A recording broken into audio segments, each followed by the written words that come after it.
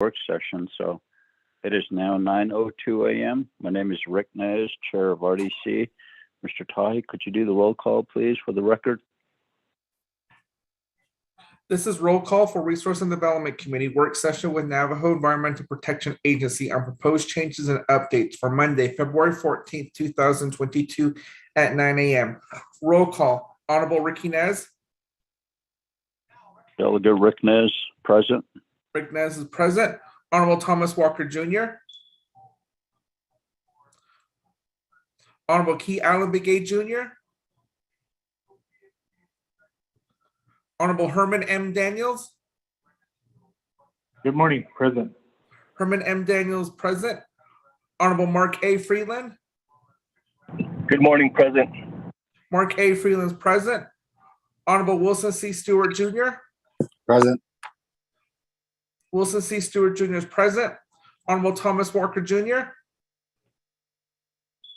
Honorable Key Allen Begay Jr. Sure, you have 4 members available, but you don't need a quorum for this work session. Back to you. Thank you, Mr. Tahi. For the record, Honorable Vice Chair Walker is excused. He'll join us when he's done with his appointment. Thank you. We're down to invocation on the agenda. Honorable Freeland, could you do the prayer for us? No, certainly, Chairman. Other colleagues, good morning, and staff, everyone on this call, good morning. Another day is upon us, another week is upon us. We're thankful and blessed each and every day we're given this opportunity of renewal and opportunity for our people. We need to be reminded of that each day, and we're very thankful and blessed this morning. So everyone has their own way of praying. I'm going to go ahead and offer mine this morning. Our most heavenly Father, our gracious God, our Creator, our Redeemer, our Savior, most merciful one, we thank you for bringing us together once more, Father. We ask you to bestow continued blessings upon each and every one of us right now at this moment, and our families. Guide us, protect us, give us the courage, the wisdom, the strength, and the knowledge to continue upon our path, upon this journey of our leadership and all of our work. Help us, help our people, Father. We ask you to guide us each and every day. Give us that strength that we ask for, Father. We ask you to bless and protect all of our Naval people right now, wherever they may be in this land, all of our veterans, all of our elders, all of our children, all those who are feeling ill right now, Father, who are battling COVID or other ailments. Heal them at this time and offer them peace. To all the families this morning, Father, give them peace and renewal as well as they are struggling with the loss of a loved one. Give them that offering this morning as well. For all of our veterans right now, and all of those serving in the military, protect them, guide them, give them healing, give them a chance to put forth some peace at this time, Father. We pray for all of our Naval people, all the people of this land, each and every day. Most importantly, Father, we continue to give you the praise and glory each and every day as we ask for the strength to carry upon our duties throughout today, tomorrow, this week, this month, and this year. For all the families out there right now, we pray, all of our elders especially, we offer them peace. Forgive us of any trespasses or any sins we may have committed, Father, as we know we are not perfect, but we can turn to you once we do fall into despair. Forgive us of any sins or any trespasses we have committed, as we know we are not perfect. For these things we continue to ask through your Son, Jesus Christ's holy name, by way of the Father, the Son, and the Holy Spirit. Amen. Thank you, Chairman. Yes, Honorable Freeland, what's the Zeni? With that, the Nachin Horo, Yat Eho, Tahni Klindo Lith, Yehe, Shananta. We're down to the introductions. We'll start with Honorable Members of RDC. Honorable Daniels. Mr. Chair, thank you very much. I don't know Herman Daniels Jr. I don't actually bit any kitchen that is a scat national. I don't that we had Lenny, not had made us say, or that Nanchlenko or Zetro, Shatro, that we can. I don't know any banashness. Thank you, Chair. Thank you, Honorable Daniels. Honorable Freeland.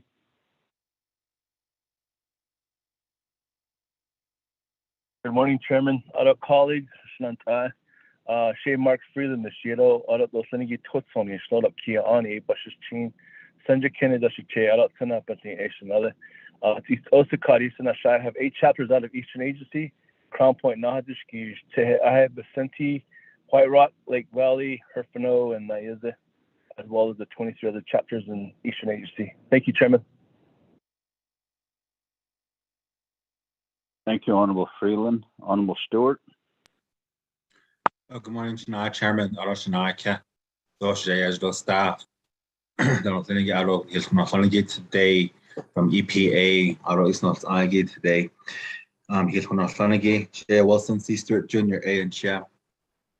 Though Quitson A and Schle, and it's catching in Bash's Chin, catching the Che W between the Chanela. Though tell top that not shadow Kudoba, but Hadashagi et Salto, Dobek El Chit, one little Nijeda. Out of our Defiance Agency as a representation for the Resource Development Committee. Out of Kashana for repair this morning. Kashana, Chairman. Thank you, Honorable Stewart. There you have Honorable Keelan Begay Jr.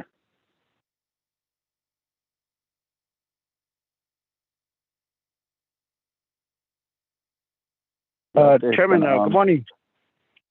Go ahead. Good morning, everyone. Kudos to Hanwani National Kia Ani, that's Zabit, and that's a check. Out of this cheat, the 5 chapters I represent Lamel, Kachibuket, Salina, Kenwood, Nalzini, and many farms. But I'm Jada, say to the Chairman. Thank you, Honorable Begay. Chair Rick Nays in Shiahawasan and Shna or Zay Touching, Bashir Shin San Habit, and that's a Chado Kia Ani, that's another. 6 chapters, Banash, Nishigi, Yaha Hogback, San Juan, Ninahanzad, Upper Fruitland, Burnham, and Newcomb. Welcome, everybody. RDC staff, Mr. Tahe. Good morning, Chair, members of RDC, those online. My name is Rodney Tahi. I'm the Legislative Advisor for Resource and Development Committee. I'm Kia'ani and Sencha Kenne, and I'm originally from Steamboat, Arizona. Back to you, Chair. Thank you, Mr. Tahe. Ms. Woody.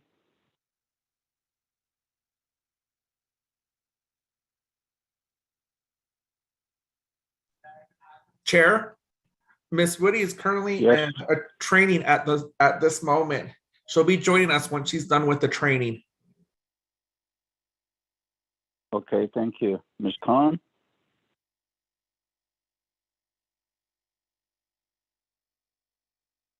Ms. Siako.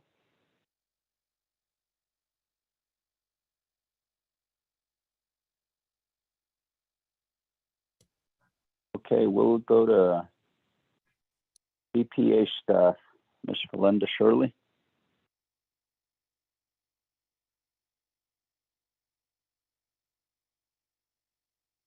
Can you hear me?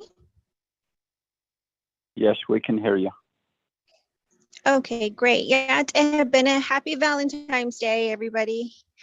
Yeah, it has been in Nana do Chernes do Shanat Ani dan Oslini Bishbata Sana dan Hiji do RDC members dan Oslinigi Yat en Hidini dole Ado Balache Mr. Tahi do Adish legislative colleagues igi esto yat ehbene ado kwegi esto she Sizinigi do Bisantash Nishiki, Navajo EPA staff and my leadership team, yat ehbene to you too. Shady Valinda Shirley and Shia Ado Tachini Dina and Shlido as a San Bashish team, but any dash chedo tatness Dani Dashanella Ado yat eto Shahan Hidini do Leslana. I can hand the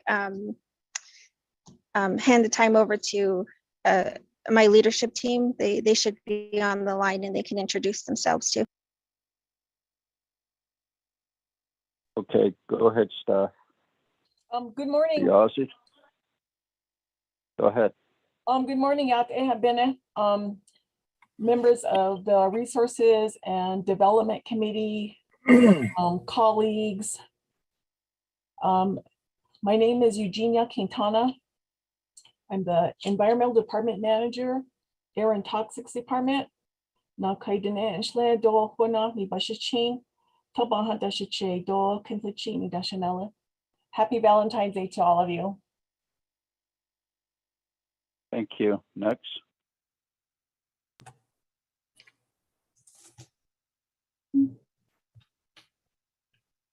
Good morning. My name is Warren Roan. Tkabahinshle, Kanagatni Bashachin, Twitchini Dashiche, the Bethlejane Dashanale, Le Chachelil Kid, IEC Danasha. I am the Environmental Department Manager for the Waste Regulatory Compliance Department. Good morning. Thank you. Good morning. This is Yolanda Barney, and I'm the Environmental Department Manager for the Surface and Groundwater Department. Aya Twitchy and Shadow Touchy Bashing, but I think Ada should say Ado Nakadina Ada should know that. Good morning. Good morning. Next. Good morning. Yat a have been on also say Daryl Yazi the Shinila. Don and Shlinie bit anin schnoa a bit ani bashin. Kin the chine the Shinala rod Horikoje the Shiche. Delegate Freeland here this morning for your prayer for recognizing veterans. Hoorah! Always appreciate it. Looking forward to sharing our projects with you. Yeah, thank you. Thank you, Mr. Yazzie. Next.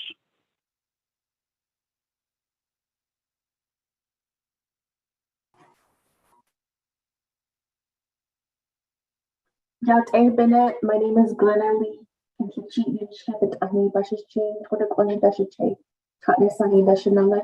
the Environmental Program Supervisor for the Air Quality Control Program and Operating Permit Program with the Air and Toxics Department.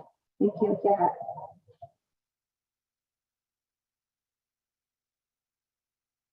Next.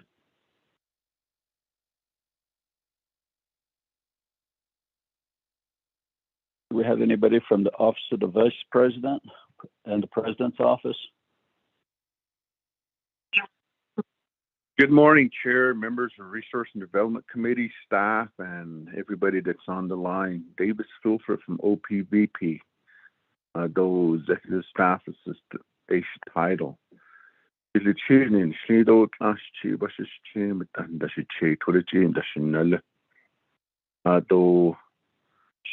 Happy Valentine's. If you didn't need all this, you listening?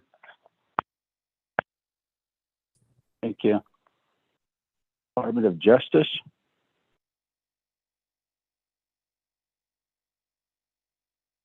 None. Ms. Khan. Good morning. Good morning, Yat Resources and Development Committee members, Danatlinigi Ado, Yat Navajo EPA Division Director, and the wonderful staff that will be presenting today. Che Mariana Khan, Dashajane. Towards this Adan Nasha Ado, Donna and Shinigi A Tor here, Dlini Nishlin, but Ani Bashish Chin, Ash Chi Dashache, Tenjikin, Dashanala. I will be listening in on today's call, and thank you very much for sharing your information today. I will go on mute now. Thank you, Ms. Khan. We also have one of our colleagues on the call with us, Honorable Paul Begay.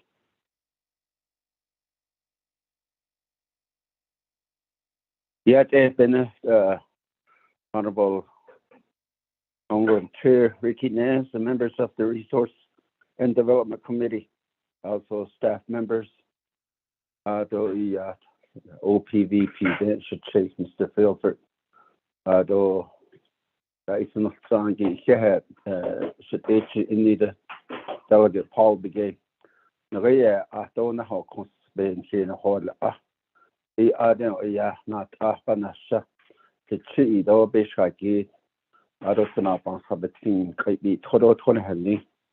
That is getting the name in of the Corny, but she's stay for the chini than Linokia on is another data. Could they go, not up on the city kill a question hidden area. A trapaka in the short. I say though to not so have a happy Osha Heart Day. Born the chair. Thank you. And we'll begin. Bayla, is there anybody else on the call that wishes to recognize themselves, introduce themselves?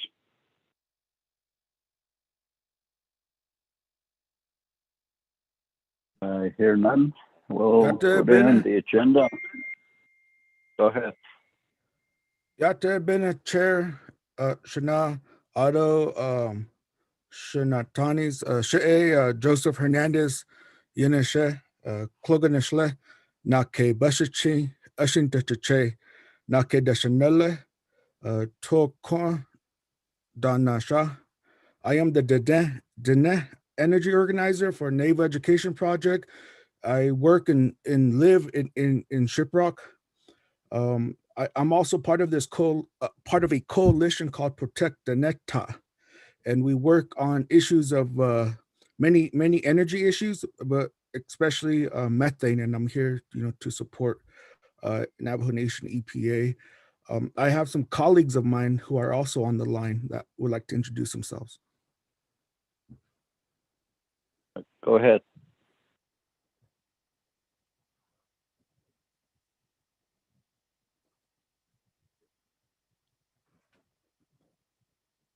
I believe Mr. Sam D, if he could press *9.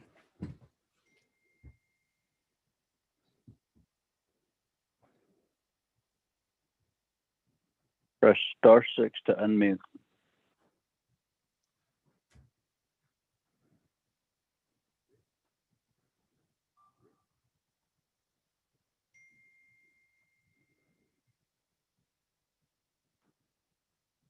But we'll go ahead and move down to number 2 on the agenda. Purpose of our work session today is with the Resource and Development Committee and Navajo Nation's Environmental Protection Agency. They will provide and recommend their proposed changes and updates. Roshi, on number 3, presentation and discussions. We have A, air and toxics, presentation on minor source permitting program and radon in schools policy.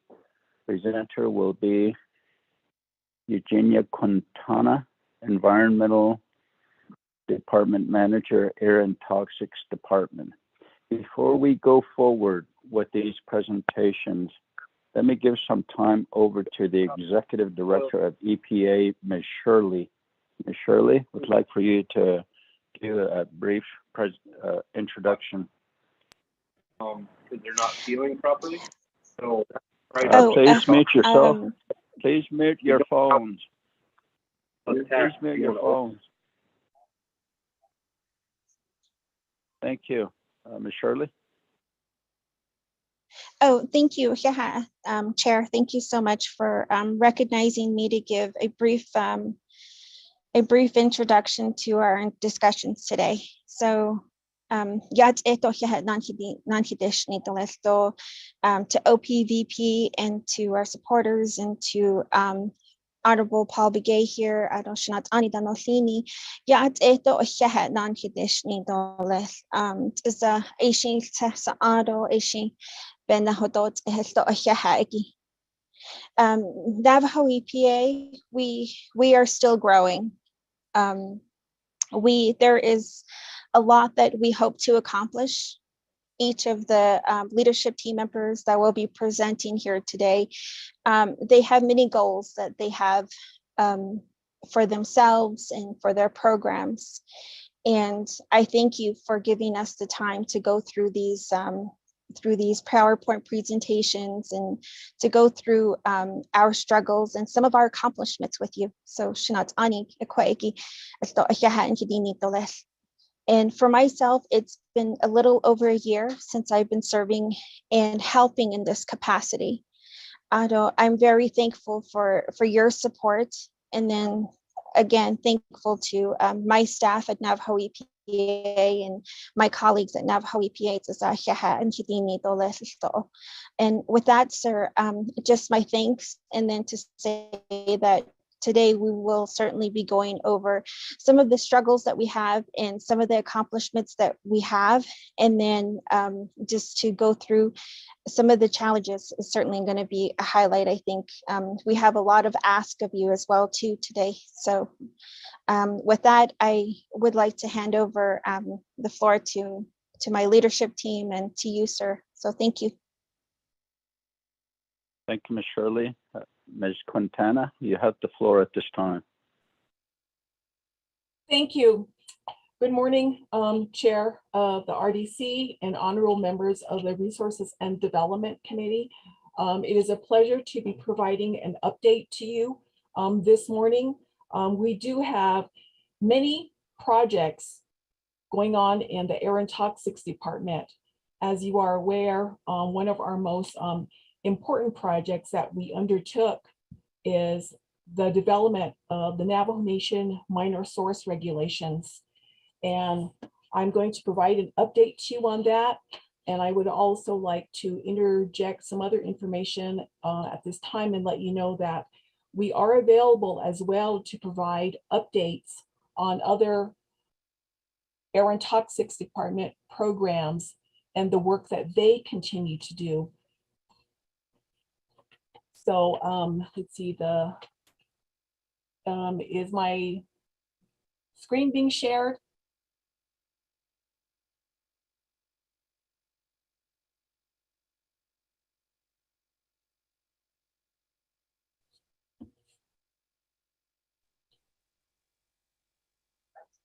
I don't see it, Ms. Quintana.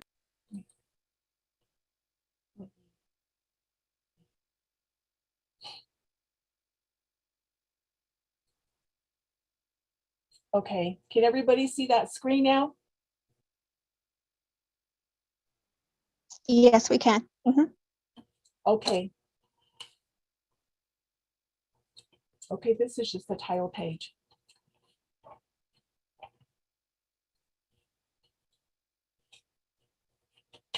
Okay, if you will take a look at the right hand of the screen, there are some concentric circles there that tell a little story about the status of the minor source, the proposed minor source rules. The top little circle shows that we did propose these rules. We started this process last year in 2021. It actually began on February 17, 2021.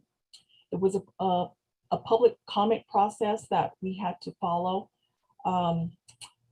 During this public commenting period, we received several comments. We received comments orally and also written, and those were folded into our proposed permitting process. Where we are at now, if you look at the bottom, is we are seeking next RDC approval of our minor source package.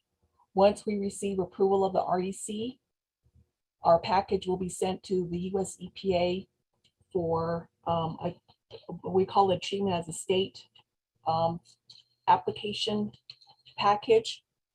And from there, the nation will fully transition from a tribal new source review program to a Navajo Nation minor source permit regulation program.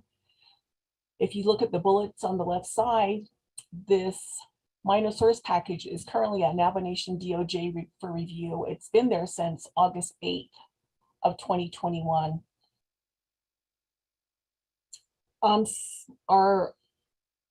Some of you may recall that we did provide some additional information on what we were doing with the development of this minor source program. It is essentially a proposed rule to establish a minor source permitting program under our existing Navajo Nation Pollution Prevention Control Act. So more specifically, the Navajo Nation's Air Quality Control Program is proposing the minor source program regulations, and those are being promulgated pursuant to our what we call our Navajo Nation Clean Air Act. And this will be for 2 general permits for oil and gas natural sectors and the gasoline dispensing dispensing facilities. I would also like to update the RDC committee that we did submit a supplemental budget during the budget process that began in 2021.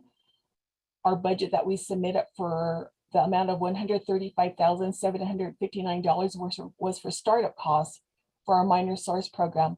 Unfortunately, that was not funded. What we were seeking was primarily to fund one position that would help build a lot of like small parts of the program that are necessary.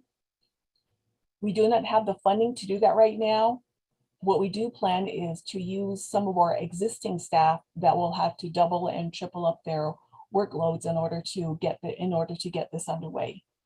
So my ask for this page is, if the committee knows of any upcoming opportunities to submit supplemental budgets, we would really appreciate your support in getting that initial supplemental budget in place again, so that we can stand a chance to get $135,000 plus for the startup costs for this program.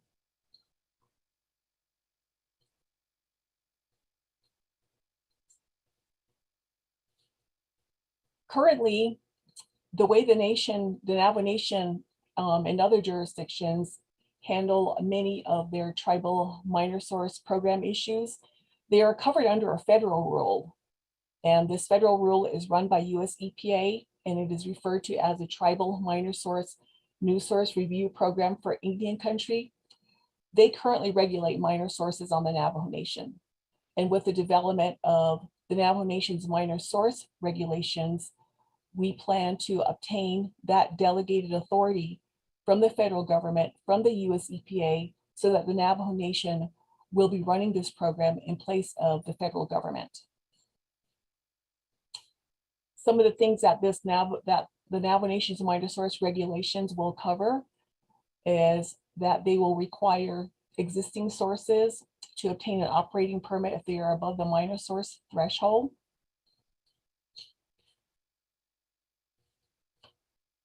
They will also require new minor sources and those undergoing a modification to obtain what we call a unitary permit.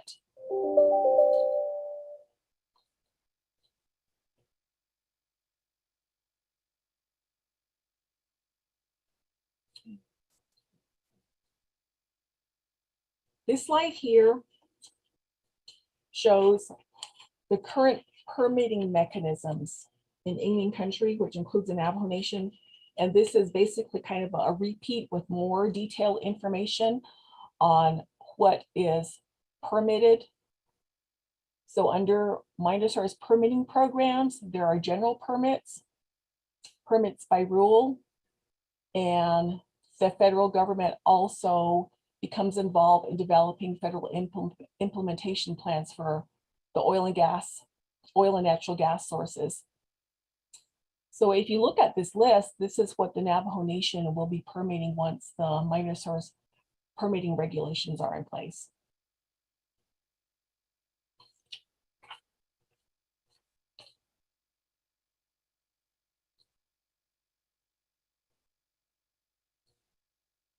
If you look at this slide here, you will see that there are many registered sources on the Navajo Nation.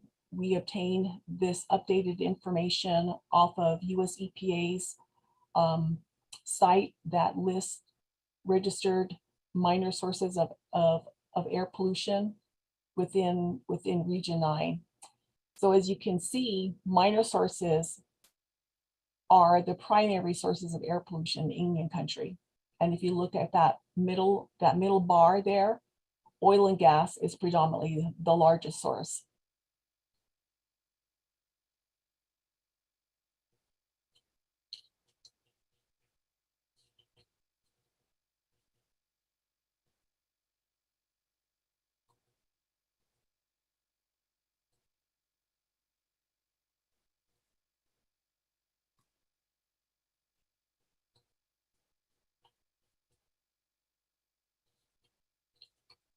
This slide here shows the permitting thresholds that will become involved when the Navajo Nation's Minor Source Permit Program goes into effect. If you look on the right side, it will show that, for example, the permit threshold for carbon monoxide will be 10 tons of carbon monoxide per year, and that is within an attainment area.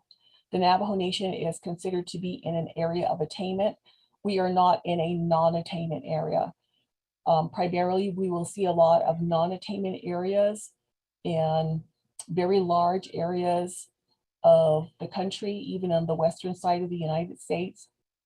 Areas such as Phoenix, many areas in California have areas that have been designated as non-attainment areas. So the Navajo Nation is currently in an area of attainment. On the left side of this little chart, it names the regulated NSR pollutant. You'll see that some of these are criteria air pollutants, and that's what the focus is on. Just for your information and as a refresher for some of you, the criteria air pollutants that US EPA looks at and that we will be looking at are particulate matter, ozone, sulfur dioxide, nitrogen dioxide, lead, and carbon monoxide. So with our minor source permit regulations, we will look at the regulated NSR pollutants that you see on the left side.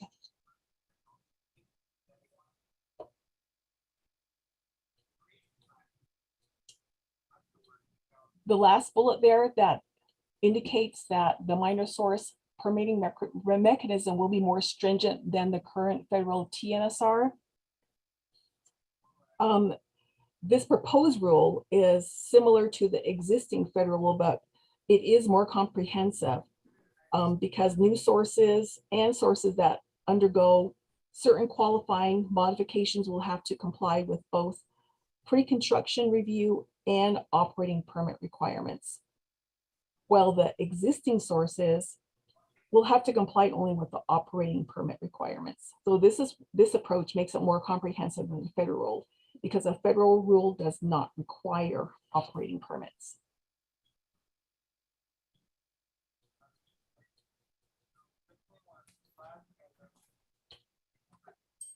These are some little pictures to give everyone an idea of what the minor source permitting regulations will cover. There are many gasoline dispensing facilities on Navajo, and of course, there are many oil and gas facilities in the oil and natural gas sector that will be subject to the Navajo Nation's minor source regulations.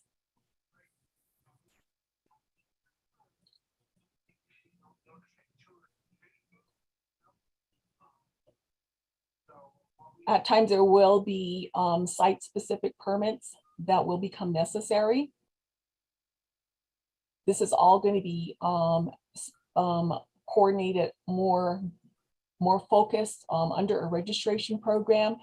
And this is what we wanted to obtain supplemental funding for, so we could have at least one person that would focus specifically in developing all the minute details involved in getting all the registration aspects in place. This would involve developing applications, getting them online, obtaining various types of information material, fact sheets together that would be provided to existing minor sources on the Navajo Nation, and also those that would be new and expected to comply with the Navajo Nation's minor source rules and regulations.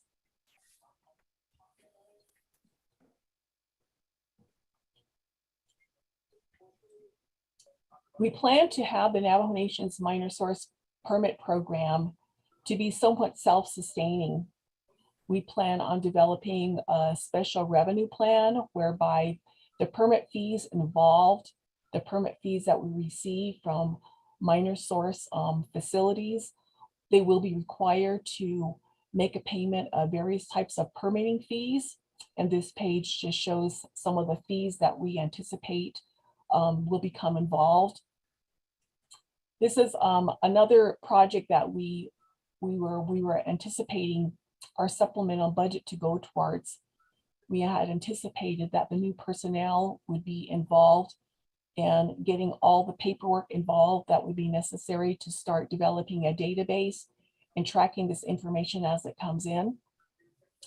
Many years ago, one of the things that made us start really moving forward to develop the nation's minor source program was the fact that the nation would be losing quite a bit of funding through our Title V operating permit program. As you are aware, the Navajo Nation has a Title V operating permit program, and we currently permit large stationary sources of air pollution on the Navajo Nation. And some of these large stationary sources of air pollution on the Navajo Nation included at one time the Navajo Generating Station and Peabody. They paid us operating permit fees for their activities and for the criteria air pollutants that they emitted in the course of a year that exceeded 100 tons annually. So the minor source permit program is planned to be operated somewhat similarly, except we are focusing on minor sources of air pollution, not major sources of air pollution, because we have lost one major source of operating permit fees. We also anticipate that moving forward at some time in the future, we will see future losses of permit fees paid to our operating permit program. So we thought, we need to do something. And one of the ways is to develop a minor source permit program that will be somewhat self-sustaining. And we anticipate that as time moves forward, as industry comes onto Navajo Nation, businesses come onto the Navajo Nation, and that they have potential to emit minor sources of air pollution, there is an opportunity to have them register with us and pay us a permit fee. Right now, US EPA handles all that. It is just a registration program that US EPA runs. Minor sources do not pay US EPA any permit fees for their minor source permitting. So this concludes my update on the minor source program aspect.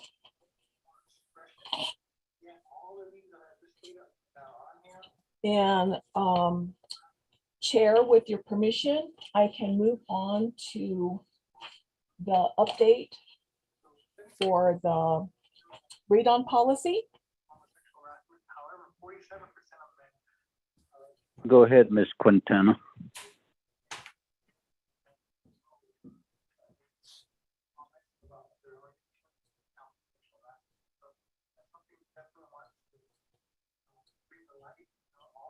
Okay, this is going to be a little more briefer. Okay, a proposed radon policy. Last year, one of the projects that we became involved in was in providing testing at the Cove Day School, and there were various stakeholders involved in the testing. US EPA was a partner, Navajo Superfund was a partner, the Bureau of Indian Education became a partner, the Indian Health Service became a partner. Also, many local community members became stakeholder partners because they had a strong interest in the radon levels at the Cove Day School. So out of those discussions and after all the testing that was done, we had to become involved in providing a number of updates to the Navajo Nation's Health and Human Services Committee. And one of the things that the Health and Human Services Committee suggested was a development of a radon testing policy. So some of you are very much aware of radon and its implications. And I would just like to reiterate that there are no safe levels of radon. A safe level of radon gas would be no radon gas.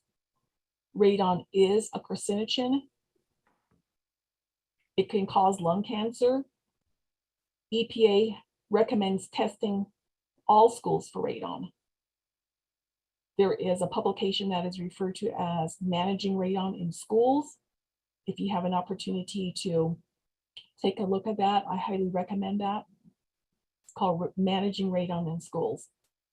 There are thousands of Navajo children and school personnel who spend long hours in school settings, and they are exposed to various levels of radon gas. Schools should be tested a minimum of every 2 to 3 years. Schools should test for radon to know if radon levels are elevated, and if so, reduce risk to occupants through radon mitigation. A nationwide survey of radon levels in schools estimates that nearly 1 in 5 schools has at least one schoolroom with a short-term radon level above the action level of 4 picocuries per liter. The 4 picocuries per liter of air is a level at which the US EPA recommends that schools take action to reduce that radon level.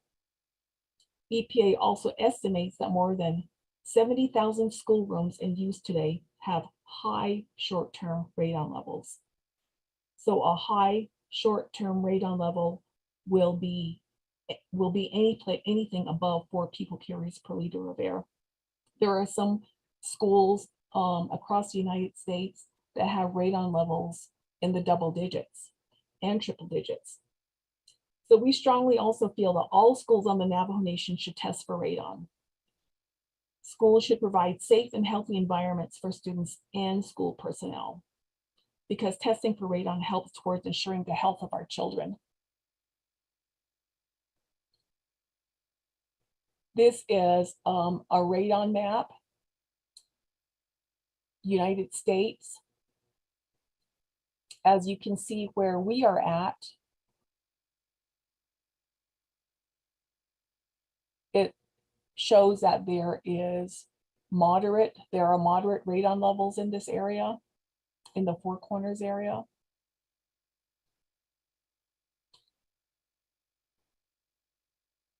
This is a radon map showing various radon levels based upon testing that has been conducted across the Navajo Nation. And as you can see, if you look at the very large red areas, there are many areas on the Navajo Nation where radon testing is at 4 picocuries per liter or greater.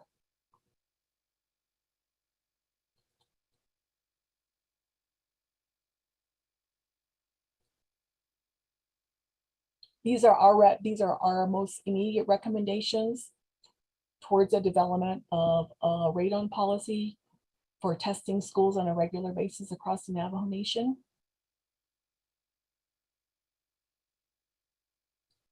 There are various types of informational material that we have on our website about radon. We strongly encourage those of you who are interested, and I know many of you are, to take a look at that information. Very recently, last week, in fact, we did obtain some updated information from the Indian Health Service. They are working in partnership with the Bureau of Indian Education, the Navajo region, the Southwest region, and the Southwest region basically covers the eastern side of the Navajo Nation. They have provided funding to obtain a contract with a company that has started doing radon testing in the BIE schools on the eastern side of the Navajo Nation. And part of these efforts came out of the meetings that we've been providing to the Health and Human Services Committee, and the concerns that have arisen from the community of Cove. There were various stakeholders on these calls, including many representatives from the Bureau of Indian Education. So they decided that, we're going to start doing something about this, and they decided to look for ways to start funding radon testing in schools. So it looks like right now they're focusing on the Southwest region schools of the Navajo Nation. And to my understanding, there is one school so far, and that is at Alamo, that has found to be to have had radon levels at or above 4 picoliters of air. And what is planned next for the school is the stakeholders involved are going to get together to see what other options they have. If the school needs some type of radon reduction system installed, that's what they're going to do. But there are still some next steps are involved. There has to be another short-term test at this location. And we also recommend a long-term test. That's just like part of the protocols involved when you start examining radon levels. So I wanted to let you all know that this is just another little sidebar of what we are doing, but we thought it was important enough to mention. And if you all are interested in testing radon levels in your home, give us a call. We'll get something arranged for you, provide a radon home test kit for you. So this will conclude my update about the radon policy for testing schools on the Navajo Nation. Thank you. Thank you, Ms. Quintana. Honorable members of RDC, do you have any comments or questions under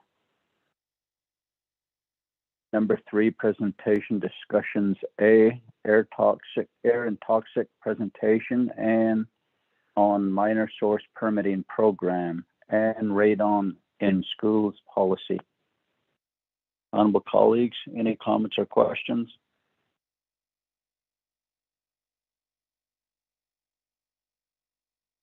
I hear none. We'll go down to B, water quality presentation on gray water reuse plan and primacy clean water act. Presenter will be Ms. Yolanda Barney. You have the floor. Thank you. I'm going to give a presentation over the domestic wastewater program and the work regarding reclaimed water.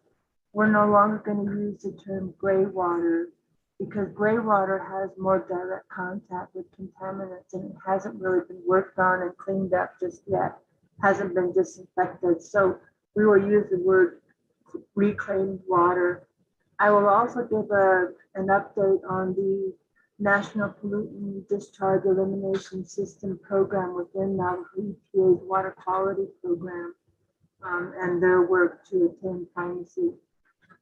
Under the domestic wastewater program, it had started as a program in 2009. We developed the regulations and put the regulations under the Navajo Nation Clean Water Act, Subchapter 8, Watershed Protection Program. And we used the Water Quality Act because it supported the program for domestic wastewater. And we developed it using drinking water funds under our special revenue permit program. Where there's water, there's wastewater. So we felt that this kind of program needed to be developed. And in this year, 2022, we will be developing the septic collars and septic regulations that will also be included with the reclaimed water regulations. The reclaimed water regulations are being prepared by the contract attorney. We should be able to see something real soon, and we will go through the regulations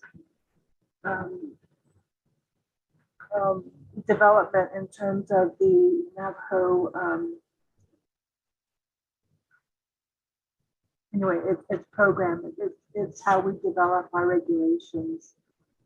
We will look at inspections, enforcement, operator certification, training, and permits for septic haulers. Domestic wastewater applies to domestic wastewater only, and it's treated, or reclaimed water is treated. The reclaim regulations have been developed by the water quality staff in terms of what they look at and the kind of limitations that regulations within the water quality program looks at. And there it is. We will develop the regulations within 30 days of, after 30 days of public notice, and we will place it under the 164 review process for formal adoption by the Resources and Development Committee. So that's upcoming this year. Next slide, please. Thanks. This is a picture of the Navajo Engineering and Construction Authority hauling water from the Navajo, New Mexico Lagoon. And they do have a specific infrastructure where they do pull water from the lagoon. Next slide, please. That is the lagoon in Navajo, New Mexico.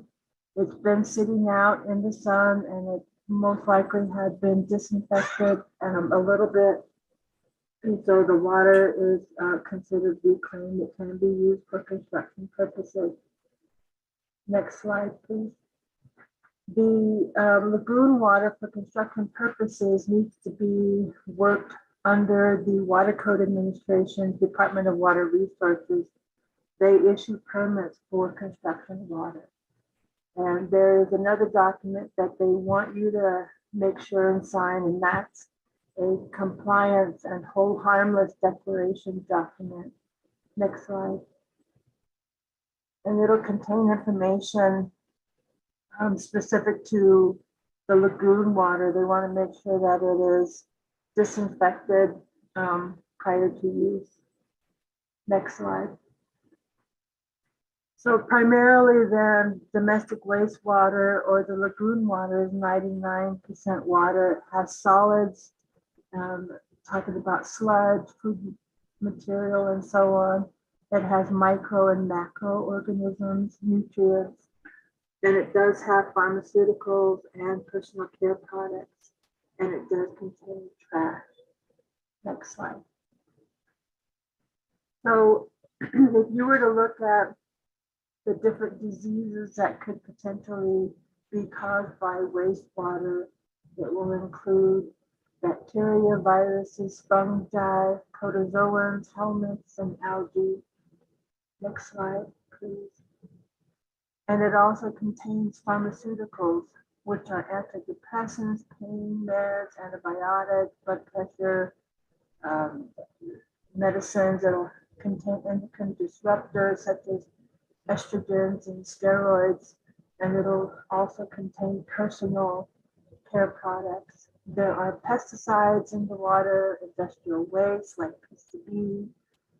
There are different kind of agricultural components caused by dairy, beef, and poultry, so on.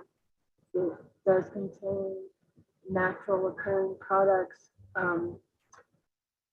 like say from caffeine and soybean products. It does also contain silver, gold, and diamonds. And there have been a lot of stories out there of people mining silver, gold, and diamonds from wastewater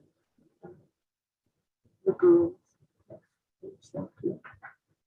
So if you were to look inside of a wastewater lagoon that's dried up a little bit, you'll see trash like this. You'll see dead birds and so on.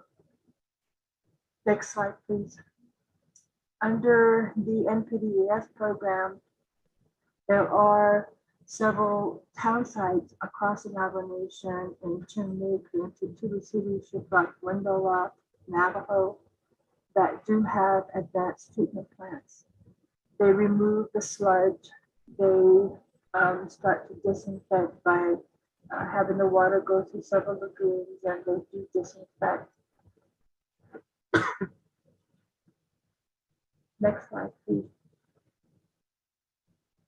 This is the wastewater treatment plant in Twin Arrows, where they thoroughly process the sewer water and take out the sludge. Next slide, please. they put the sludge into containers and the sludge is actually transferred to a landfill.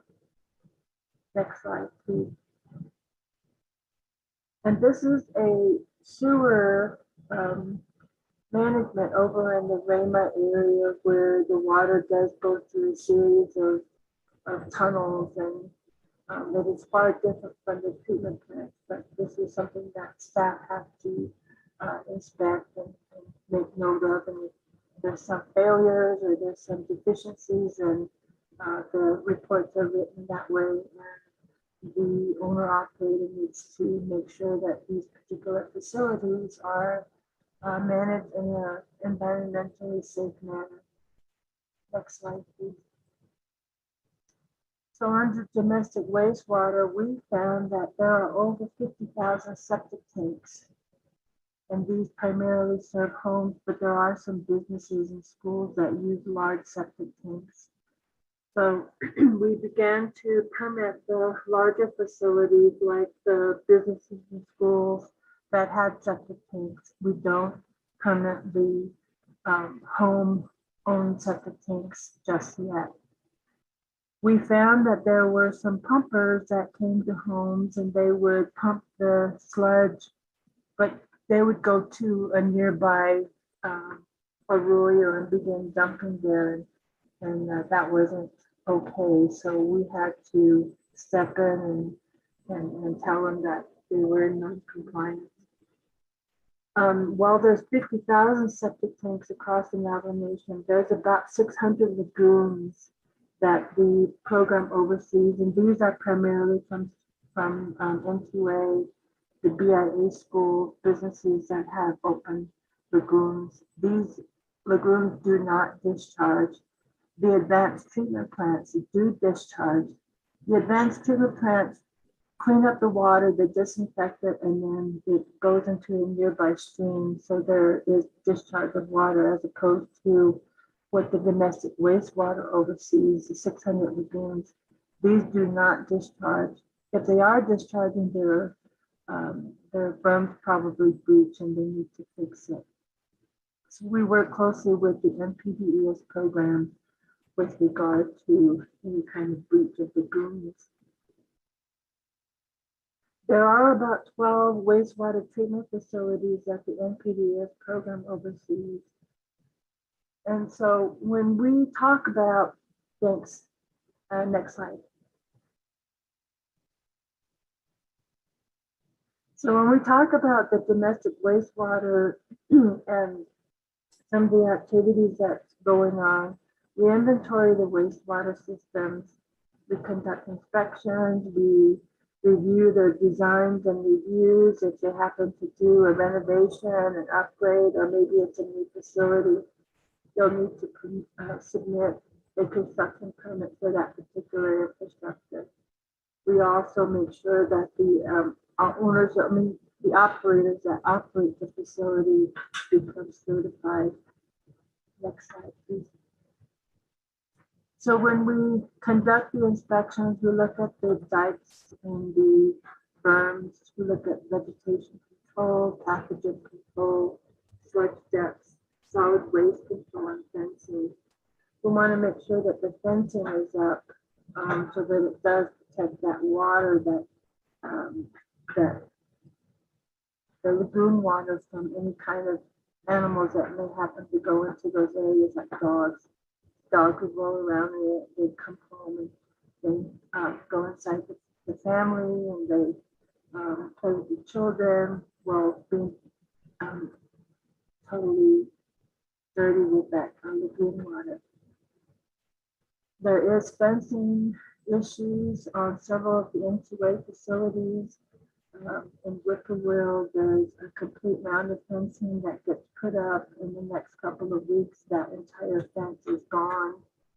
And those kinds of things are not okay. And it's some kind of tampering that we need to still define. We still need to work with and make sure that the fencing continues to be there. Next slide, please. So different things goes on at the lagoons, and they need to have proper oxygen.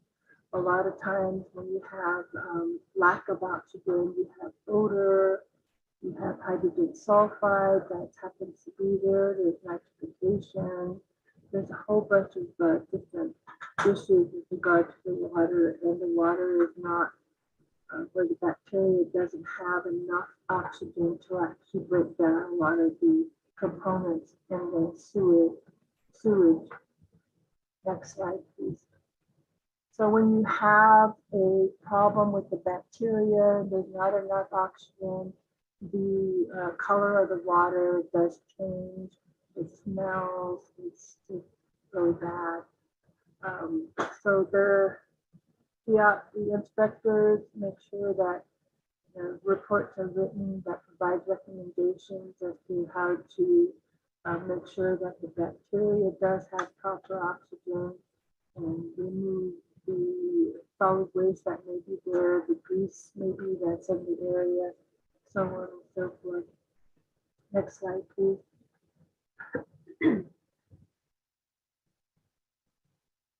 We want to make sure that all the facilities are operated by a certified operator. We provide training, we provide technical assistance. We also we make sure that the facility is registered with the program, the domestic wastewater program for operating permits.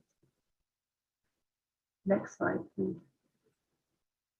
So another aspect of the septic or the sewer, the domestic wastewater, is our source water assessment and source water protection program. We need to make sure that the water that comes from water sources to drinking water facilities are protected. And if there is a sewer lagoon that is impacting or is directly potentially impacting a drinking water source, then we need to step forward and get the operator out there to make changes to protect the drinking water. Next slide, please. So I did say that there were over 50,000 septic tanks on the Navajo Nation. A lot of them, we get a lot of calls from individuals, and they do have failing septic systems. So we work with the Indian Health Service. We have identified these different issues. They go through their process. Unfortunately, it took 2 years or more to find the proper funding to make changes to the failing septic tanks, but we do need to make sure that that gets done, or we encourage the operator or the homeowner to fix the failing septic tank. There have been occasions where we've had to shut the water off, and that becomes a very, very tough decision. But the failing septic tank does cause a community health threat, so we've had to make those kinds of decisions. Next slide. So the people to contact then, if you were to ask questions, is the Navajo Nation Domestic Wastewater at gmail.com. Patrick Antonio, Dr. Jean, Robert Morgan, and Dr. Tony are all people that are involved in the domestic wastewater as well as the NPDES program. And I can do the next presentation on water quality if there are no questions.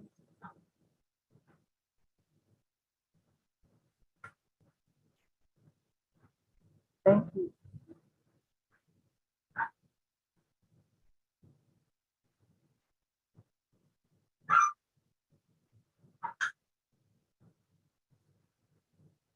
So these next few slides are going to be about the NPDES program. The water quality program has worked to develop a program called the Navajo National Pollutant Discharge Elimination System, or NPDES program. And they oversee the sewer treatment facilities that operate on Navajo. And they were down, next slide. So the program started in 1993, and there have been a series of program development to as a requirement for treatment as a state, as a requirement for primacy. The program initially developed an act called, let's go forward a couple of slides. Mark, please, thank you.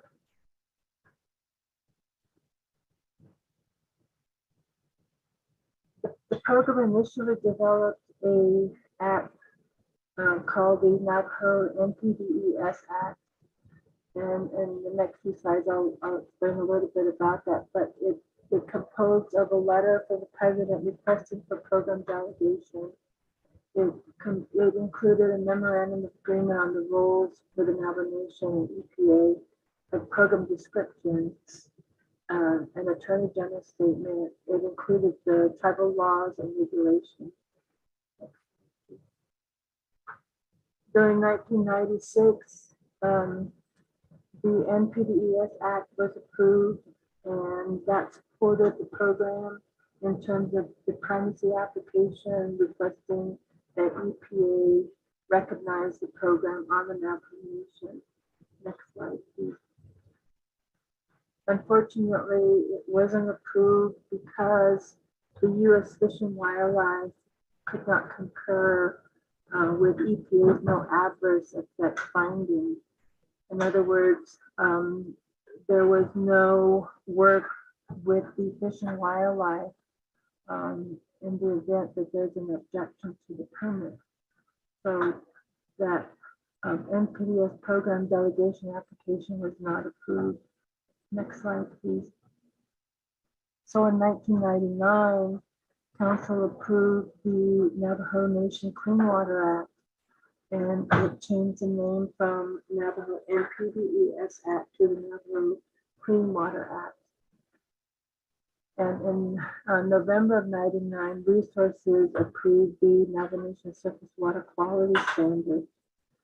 All of these different components, these regulations and the act all support program delegation for the NPDES. So these different component parts had to be established by Resources Development, Resources Committee, Navajo Nation Council, have all these different program descriptions and Attorney General statements so that you can apply for primacy. Next slide. So in 2000, another application was submitted, but still the ESA issues, which is the Endangered Species Act, still weren't addressed. U.S. Fish and Wildlife still had issues on 6 species, and I believe this might have been Region 6. In 2002, State of Arizona received their NPDES program delegation from EPA, and it looks like they pirated some of the information from Navajo packet to receive their delegation. Next slide, please. That wasn't cool. In 2003, the delegation or the application was submitted to EPA, and we received comments in 2004, and we still had to go through a whole bunch of standing committee presentations, not only RDC, but also law and order, and so on and so forth. And next slide, please. And in order for us to request for full primacy, we had to make sure all the regulations are updated. We needed to make sure the Clean Water Act had enforcement capability. We needed an updated memorandum of agreement, program description, and Attorney General statement. Next slide, please. In the event that we finally do get program delegation from US EPA Region 9 for the NPDES program, we will need to do individual NPDES discharge permits. Right now, they're currently permitted by US EPA. We need to make sure there are permits for stormwater discharges, for construction activity, General permit for stormwater discharges from industrial sectors, concentrated animal feedlots, biosolids or sludge use and disposal, pre-treatment of industrial waste discharge into publicly owned treatment works or septic tanks. Another word for septic tanks. And tribal general permit for hydrostatic test water discharges. Next slide, please. So US EPA had issued permits in all of these treatment facilities that were located in the major town sites on the Navajo Nation. Window, Navajo, Chinle, Ganado, Tuba, the city, Pinon, and Kayenta. They all had their separate wastewater treatment facilities. They would process the water, take out the sludge, put it in several lagoons.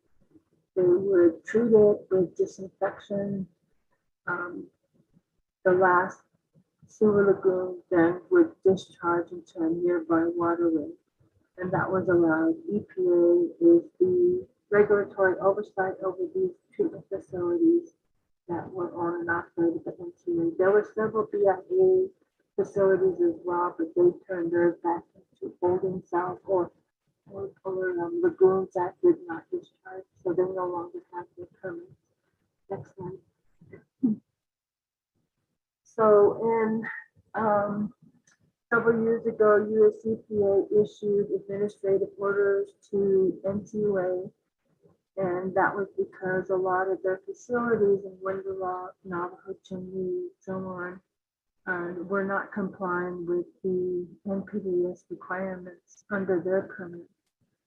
So NTA had been working with US EPA over these last few years, and they changed some of the facilities. They spent a lot of money on the Window Rock treatment plant, so they now process the wastewater in a different way. And that particular administrative order was lifted by US EPA.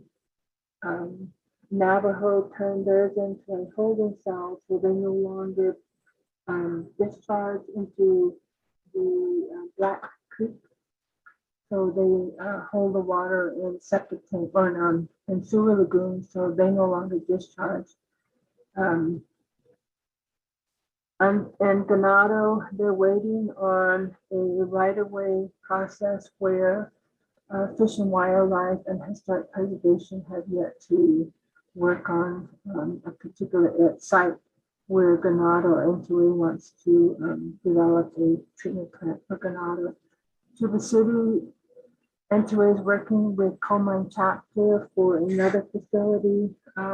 They continue to work with Coal Mine Chapter to find a site so they can expand their wastewater treatment facility.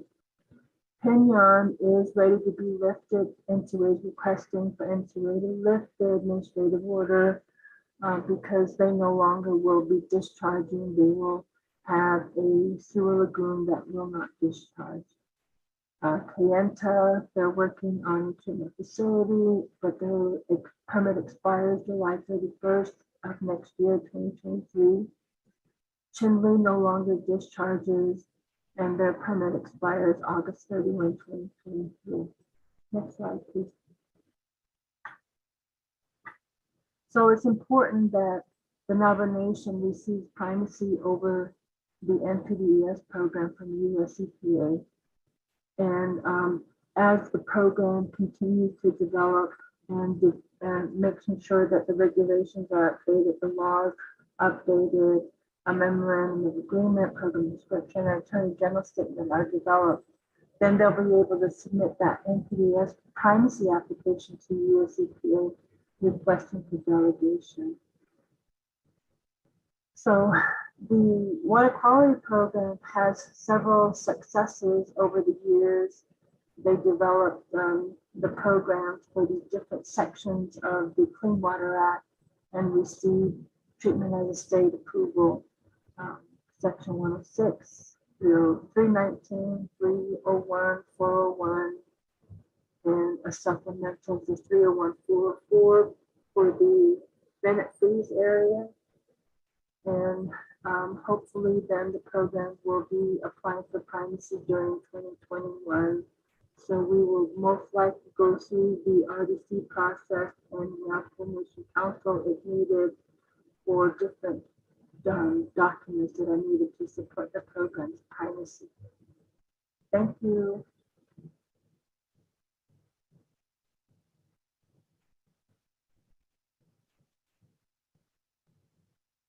Thank you very much for the presentation.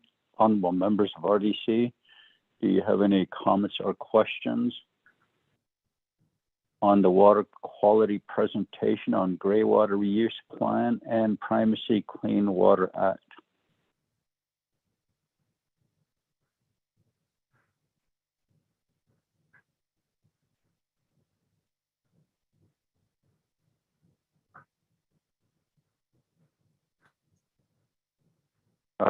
Ms. Barney, there is a question here. How can Navajo EPA assist Navajo families with septic system failure and wastewater? Ms. Barney? Yes, thank you. We have been working with the Indian Health Service on some of these emergency-like situations. There is another discussion with NTWA that could possibly help out. NTWA had requested Navajo EPA and others involved in the ARPA funding to see if maybe there could be a pot set aside to address some of these emergency-like situations.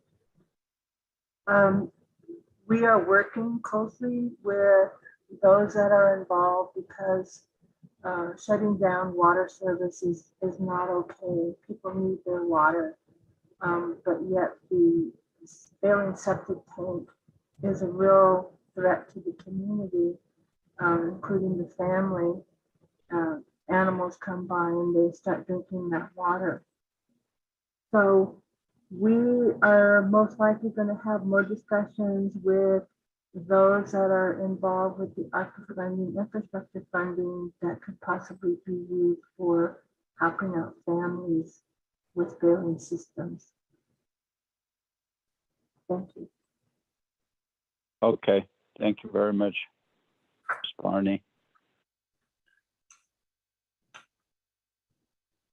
Also, Samantha, do you have, honorable members of RDC, do you have any other comments or questions? Ms.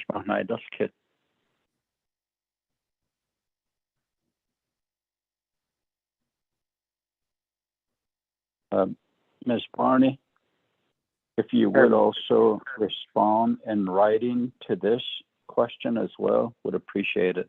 Thank you. Honorable Vice Chair Walker. Yes, thank you, Chairman, committee members, and staff, and presenters, although the listening audience. Good morning to everyone. The gray water presentation on the gray water issue, the mention was a white paper being developed, has been developed, the white paper. If that can be shared with leadership, then we will know, what kinds of plans are in there, or what the issues are, more specific, more detailed. Today you get the sort of like the overview on some of these activities. I appreciate it. But that white paper, so we can start looking, reading that, and processing that. Thank you. Thank you, Honorable Vice Chair Walker, for that.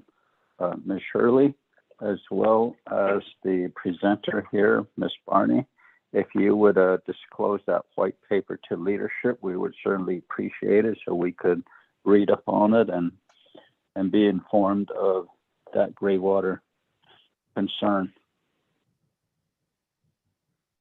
Ms. Barney? Yes, sir. Yes, yes, we will share What's your that. last? Thank you. Okay, thank you. Chair, this is Melinda. Can I add to that question? Sure. Yes, go ahead. As Ms. Barney indicated, we have been meeting with NTUA, and of course, the overall problem is the lack of funding. So we do have a draft letter that we've prepared to send to the IHS director to possibly put aside some, or to look for monies in their pot to see if there's ways we could use some of the monies allocated to IHS for septic and then also for solid waste. So just wanted to add that bit too. Thank you. Thank you for that, Ms. Shirley. Honorable members of RDC, do you have any other comments or questions?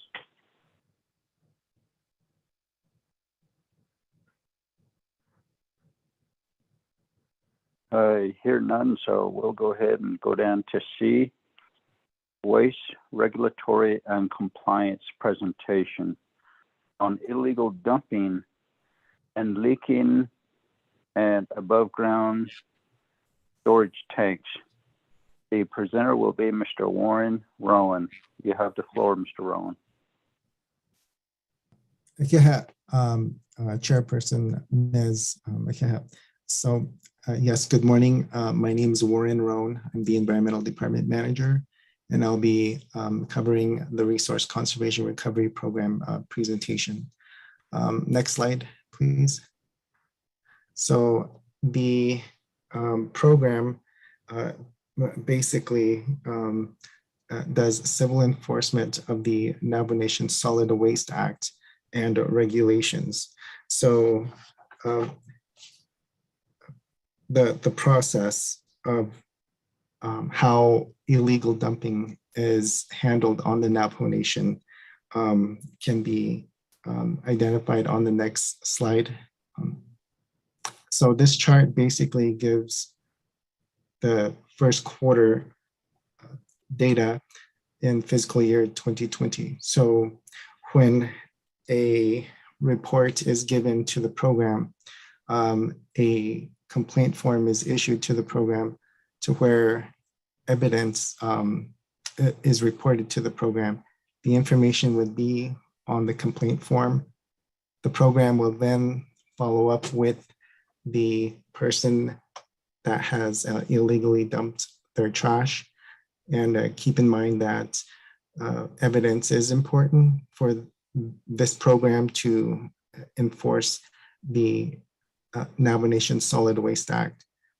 So when the information is provided and contact is made with the person that has illegally dumped their trash, the program will address the issue with the responsible party. They will be asked to clean it up. They will be given a time frame, 10 days to clean up. And if they do not do that, then they will be issued a notice of a violation. Then another time frame is given. And if the dump site is still not cleaned up, if their trash is still not cleaned up, then it moves into the criminal phase, where it's handed off to the Criminal Enforcement Department. So in this table here, you'll see complaint forms, the number of complaint forms issued, the notice of violations issued, the civil orders that were issued this quarter, inspections, and technical advisements, grants, and outreach. So the next item would be outreach, because the outreach really, the program has to incorporate Navajo fundamental law to get the person to effectively clean up their trash. And so most of the time, the person will immediately address their illegal dump site. But however, on the other hand, as I mentioned, if it's not, then it moves into a criminal intent. So next slide.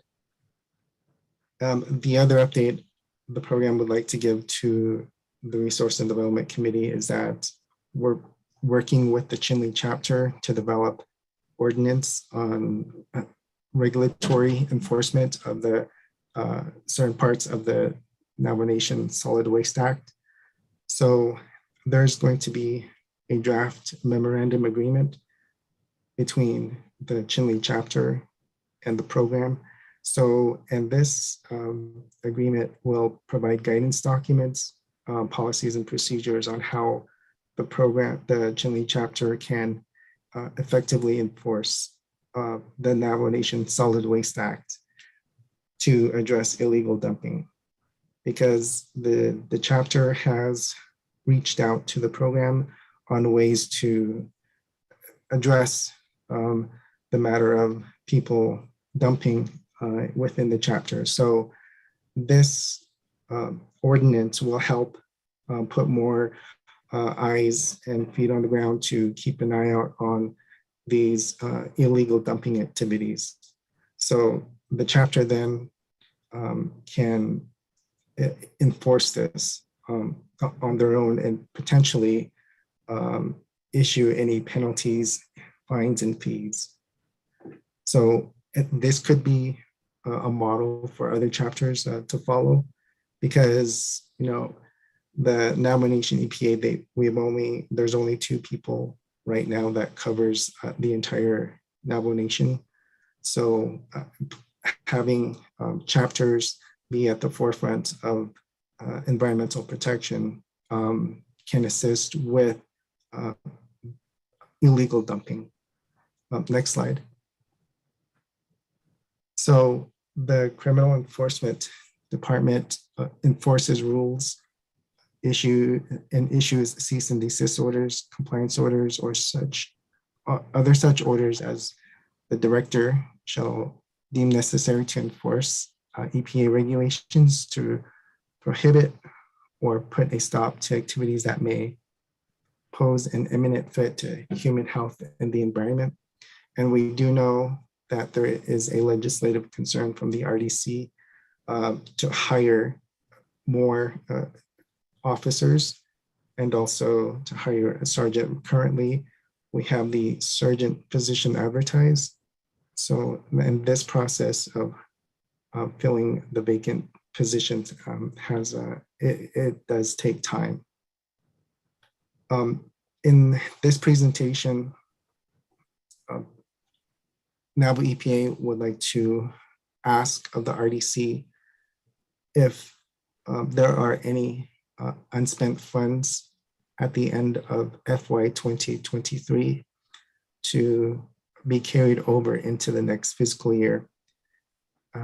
So with the carryover, this can potentially address open dumps, increase outreach, and enforcement regarding illegal dumping. And then the other update is the Division of Community Development. We've been conversing with them in regards to establishing a solid waste implementation plan, because this division is aware of the solid waste issues on the Navajo Nation, and this division can potentially restart the Navajo Nation Solid Waste Management Program to establish transfer stations on the Navajo Nation, and to work with chapters in establishing more transfer stations, but that the discussions are ongoing with the Division of Community Development. Next slide. So the other update the program would like to give to the RDC is the program has obtained external funding with the New Mexico Environmental Department Solid Waste Bureau to procure the recycling and illegal dumping grant project. So this project is active this fiscal year, and it'll be focused in the Eastern Agency of the Navajo Nation, specifically in McKinley County. So with this solid waste grant, there are 6 chapters that this grant will address. And I would like to discuss more of it in the next slide, but there are other grants the program is seeking out to obtain, such as the ASU and ADEQ feasibility study and the US EPA rule development and technical assistance and training solid waste management. So those are still working progresses right now in terms of procuring these external funding sources. Next slide, please. So moreover, on the recycling and illegal dump grant that we were awarded this year, these are just a couple of pictures that will that the grant will address. For example, there is Pinedale, New Mexico, a location called Tire World, where the tire abatement will occur. So there are 2 other tire abatements that will occur, and that's going to be in Church Rock at Sundance Tires, and also Smith Lake at a location called Pino Tires. And the grant also will conduct abatement on illegal dump sites, such as you see in the picture. This picture is of Bahama, New Mexico, and this is at a site called Rodeo Dump. So, and also the abatement of solid waste will address Chichilca at Smooth Mountain and also Manuelito, New Mexico. So next slide. So our ask of the RDC today is that the Naval EPA, with your support, would like to promulgate regulations to reduce certain categories of single-use plastic litter, and at the same time raise revenue to support the program. And we look to establish a fee on single-use plastics, bags, plastic bottles, polystyrene containers used at retail establishments, including retail food stores. And these revenues collected would be deposited into a special revenue fund for use by the program to support operations, but not limited to implementation of the proposed regulation. So distribution of reusable bags and solid waste reduction, solid waste pollution education, and management and cleanup of open dumps would be supported by the program. So next slide, please. So these are the contacts for the Resource Conservation Recovery Program. And Mr. Chair, if I would like to continue to the next presentation.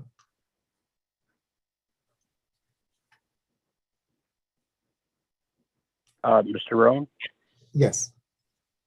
This is Vice Chair Thomas Walker.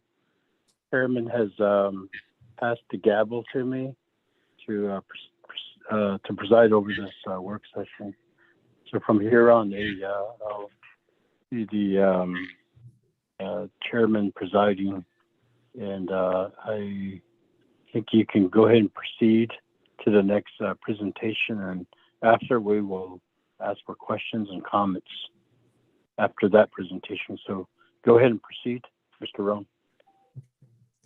The next presentation would be the leaking storage tank program. Next slide.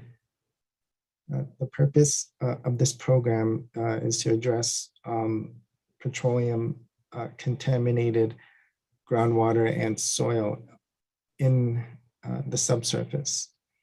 So back in 2004, there was a proposal that was put forth before the council to establish the cleanup standards. So these cleanup standards on the Navajo Nation do incorporate Navajo traditional and cultural values because we, as Navajo Nation, we consider water as a sacred element. So I think, we are the only agency that has established cleanup standards for oil companies or responsible parties to clean up to these standards if there is a release from their underground storage tank or above ground storage tank. So, and these standards help enforce these cleanup procedures on owner operators to remediate any contamination and soil contamination in the subsurface. Next slide, please. And so these are a couple or several regulated substances that are listed above. So back in 1998, the Navajo Nation Underground Storage Tank Act was passed by the Navajo Nation Council. So, in 2012 is when the Navajo Storage Tank Program had amended the act to include the soil and water cleanup standards. So, next slide, please. The program is responsible for overseeing and monitoring cleanup activity and also investigation activity, such as you see in the picture before you. Here they are drilling to see how deep the contamination goes and how widespread the contamination is. Sometimes the contamination in the subsurface, since you can't see, may not be very impactful to the soil and groundwater. In other instances, there is major concerns regarding the soil and water on the Navajo Nation. So next slide, please. This program is basically funded by a federal cooperative agreement grant that's issued by the US EPA Region 9 and also the Navajo EPA Leaking Storage Tank Trust Fund. And we have negotiated with responsible parties as a part of enforcing the Navajo Nation cleanup, soil and water cleanup standards, and have entered into a settlement agreement to where the funds were given to the program to administer cleanup, such as the picture that you see before you, which is the Navajo Travel Center on I-40 in Navajo, Arizona. Next slide, please. So historically, there were 169 confirmed releases on the Navajo Nation and 116 suspected releases, but currently, after working with responsible parties and also to obtain federal funding to address leaking underground storage tanks on the Navajo Nation, that number has been reduced to 36, which remain open today. So 20 of those are being cleaned up by the responsible party, 6 are US EPA lead, 11 by Naval EPA, and just one using a settlement agreement. So next slide, please. This picture here demonstrates the impact of to the soil and groundwater from a leaking underground storage tank in Shiprock, New Mexico. Next slide.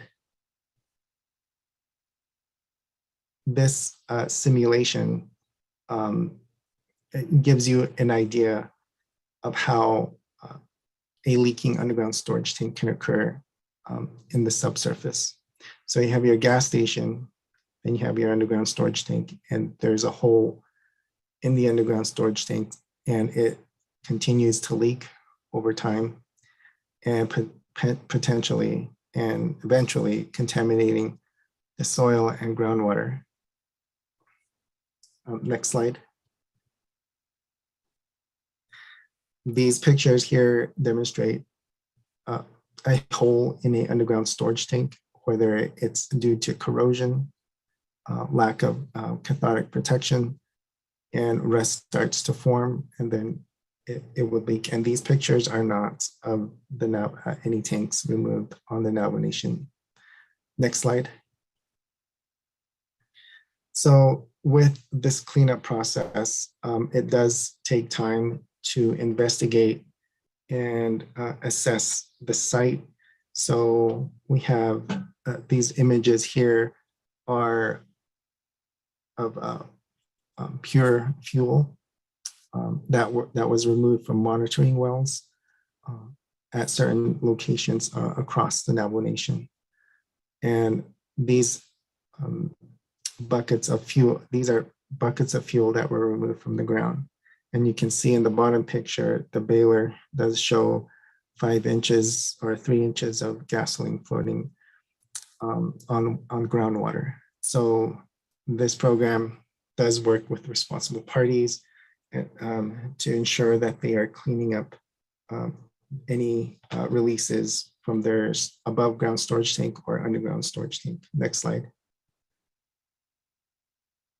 These pictures just demonstrate the removal activity once a confirmed release is identified, and also if the owner operator wishes to upgrade their underground storage tank, or the underground storage tank has been abandoned.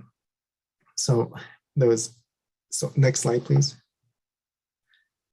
And this slide is basically to just give you give a demonstration on the cleanup technology that it can be installed at a leaking storage tank site. And the different types of technology would be soil vapor extraction, bioventing, air sparging, dual phase extraction, and another one, a dig and haul method to address the source of the contamination. Next slide, please.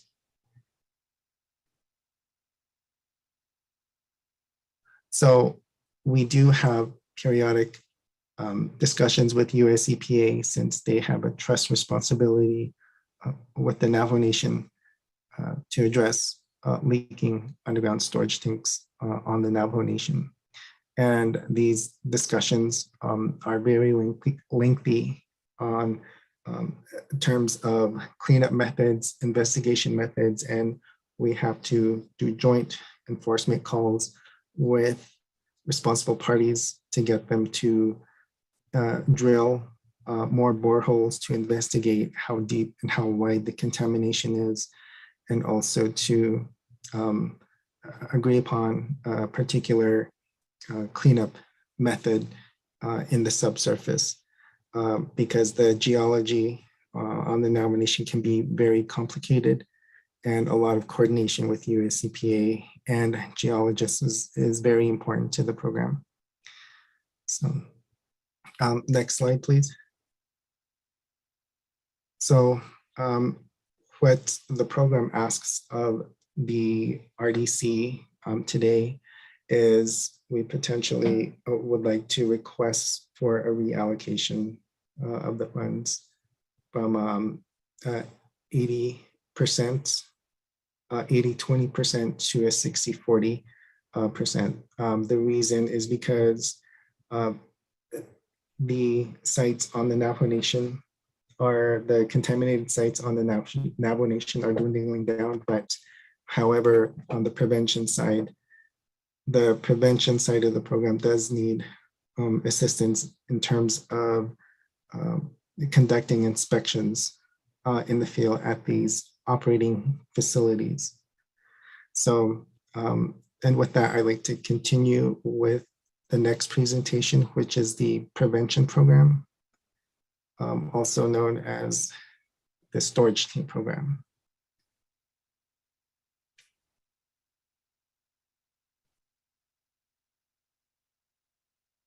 Ron, you may proceed. Okay, thank you.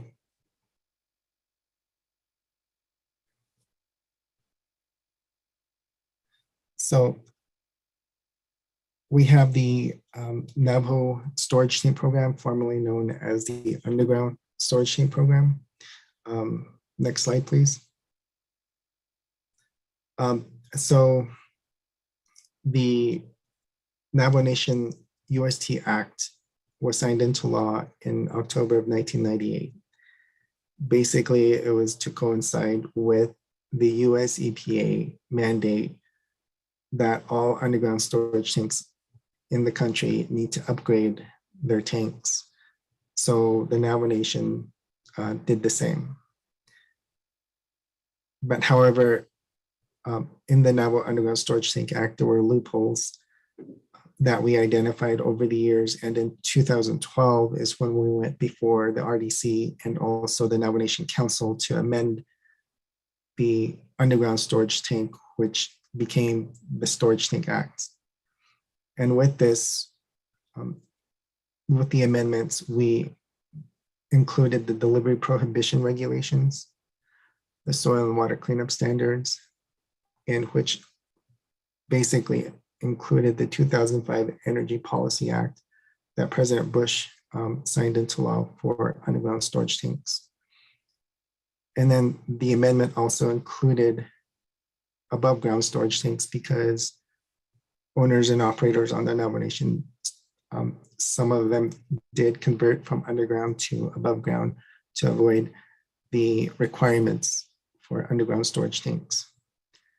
And then in February of 2018, the RDC did enact the penalty regulations to where the program can issue a field citation to a non-compliant storage tank facility, whether it's underground or above ground. Next slide, please. So here are just a couple of tank facts for USTs and ASTs. For USTs, we have 99 registered facilities. There's approximately 270 underground storage tanks on the Navajo Nation, 34 owners. We conduct 45 to 51 inspections. There has been 600 tanks, approximately 600 tanks removed from the ground, and approximately 30 have been installed. And for enforcement, we have issued 4 red tags, and I believe that is a higher number. And also with enforcement, we have issued 2 compliance orders to storage tank, underground storage tank facility operators for not complying with the Navajo Nation Storage Tank Act. The primary source of funding for the UST program is the Federal Cooperative Agreement grant from the Federal Less Trust Fund and also the Navajo Less Trust Fund Special Revenue. And for ASTs, we do have 33 registered facilities, 66 tanks on the Navajo Nation, 19 owners. We conduct 20 inspections per year. There has been 4 AST removals thus far installed. 13 have been installed by owner operators. The enforcement, there hasn't been any enforcement, but the primary source of funding has been the Naval Less Trust Fund Special Revenue account. So next slide, please.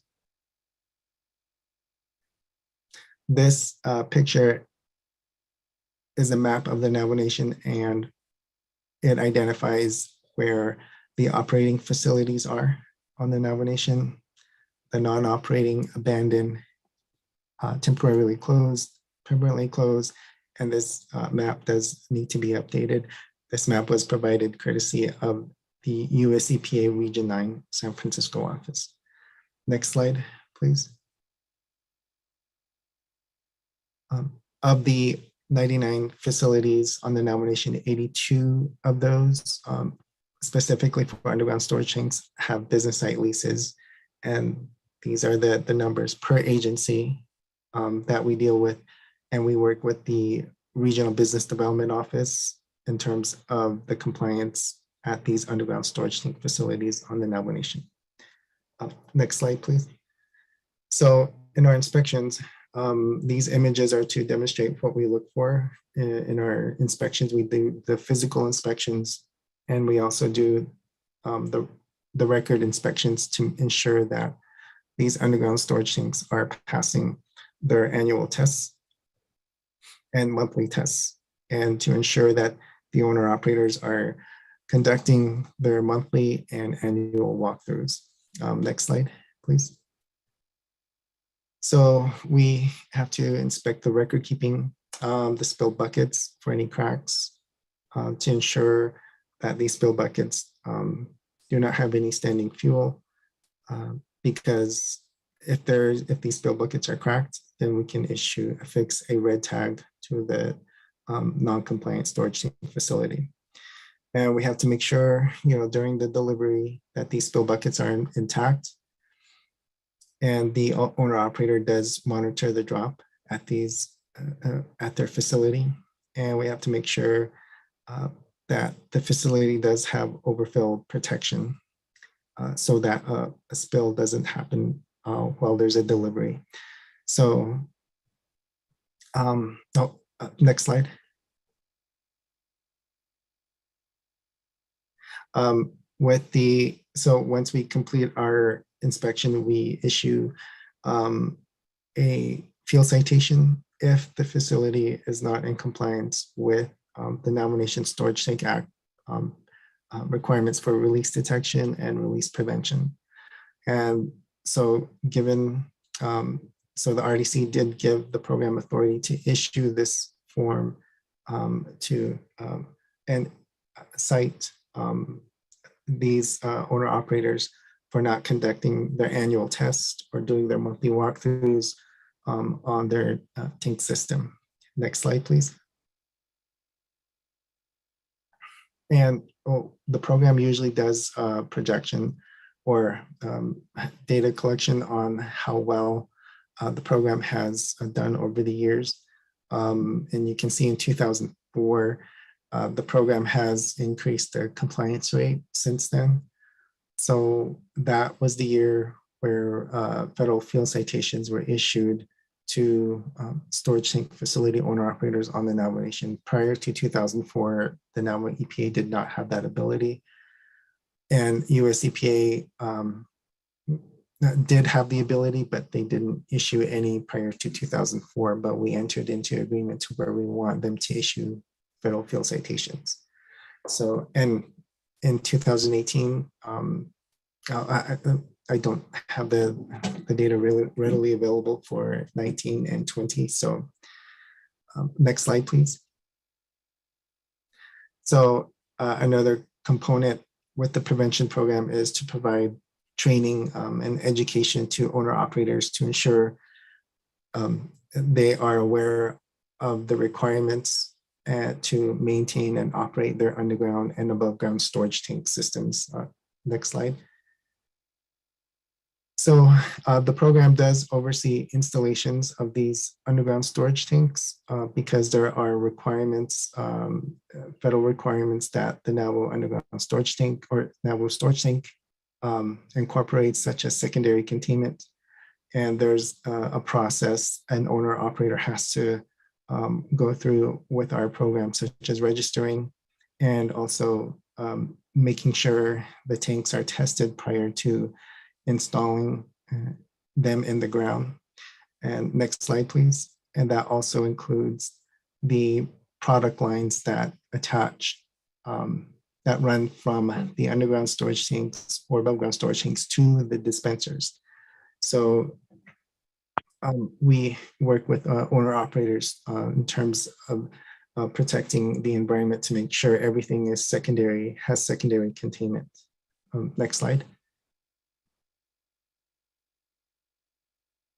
And if any of the owner operators are not in compliance with the Nomination Storage Tank Act, we can affix a red tag that says delivery prohibited on their fill port at their storage tank facility. Next slide. So the Naval Storage Tank Act does have the ability to collect revenue for each underground storage tank act, such as registration fees, an annual fee, and also the tariff fee of 1 cent per gallon, and monitoring fees. And in this case, as I got done explaining, a penalty fee. So we do, just to reiterate from the leaking underground storage tank presentation, is that we will ask formally to reallocate the funds for the program to increase our prevention aspect. Next slide, please. And these are the contacts for the program. Currently, we have Tanya Yazi and myself that are conducting inspections right now with a new environmental technician. So, and that concludes the presentation for illegal dumps, recycling. That will conclude the presentation for the Waste Regulatory Compliance Department. Thank you. Back to you, Chair Walker. Mr. Rohn, for the presentation. Lots of information provided here this morning during this work session. Very important information, and also we have our committee members probably listing down their questions and ready to ask questions here. So appreciate the presentation again. Doshi, members of Resource Development Committee, questions and comments. I received a text message from Honorable Mark Freeland. So,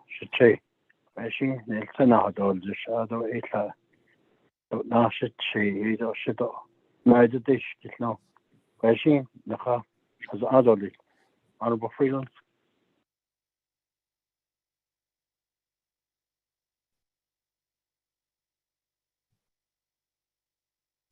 You have to unmute yourself.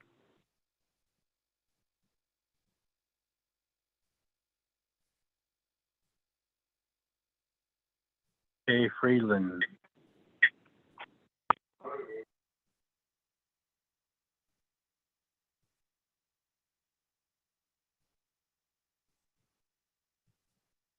No, it's not actually about now, so say Honorable Daniels and your question. The chair, Vice Chair. Yes.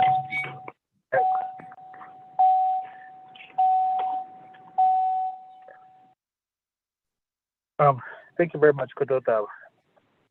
Okay, Kodota, your Walker, Kodota Vice Chair. Yeah, I didn't talk about not opportunity.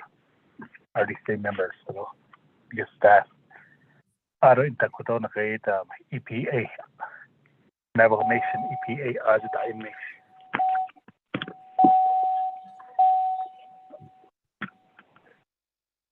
Yeah. I can't hear. I can't Nagayda ben dahastego beda inniski ben dahastego ikodoi ben kis dahasna kogi nagaya dole sa honda dol nasigita arun to na sigi koto eda ben kis dahasna gi asiba hele koto koto to ban sas keso koto so da anna khapike year after year. Oh, that's the way it is. Oh, see the what in the way that we saw. The way today I drove from Manama Valley to Kianta. Got the quite kisses. That's what the next year. So that was 10 again ago. Not shallow. Is they quite the illegal dumping? They kiss the house bed, kiss the house of snap every year. That bed kiss the house. I don't know the rate based on the height when it comes to budget season. I just that. Begi bed na hot, quite based on no that. Ben kiss na hand heko. I call Navajo. That side the bed kiss na hand na hand na ho. Asagi hat na ho. Asagi. A steady na hand na ho. Ali das ito nation so hagi la iba hon alan so do iba ban tas keso sa tadida na regon Chicago ta ni dam illegal dumping across the nation. I see ben hoti or the could the da initiate or da inish I don't know the ben hitchen hoti enforcement and order. Oh, that over that the nation has Rashida. Halahot, Elan Soyan, under EPA, as the Celestate, that's Dagi. Halahot, Elan Soya, but others are adult and for the band, that's the case. Ayashiti, Agatida. They'll zain hit the arm, flat screen TVs Navajo Nazman Navajo Dashkego. Nedo Hoyat is the East. Hoy don't Hana Hoydot is as what Ashinsa case. Navajo Nation never bears on it over the skid. It was a flat screen TV at the house.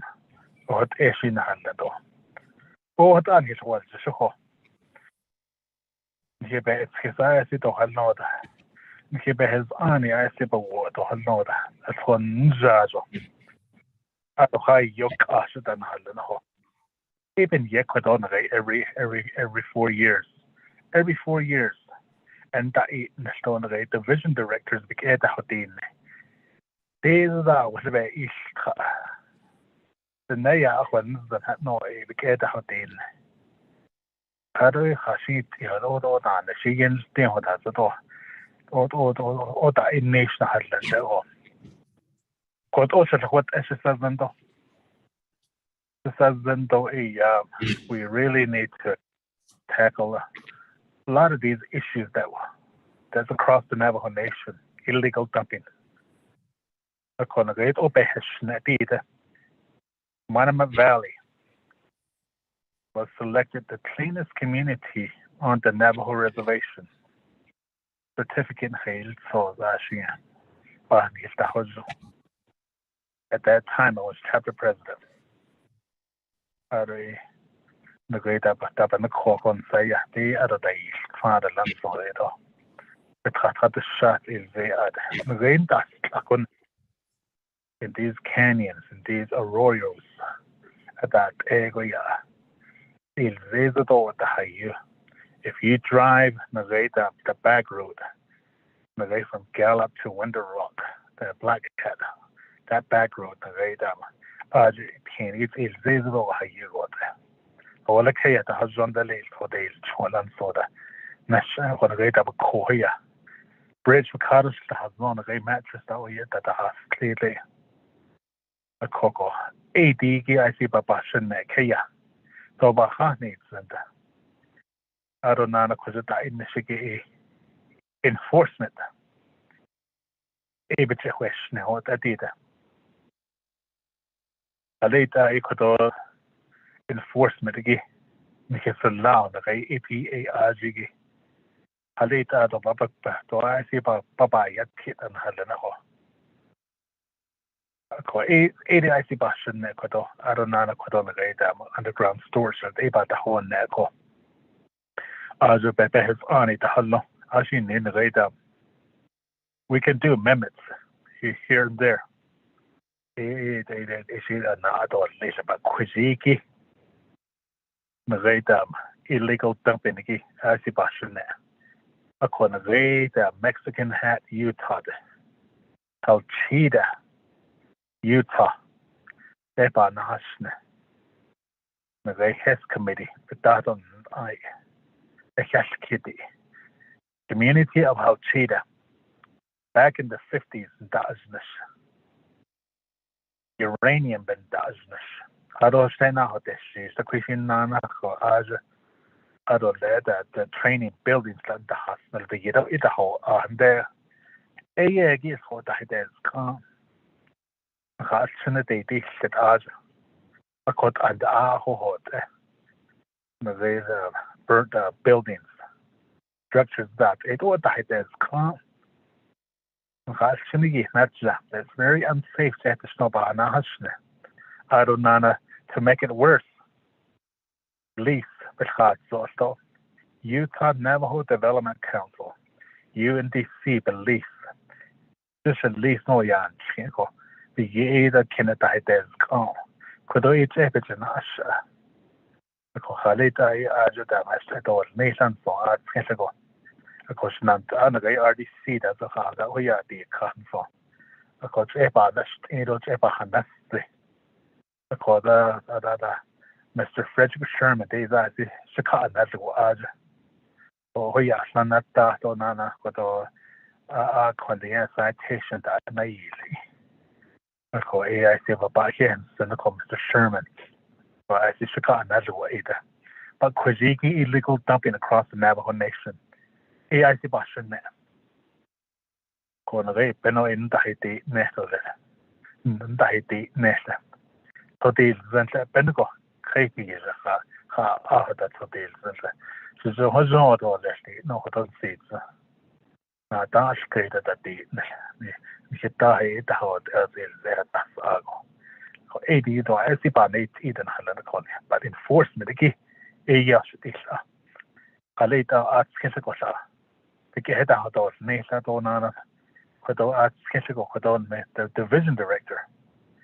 I see this, so they be the. Or say it all on us or did. Could they what they mean that initiative. See what on us. Do I see that the next and Halanako? Or see by heart, do I see that the next. A quaggy or yes, a Kododa, Shanatan, Stanagi, Kodon Kissin the House Nagi. Because it also has said on the Kodon radar in regards to illegal dumping. Aronan on the radar, underground storage.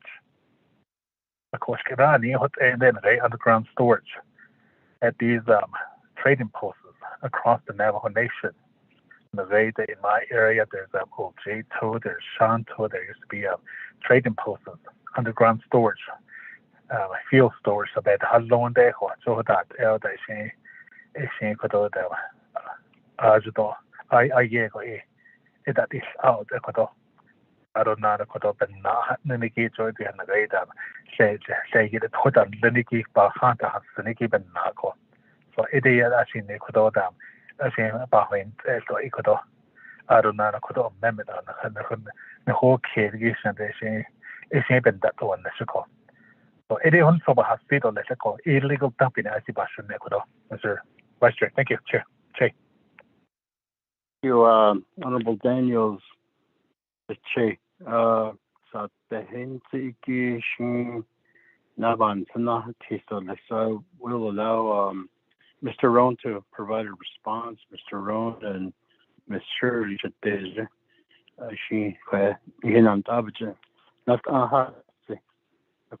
and then I don't know Delegate Freeland's back on the line. I'm back on, Jay. Sorry. I'm back on. Okay. Ako, Jahi, let's get a response to Delegate Daniels, then we'll go to you, Honorable Freeland. So, Mr. Rowan, Ms. Shirley.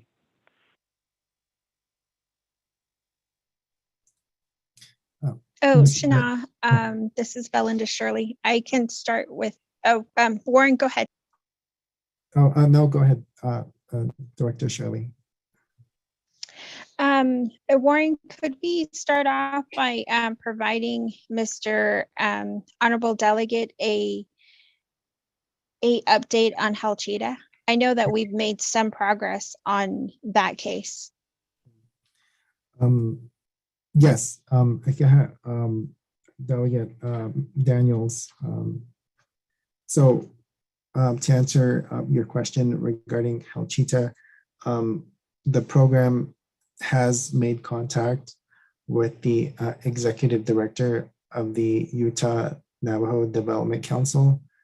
And so they are identified as the responsible party to address the abandoned building. So they have made the program aware that they will proceed in addressing the abandoned building by cleaning up. So the notice of violation was issued, and the responsible party, the executive director, has given Frederick Sherman the response regarding the building. So it will be addressed.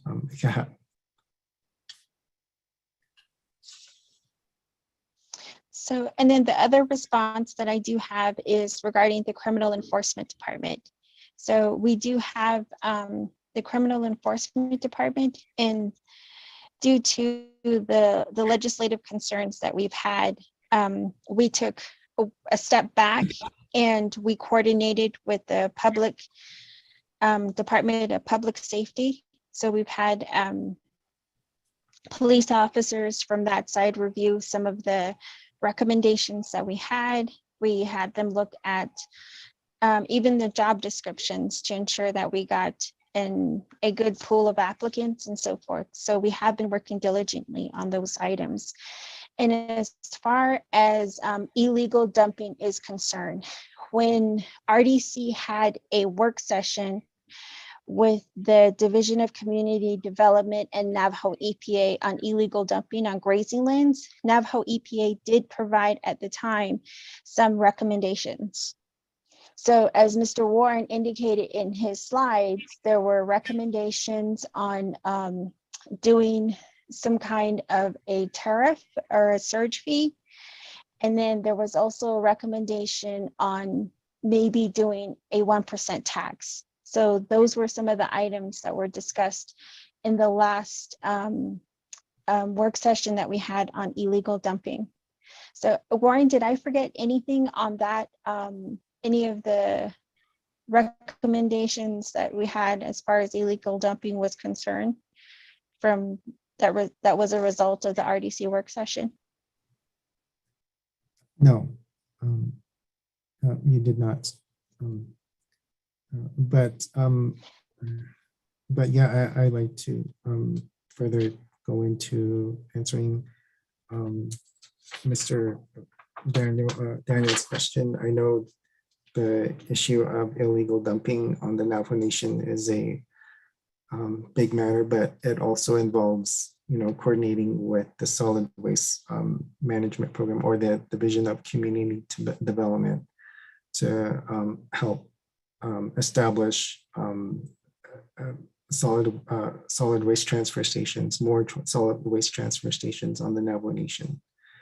And I know the program does work with trying to do outreach because there's like, for example, with the RAID grant, I know the RAID grant is there to abate open dumping tires, but there's also a prevention aspect to that, and that incorporates Navajo, the Navajo teachings of Mother Earth, concepts and Father Sky that will engage the chapter communities impacted by hopes of instilling a paradigm shift in the communities, and how solid waste is addressed by Navajo families. So, yes, thank you. And RDC members, we also welcome any other recommendations that you all might have to help us address this problem that's across the Navajo Nation. It certainly isn't unique to one community or one agency. It's across the Navajo Nation, and it also has to take a shift in the way that we think. And that we have to think differently about the way that we take care of our trash. So, but we are looking at, again, recommendations along those lines. So if you would like, please review the slides. And if you guys want, or if any of you would like, or Shana, Mr. Daniels, if you would like, please feel free to reach out to us and ask for additional information on that. Happy to provide it too. So Chair, that would be our response. And forgive me if I'm missing anything, or if my response was incomplete. Happy to. Okay, thank you, Mr. Roan and Ms. Shirley.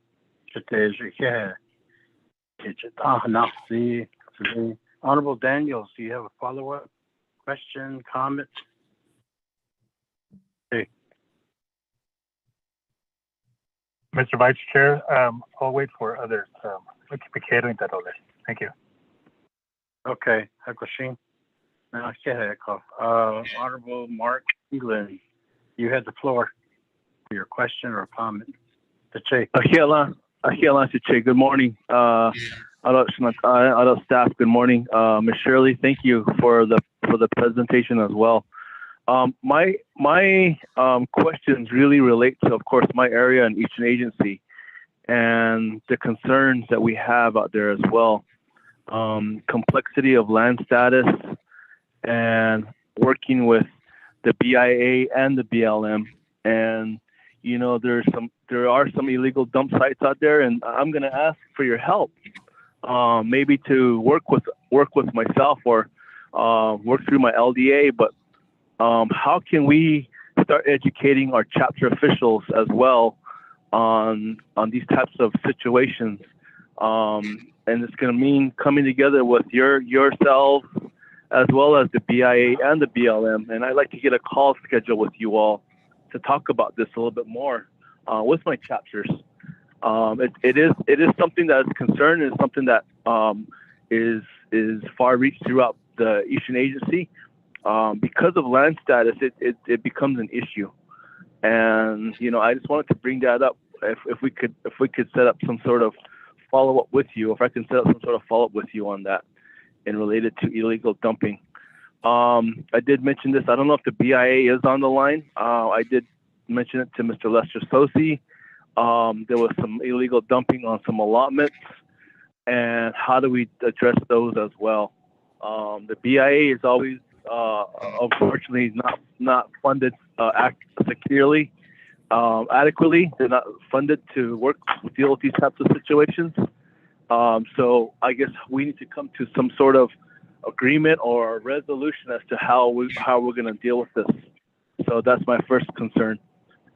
Secondly, I guess as a member of RDC and as your oversight as well, how can we as a committee best support you all? How can we help you? What do we need to do to make you thrive and even stronger? How can we help you as a committee?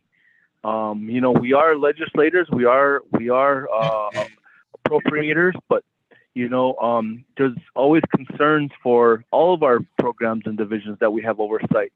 But what can we do to help you all, whether it's at the DC level or the local level or the state level?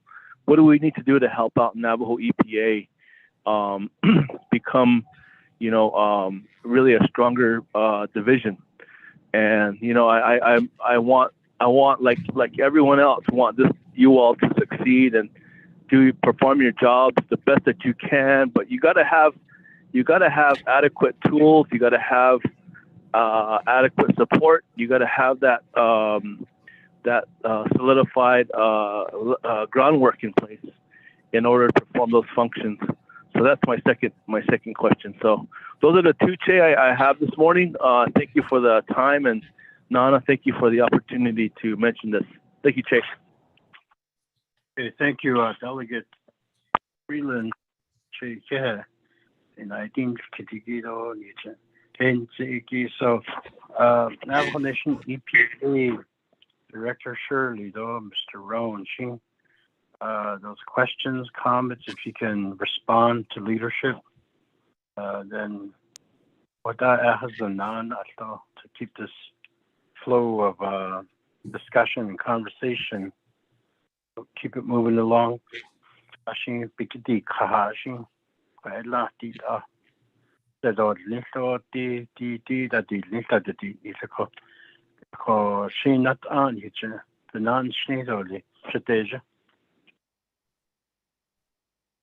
Oh, thank you. Yeah, Nana Shana.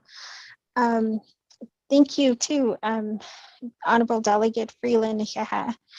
As far as your question on educating and doing our community outreach, one of the things that I do have put, how would you say, one of the goals that I do have for myself before the end of this year would be to complete a comprehensive community outreach plan. And illegal dumping is not, it's not just within the Resource Conservation Recovery Program under Warren's shop. It also includes the Air and Toxics Department, because they deal with the open burn. So both of those two programs will be working together. And then the other big part of all of this educating and outreach is going to be the Division of Community Development. We're working with them to put together material on educating community members and chapters. So that's going to be a big part of what you're asking for, sir. And then the other item that you're asking about with BIA, I do have, when President was asking for talking points for his meeting with the BIA Navajo Area Regional Director, Greg Mahoja, this was one of the items that I put on there, meaning that jurisdiction does become a problem for us when it comes to Eastern. So it's something that we do want to talk to BIA, and then either through BIA or separately, we do want to engage the state of New Mexico as well too. The state of New Mexico is, it's most likely the counties that we would be working with to do our enforcement. So that would be the second item. And yes, so we would be willing to be there with you and to help you with the discussion that will take place with the BIA as you're suggesting, sir. And then the other item that I wanted to thank you for is actually wanting to help us thrive. We, again, a Navajo EPA, like every other Navajo department and programs, we have our struggles. One of the biggest struggles lately has been just to fill vacancies. So just having to, it's the same jobs that are continuing to be advertised. It seems like every single cycle that we get a chance to advertise, it's the same ones. So what we need help with are the items that we're suggesting. There are a lot of things that we do need, but from RDC as our oversight committee, the items that we went over today, those are certainly the items that we need help with. The minor source program regulations, once we get that back from Navajo DOJ, we would like to hit the ground running and get that minor source program up and running. And we will need that support to have some kind of a startup cost of that $135,000. And then when we do have a chance to draft up our radon policy, we do hope for support from the RDC committee. And then we do want to continue working on the water reuse regulations. And again, once that is done, we certainly would like to look to you all for your support to get that one done. And then our application for the NPDES program too, once that's done, we certainly will look to you all again for your support. And this primacy program, or this application for primacy, for me, signals that Navajo EPA is moving in a positive direction. So it is a chance for Navajo EPA to take on a larger role, and this primacy is certainly instrumental in building our capacity at Navajo EPA, and it allows for us to be recognized nationally for the work that we're doing here. And again, with your support, RDC. And then I would like to continue this conversation on the illegal dumping portion. So I know that we did have a work session before, but if we could have another follow-up work session with perhaps DCD, maybe even include Department of Public Safety and Navajo EPA, if we could continue this discussion and continue and have this as an item for our follow-up conversations, it would certainly continue to move us forward. And then again, Mr. Warren's ask of RDC was to amend the Navajo Nation EPA Leaking Storage Tank Trust Fund. So those are certainly some of the asks, and these are the ways in which Honorable Delegate Freeland and others, you could certainly help us and support us and help us to thrive and grow with the support on these items. Shana, or actually first, Warren, did you want to add anything else? No, thank you. I think you covered it. Thank you. Okay. Back to you, Chair, and that would be my response. And again, I'm happy to sit down and help you all with whatever you might need. Thank you. You, Director Shirley Chadeja, I think your response to some of the concerns and questions, comments posed by leadership,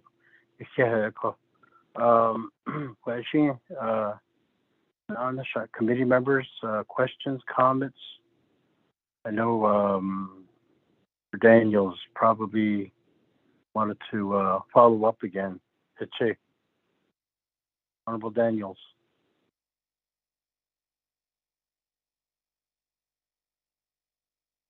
Should say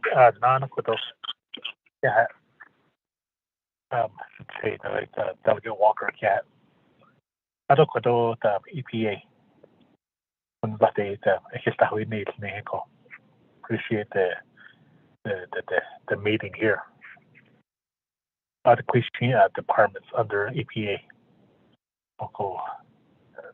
So again, the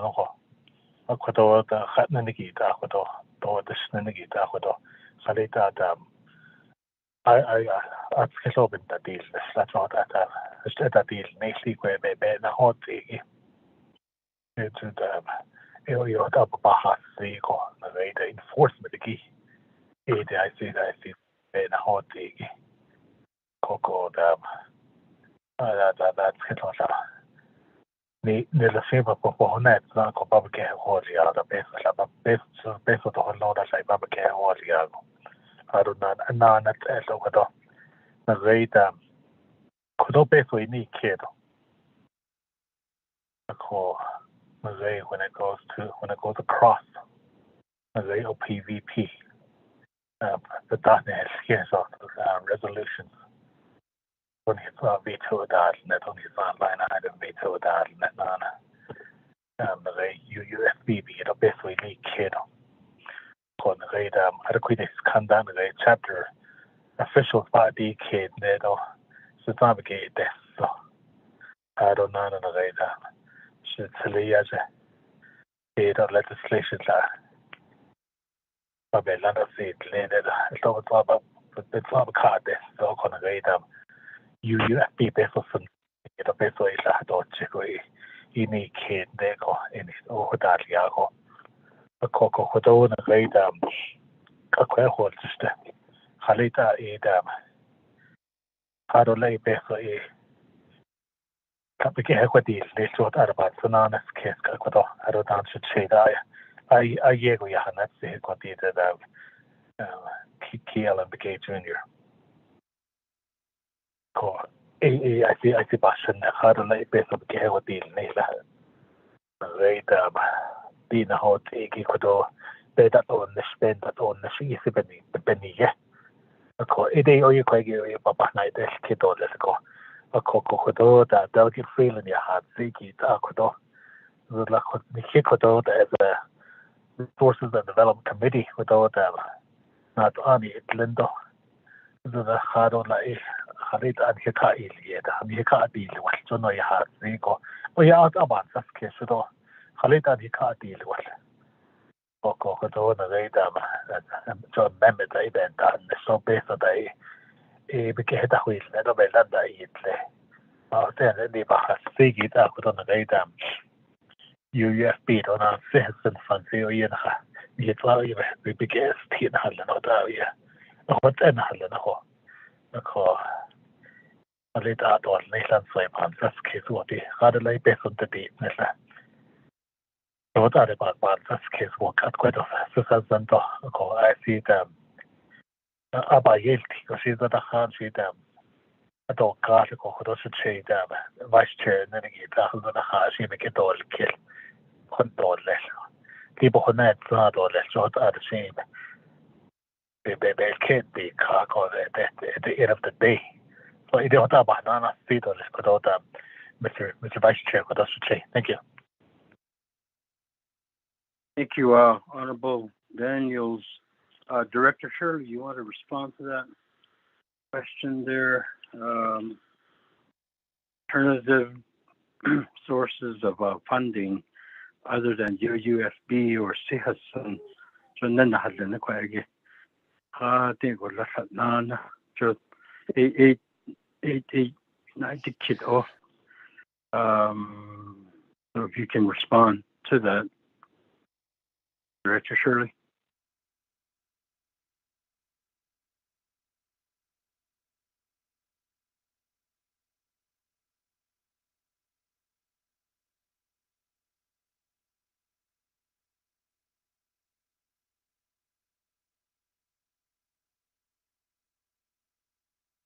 You might be on mute. Hello, can you hear me now? Yes, I can hear you now. Okay.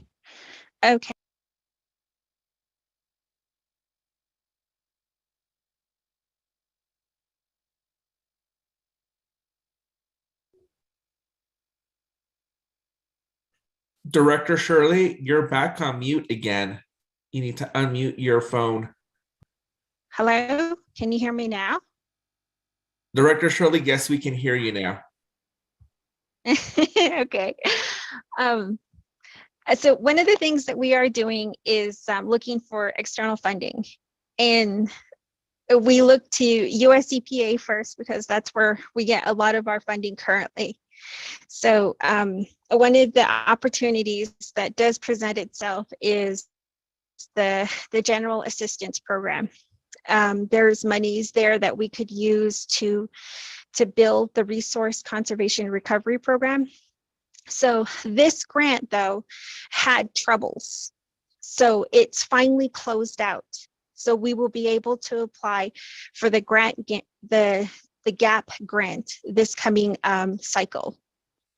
So now that it's been resolved as far as the GAP grant was concerned, we could look to GAP to look at maybe paying for additional personnel with the Resource Conservation Recovery Program. We could look at additional resources to get additional vehicles. So that's one of the things that we do have currently in the works. And then the other avenue to deal with illegal dumping specifically was to see if we could hit up IHS for additional funding. They did receive a large pot of money, and we wanted to know if there was a way that we could tap into that resource as well too, and potentially do like cleanup drives or either that, some kind of abatement work as well too. So those are two outside sources that we're looking at. The other item that we're looking at now is that discussion on the surge fee. So I think we do need to kind of sit down and kind of discuss that one. So there's many components in that one. So what I'm suggesting, and this is just me here, is that I am suggesting that the Navajo Nation put a tax. So the way that the tax is applied could be in certain ways. So one of the ways in which we could apply the tax is a 1% tax on all purchases across the Navajo Nation. It could be a 1 cent tax for every single purchase across the Navajo Nation. Or we could tax only those items that Mr. Warren talked about, the styrofoam, just the plastic bags. And we have a memo or another white paper, if you would, that speaks to how that could potentially work here on Navajo. There are cities and states that have applied that kind of a surge fee on certain items. And what they found is that when you apply that surge fee, so let's say I go down to my local Speedies here and I make a purchase and I'm going to use, I'm going to buy plastic bag or I'm going to buy styrofoam. If I'm purchasing any of those, then I would get taxed. And then from there, that tax could potentially go to Navajo EPA, or it could go to another fund where it could be tapped into by maybe a division of community development and Navajo EPA, because you do need that that program within the community development program to implement that prevention methods. Well, we could all talk about that kind of outreach we could all do together, but they need a place, our people need a place to dump their trash. And from an enforcement side, it's really hard to do enforcement when you don't have that basic service to people. That tends to be a little bit of a tripping point, at least for me it is. So if we could find a way to fund and to stand up that solid waste program within DCD, it certainly would make our job a little bit easier too. So those are some of the ways in which we've thought of trying to produce revenue so that we could do our enforcement piece and then to do our community outreach piece and to do the prevention piece as well too. So that would be my response, sir. And please let me know if I'm unclear or if you would like me to kind of go into some of these details. And this is just a bird's eye view of what we're looking at. Shana, back to you. Okay, ako siya not naninsi ato na idik tiki question ako mtashinda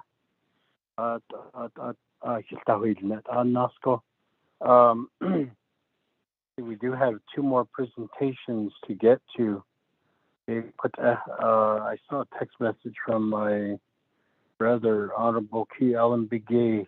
He has a comment to make. Honorable Begay, you have the floor. Chairman Shana, you can hear me, right? Yes, we can hear you. Okay. I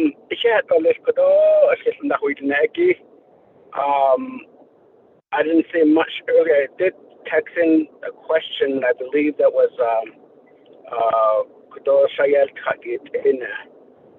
but on the previous presentation regarding the wastewater, I believe that the EPA really needs to reach out to the individuals, homeowners level as well. That's one thing I think that we talk about health hazard, environmental issues and so on. But we only stop at tribal government offices and other commercial entities. But not the Chairman, I've been addressing this to IHS, OEH, and NTUA. Their only response is that based about Dando is the homeowners, individuals' responsibility. I guess what I'm trying to have them do, IHS and NTUA, is establish some type of a planning. I mean, obviously, that's I'm guilty of it. She's like, okay, so that the $1 billion also that can that no you be open the has to I see Tado Kodo the in the Huina. Coco a what a coco codon hush seto and then because the base allocated yaki is really just gonna benefit the entities and windrot level and office level. It a ya hit and IEC baby chair Nahot gate or Honato Nisto or peso or Kenata don't open Nash base on Hanana and the Kodeo hit Ashan Hinits and it out Nane Yato. So a quacky saiki Bahasito regarding the septic and leach field failure across the Navajo Nation. Just within my 5 chapters, it's over about 120 that have sent pictures about their situation, their homes. So I'm asking the EPA department, assess them and make it known to the other entities. IHS, yes, it is to some extent it is part of the homeowners. Basilado Babiche Nahote and the Quebec based on the Degi Basha Hotza, Exato Babakat or what Dosato Chitos. I don't know what you is, so hey, Kodo has already up enough as Yato, she had not in Dabadik, don't make Dabadan Tindo listen. So as a testament, also I really I want EPA to schedule a site visit within my 5 chapters. At least visit 2 or 3 of these sites. You don't have to contact or interact with the community members, but more of like make a visual assessment of the need regarding health issues or environmental assessment. If you look at some of the pictures that I received, you're talking about toys laying around the ponding, meaning that I don't get shot at though. I don't that the big shit now that so that's one Chairman on the previous presentation. Now they got solid waste banana in again the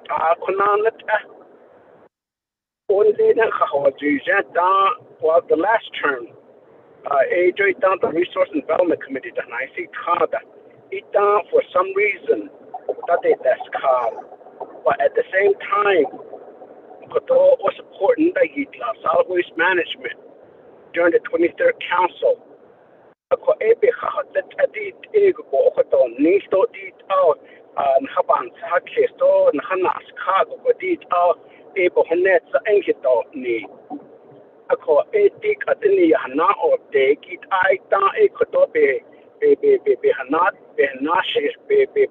I've been contacting the division director, Division Community Development, out of the former EPA director, out of the former General Service Director, Nindiki. Although we took a trip to former Dow landfill outside of Phoenix,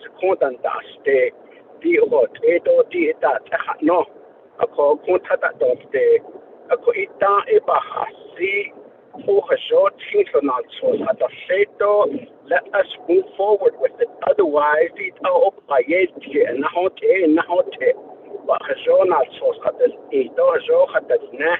so maybe that's one area I think we just need to do.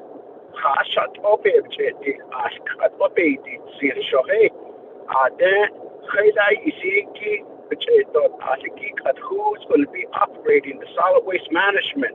Give us a plan right now to develop that particular office.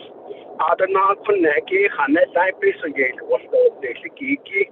Adana Koneki is a outreach at the agency level down to the chapter level. It all it transfers that any that it out ebe on the store the Siki Otion Hatase. According at Hago Episode, then you have the note half get to Aniket. You have the USB and then you have the session. You know what down that during the CARES funding yet I'm trying to recollect what was the reason why solid waste funding it's not on it didn't mean based on the management plan to get Sunday as a council. I'm trying to remember what was the reason it was taken out, but I think it was the reason was that it wasn't going to be established of the deadline back in December. The deadline and then that should be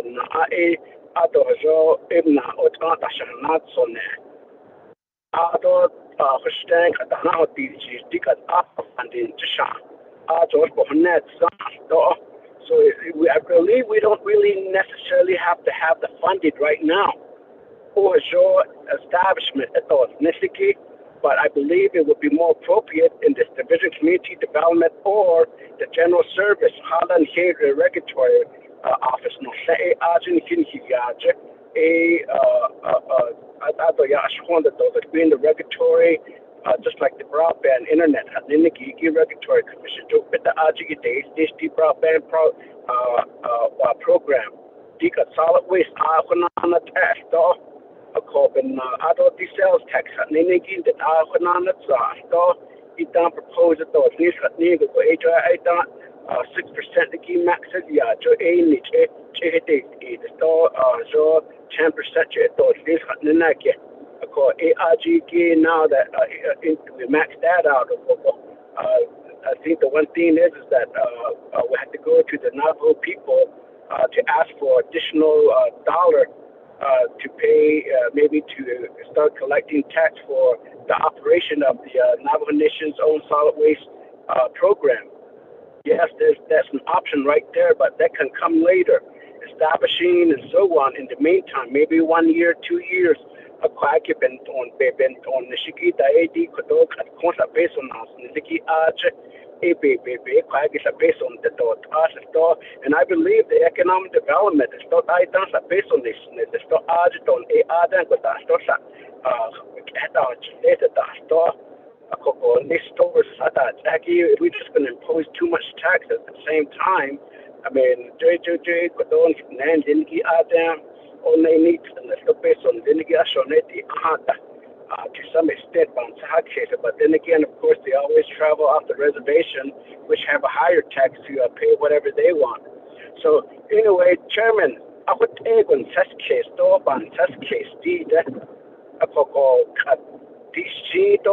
can we just write a directive statement?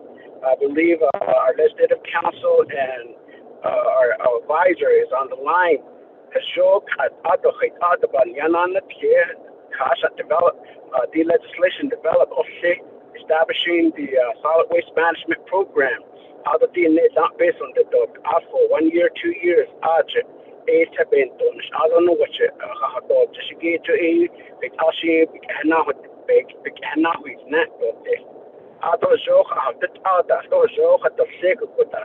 Washington, that $3 trillion. What is the Navajo Nation's overall projects? Is this one of the white paper? So, about that, Tutika ani initiative hazi kato beso kato niki kijuit ani on but that card haden akwalan esto ni aje executive branch and kisto George say why is it niki kato ato osna ita go stop in na kato ba o yana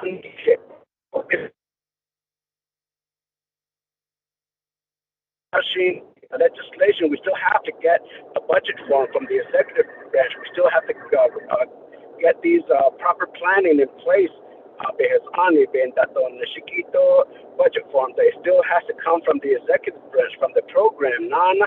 So, Jane Hate open, he can't, the hit out of not even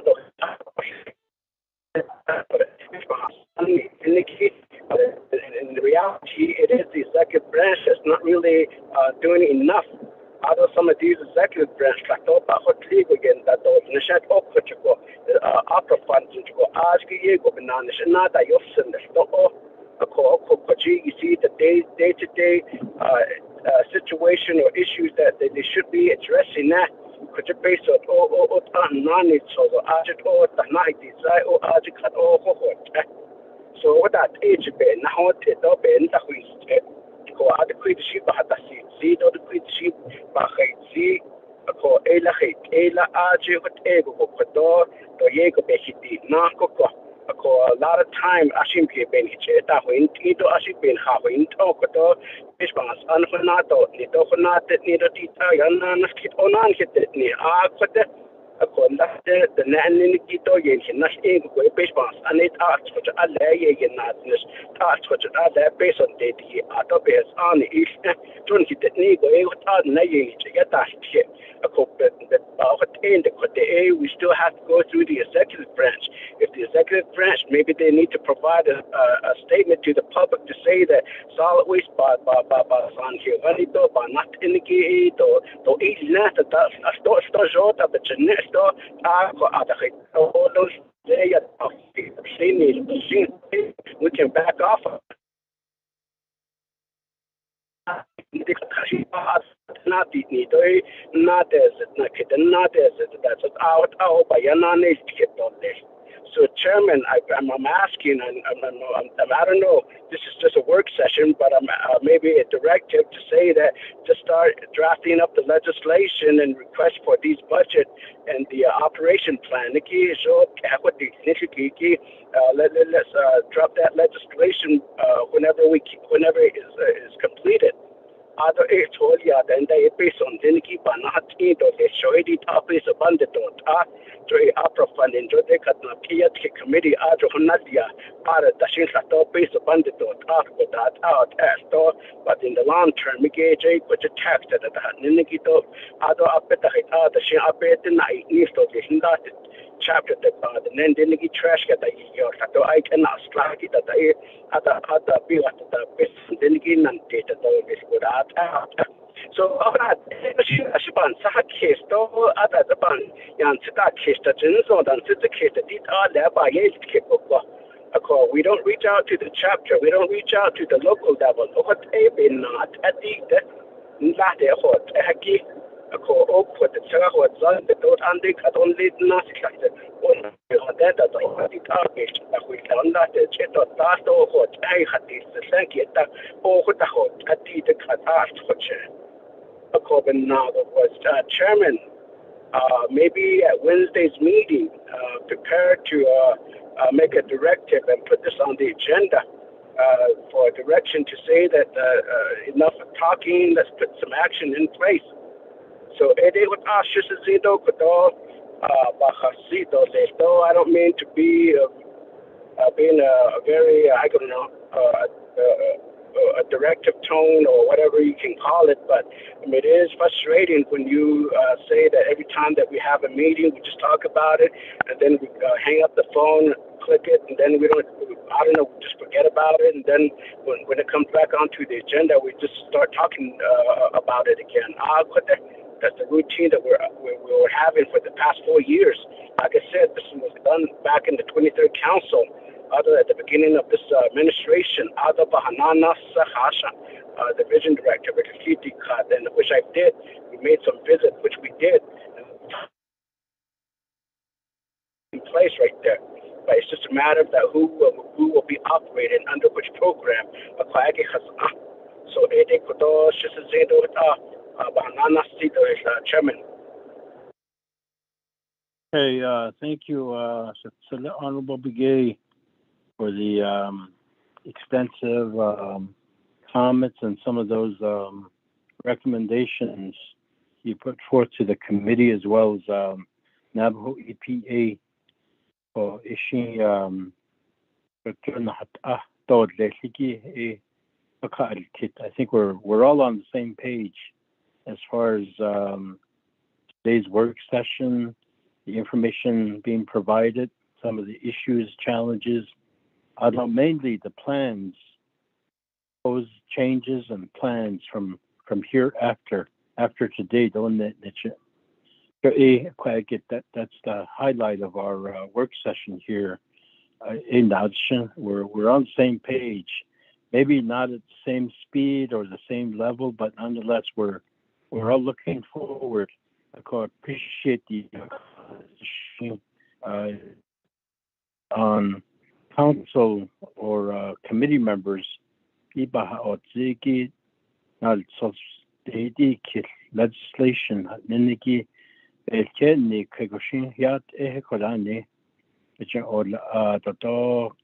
sponsor, co-sponsor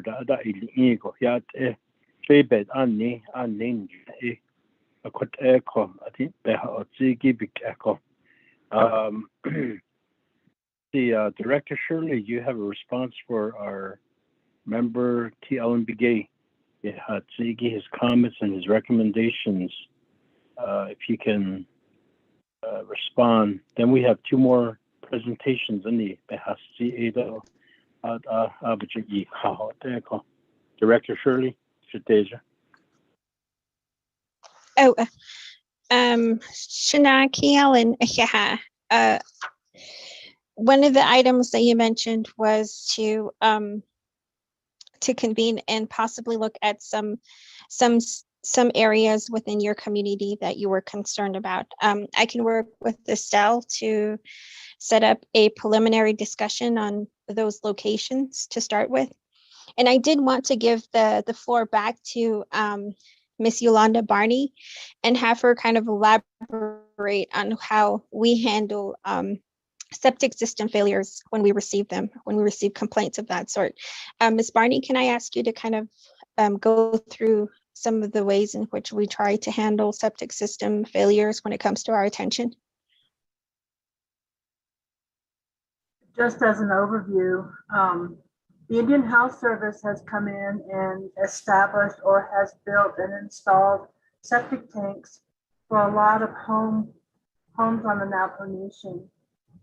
And there really isn't anybody to do utility services for these septic tanks at all. The Navajo Tribal Utility Authority understands these septic tank failures, and they are working with the homeowners, but they're not the original installers of these septic tanks. The Red Springs chapter has stepped forward and developed a septic pumping service for their community residences. They've done an awesome job. They permitted each homeowner like about $5 to $10 a month, or I'm not sure how much it is, but they've permitted their homeowners. They've collected those fees and they established a permitting program where when it comes every 2 years, they hire a septic pumper to come and pump each of the septic tanks that are in their community on a routine basis, and they match that amount for the septic pumper. The Red Mesa chapter was interested in developing a similar program to help their community residents as well. So we've taken that idea and we've presented to each of the 110 chapters about 5 years ago. And the only people that are interested in it or have expressed interest was Red Mesa chapter to do the same thing that Red Springs chapter is doing. So when it comes to full failures of the septic tank and the drain fields, we referred those individuals back to Indian Health Service. They do have some kind of a process of listing these folks on the SDS listing, the Sanitations and Deficiency Systems list. So there's a lot of different ideas going on with the different entities, and we are promoting the chapter, the Bread Springs chapter permitting program to the other chapters, and we can provide more information that way. The Navajo EPA does have a website. There are contact information on there. You can certainly contact me of these system failures and let me know where they are and what's going on, and we can talk about how we can address some of these situations. But it would be really, really good to have the chapter step in to help figure out how to pay for some of these failures. And if you want to contact me, please do so. ybarney@navajopublicwater.org. Thank you. Thank you, Yolanda. And then Shana, to your question on the illegal dumping, again, we support the community development, their initiative to do with the solid waste management plan. We support what they plan to do with their plan of operation. And I believe all of that is being, will come before the RDC committee real soon. So that's as much as I know as far as the solid waste management plan would be, or the status of that solid waste management plan. And from Navajo EPA, again, we just stand to assist the community development in their initiative to do that. And then again, from our side, we are recommending, these are the recommendations that we have, meaning that we continue to look for external funding. And then we also look to the tax and the surge fee. And then one of the things that I neglected to mention the last time when I was talking about the surge fee on like plastic bags and the styrofoam is that this surge fee would, for instance, could be drafted and it could be implemented with RDC. From what research and from what we've looked into so far, the surge fee, for instance, would only need to be approved by RDC instead of it going to full council if it was an actual tax, for instance. So again, just there are a lot of nuances embedded in that discussion. And again, I do look forward to having that discussion with you all too. So Chair, that would be my response. Again, if I'm not clear on anything or if there's something that I'm neglecting to mention, please feel free to let me know. Shana Kialan, that would be my response to you, sir. Thank you, Director Shirley Doyle, your staff for providing the responses to leadership. Yeah, cool. Satila, Kialan Bigay, do you have follow-up? Chairman Ken Nandole, I can appreciate the response, but I believe the assessment, the key for the septic fail system, I'll go ahead and forward my LDA's email. Then on the second one, Nikki, it's not directly, probably will be at EPA, but I think it's more, maybe, like I said, maybe the chief of staff,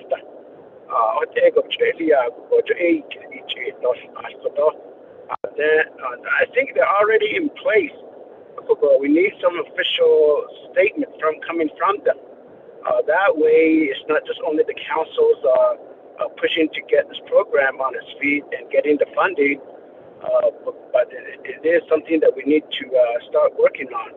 I plan on being in Windrup after 3 p.m. Maybe I can start ask for legislation, and I'll be asking additional document will be coming forth from either the Division of Community Development or the General Service Department, the division.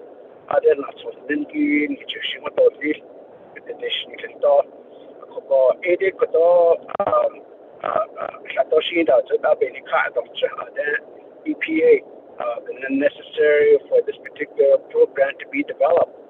Ako but ko don ba ta ni so the Nendiniki but it takes a lot of time. I'm not trying to defend the Navajo people that does that. It's just a matter that if you want Navajo people to be responsible, if they are responsible, we'll have a pile of trash at their house if we say that. Because if we tell them not to dump into the wash, but if these facilities are in place,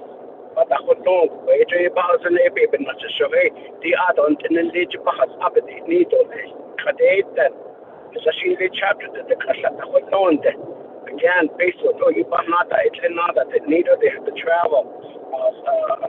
Lunchtime with all this pandemic, a lot of offices or chapters are closing usually for a day. So we have a lot of situation that happens at the chapter level when we don't have a constant, every up-to-date service of these situations. If it would be established at the chapter level. The other area that I've made recommendations to use schools on the Navajo Nation. Other businesses like bashes, other they utilize these solid waste facility trash they crisscross the Navajo Nation. From the other Chicago, the Shohei, in the ancestors with the I don't need it. Then you have to, let's say, for example, Chinese, they couldn't enough of the Quagina to stop at these so fast that is no sector, the traffic in Idisa. What day with the sheets of Bohonets, that way is effective that whatever route that they have along that route, the solid waste management could work with IHS or bashes or other government to say that on your way and way out, these trash is not this about need a base nature cost sharing, but no, the she's got big change but again, it's a lot of time we deal directly with these the transport that takes energy from my area is towards St. John to go. Although the certain items, the other trash not still not, but they know so quite basis not there. So anyway, I'm sure we all know this, but those are the situations that we're dealing with, Chairman. So again, all I'm saying is that let's write a letter to the Chief of Staff to say that let this going by within whatever time frame. Let's get this legislation. We need these documents. I think I'll drop it up in the CB, Chairman. Hey, yeah, it's an honorable brigade for the comments and recommendations. Your comments are very, they're very, very clear with that, and they're thought-provoking. It's each case. Where the advocates also.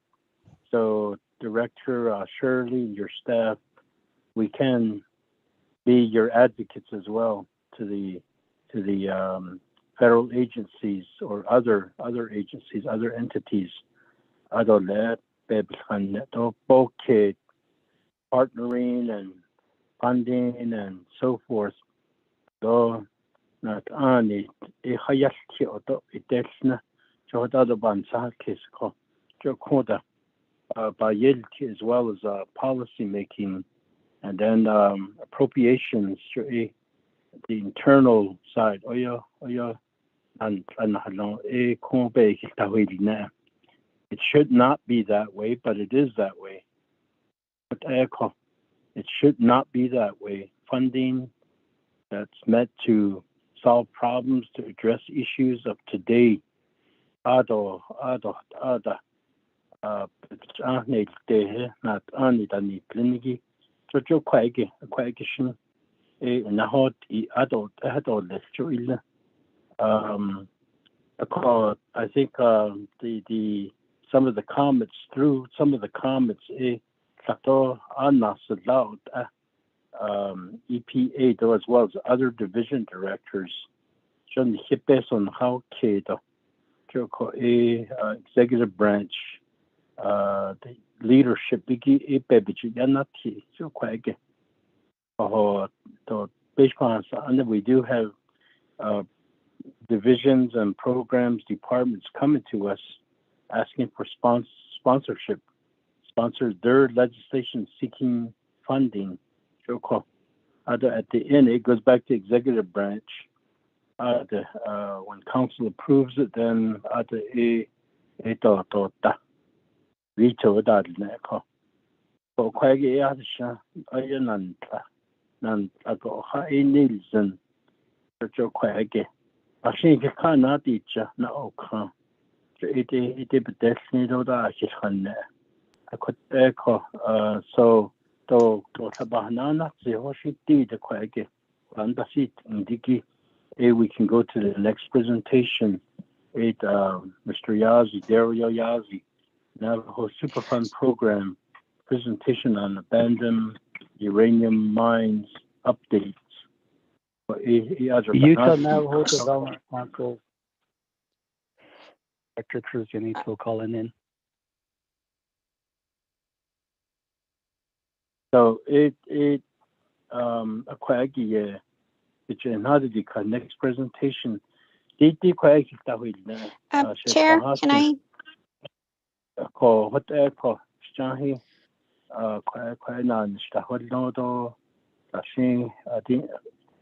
they need to unmute or mute their phones so it doesn't distract the presentations and the speakers and leadership. Director Shirley? Shana, I just wanted to add one last item to, and just to highlight again that the discussion we're having on illegal dumping, my ask of RDC is their support for that carryover in FY 2023. So I would like to ask for that and would appreciate RDC's support in getting that through to, and then again, that money would go directly to allowing for the Resource Conservation Recovery Program to do what they do. So that is my ask. And I would like to do additional cleanup on the Arizona side. So just wanted to ask for that last little bit again. Okay, Hakushin, that shall be noted. So moving to the next presenter, Mr. Yazzie, are you on the call? Yes, I am. Good morning. Good afternoon, yes. Yeka. Oh, Hakushin, you had the floor. Okay, thank you. Session ahead deshni. Not Ani, not Sini, Chair, Honorable Committee members. Ahead, Dini, Dobles, Quen Haho Agi. DA presentation, there's Nahi from Navajo Superfund. Khait ala Badahodilne. Ila Badahodilne. Khait edge, she. What's the end result that you know of our intent to present a quote Banseskens? A said Jigi Bindales Nishi, a said Joba Hodisne. Haila Bindales Nish, Hait Ala Bindales Nish, Hait Alakas, Beso Shai Hait Anante, Haila Banantla, Banahuntla. Badahadizne. Aro inda kunne nashol jeshochait ala da dizni. Kudoni di naidekit. Honorable Delegate Freeland, and how do we help Navajo EPA? Eshin kunne do lis. Di hut do lisi badahadizne.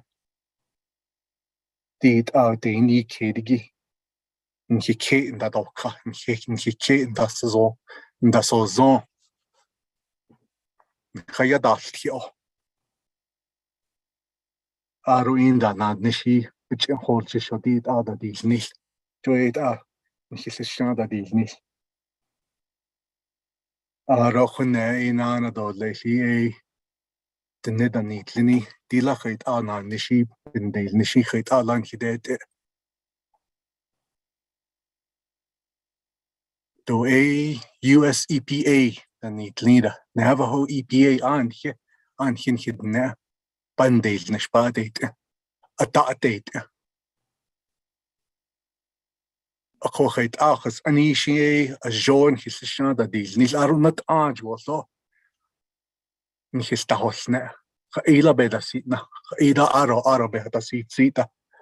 Johut Ade Yapin, the Nashiko, the Nikatolik. Arud nebe behas ani da yehida an he the nejigo da il ini Asia eget ap nebe best on da dil ni aro in da hunedo lehi het ala naspod jisho din his anigi yegon hitske o del nisho da dil ni ben hit khata hojon del nisho so yat Sarin Johnny Belch Yale Tio. A stop be yat Joy hut be Nashol Jisholek. Hut a presentation Ncha Katadilya. I don't need Lord Nashol Jisho. Ahadin at 1990 at South Korea na Shan she commanding officer San Khashat Ado Pideno Gata Joel Hisendal Nisho. Throughout the whole world, since the early years of 1300, 700 years ago, the world has been able to recognize one day and observe it as a day for love in Hijdini. That's today, Valentine's Day, officially recognized as a love holiday back in the early years of the 1300s. Okay, if the world can do that collectively, then Hisha, Hishin bin das, Hishin das say, Yadas, Joda dosis, Jota, Hitcha Hatsi.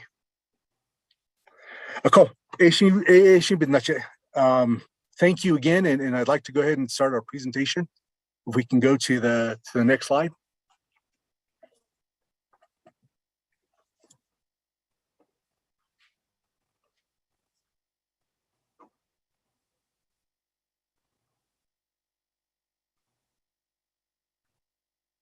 Merv, are you on the line? Can you take me to the next slide, please? Thank you, sir. Navajo Superfund program. Right now we have 12 staff. This is something I really want to identify. Who we are, what we do. Lawrence Hickson is our senior IT. Everything related to computer, networking, our website, what we have to provide to the whole world through our grants, what we have to comply with, information we have to share.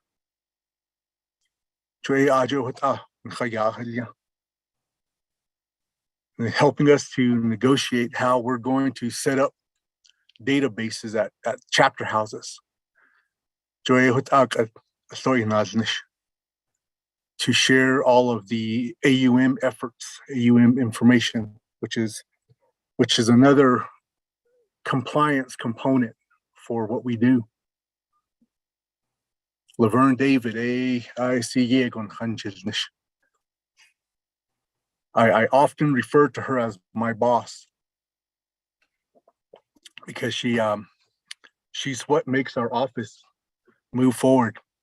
Her efforts with everything that she does.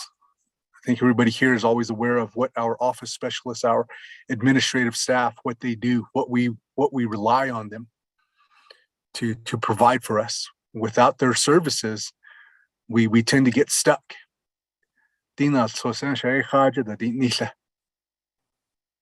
So there's a lot that happens that involves Miss David. So we rely heavily on her. Carletta Cheveria, our senior accountant. In this presentation, I'm going to share with you that we have over 20 accounts, 20.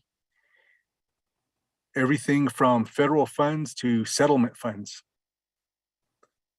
Every one of those accounts are identified to be cost recovery funds.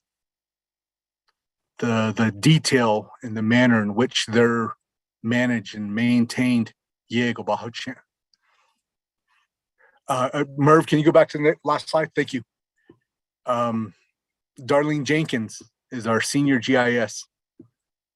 She helps us to identify where everything is at. She helps us to keep track of where all of our sites are at across Navajo lands. Vivian Craig wears many hats. She's our senior environmental specialist. She's our primary staff engaged with all of the contaminated structures, any structures, projects that we work on. She's key in helping us to identify home site leases, where they are, what stage they're in, what we need to do to move them forward. You have my 4 RPMs, Leanna Martinez Silversmith, Dawn Begay, Jeremy Beekes, Pam Maples. And then we have Elisa Arviso, our senior hydrologist, and Danny Lee, our senior environmental engineer. These are the staff that I count on to help us manage and coordinate with US EPA on how we work through the CERCLA process on the abandoned uranium mine efforts, as well as brownfield sites activities. I have 219 funded AUM sites, abandoned uranium mine sites, 309. We don't have funds for them. So understanding that this is a small group taking care of all of those sites. And then funding is going to be identified here. So what I'm going to cover is the CERCLA process, and then our ongoing Navajo Superfund efforts, funding, our goals to develop AUM partnerships. And then I want to bring to your attention some notable discussion points. Next slide, please. Navajo Superfund program, we're heavily involved in contaminated structures, brownfields, Navajo AUM, emergency response. At one point, several years ago, go back to the next previous slide, please. Thank you. Contaminated structures, it was offered to us to be the lead for it. Our response for that was we would be happy to be the lead for it if we are truly going to be the full decision makers for it. And because that couldn't be granted to us, we continue to collaborate with US EPA on contaminated structures. Brownfield sites. Brownfield sites are where we've had past activities and there is a specific identified land reuse plan. We have 2 active sites and a numerous number of sheep dip vat sites that we're currently working on. Navajo abandoned uranium mines. We have 523 AUMs, and we have some funded, some not funded. And I'll share with you where we are and what those discussions look like. Emergency response. When there's something that happens, an unforeseen event, a truck turns over, a identified area where there's unknown containers, but it looks like it could be hazardous. These events are reported to us. How do we respond? We go out and we identify what's there, and we recommend a action plan for that event. So this is the work that we're involved with myself and 11 colleagues. We are a program of 12 right now. Next slide, please. So this is a little more on the work that we're doing, contaminated structures. We have home site assessment packets that we've been working through. We've been pushing for a contaminated structures program manual and field procedures manual for home site assessments. A lot of the staff that we have are new to the Navajo Superfund program. And with anything that you do, you always want to have a guidance. No, this one was a little confusing. There were bits and pieces from different approaches, different processes. So through our group, wanting to understand what this effort needed to look like and to ensure that we were consistent. That's a big one, because as we work through some of these packets, sometimes from Navajo Superfund, we feel like there's a biased approach to selecting some homes. So we need to have a consistent approach to identifying what homes need to be addressed in what manner. And that goes hand in hand with the way you do it, consistency in the methodology. So that's that third bullet, the field procedures. And we also have the brownfields, which focus on the restoration, redevelopment, or reuse of sites. Currently overseeing cleanup and assessment of the Navajo forestry products industry. We oversee the $350,000 brownfields assessment grant to delineate the hexavalent chromium and other contaminants that are in the soil there, and the groundwater. And this began in February of 2022.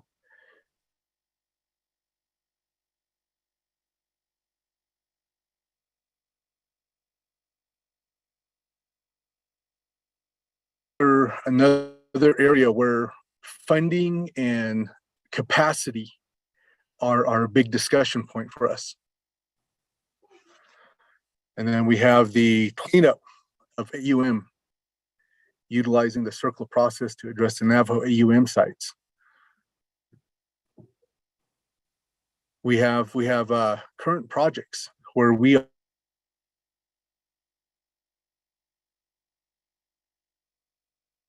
RSC stages. We have some that are just now at the RSC stage where we are reviewing and commenting on those reports. So through the Navajo Superfund program. Next slide, please.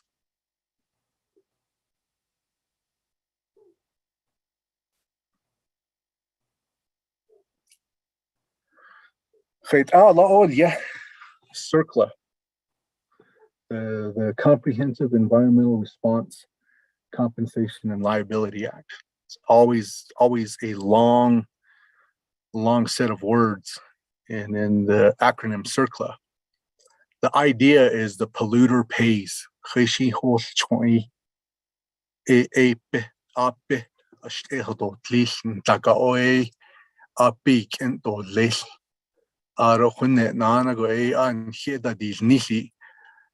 bahas lingi ajer. We'll give them the bill for it. That's the idea behind what CERCLA is. That goal is to implement the authorities of Navajo Nation CERCLA here on the Navajo Nation, including response, removal, and remediation.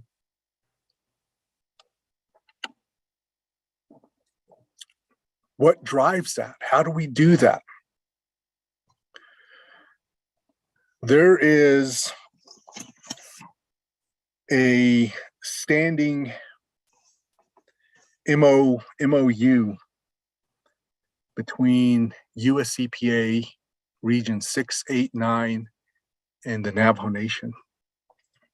In this MOU, it identifies what they agree to do in coordinating these efforts, not just with Superfund, but with all of Navajo EPA. In that MOU, they identify water a number of times and the importance of collaborating and maintaining the need to regulate it on Navajo. And there's an item there that identifies that they will provide timely advice, training, guidance, and technical assistance to the Navajo Nation to assist the nation in exercising its sovereign rights to regulate environmental matters within the territorial jurisdiction of the Navajo Nation. Primacy, delegation of authority. So that's ultimately what we're driving towards. That's the goal. How do we make that happen? Oversight, we need your help. Help us to enforce that MOA. Help us to ensure that US EPA conducts business within the boundaries set by that agreement. I will share that document with everyone on the call by email. I think I have a listing of everybody here, so I'll send that out after our meeting. But that MOA is something that we have to identify. It speaks to how we coordinate these efforts. Next slide, please.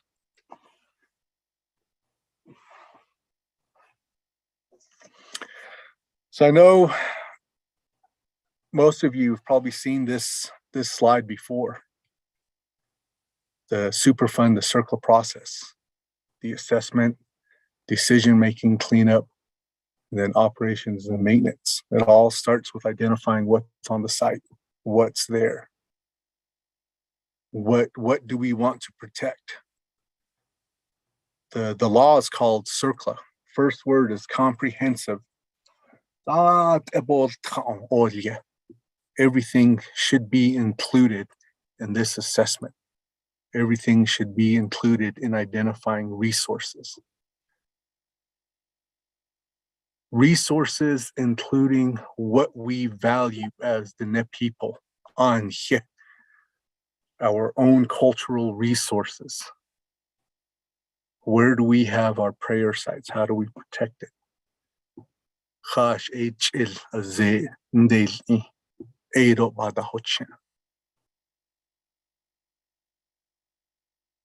Where do we have ceremonial practices?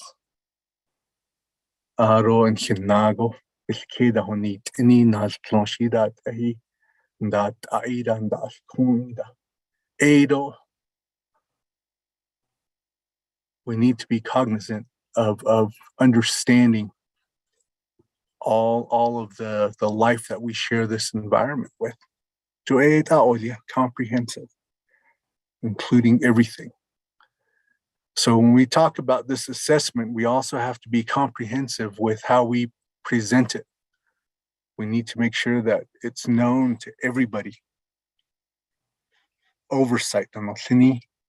Ashin Hisbahos and Didi Andas Kagi, Kaila the Bike, Kate Ala Yadahadne, Kate Alan Hidete, not Anj go on here, Kedahot, Kedahonet, in Kedahonot, in a and his constituents and Linny Bish Bada Hosnell. Elachit A Bada Hodosne. Elachit A Bada Hodotze. Joy Huta. We want to take and make sure that we're being comprehensive in that approach. I think we lost connection. I don't see my slides up. Mr. Link, are you there?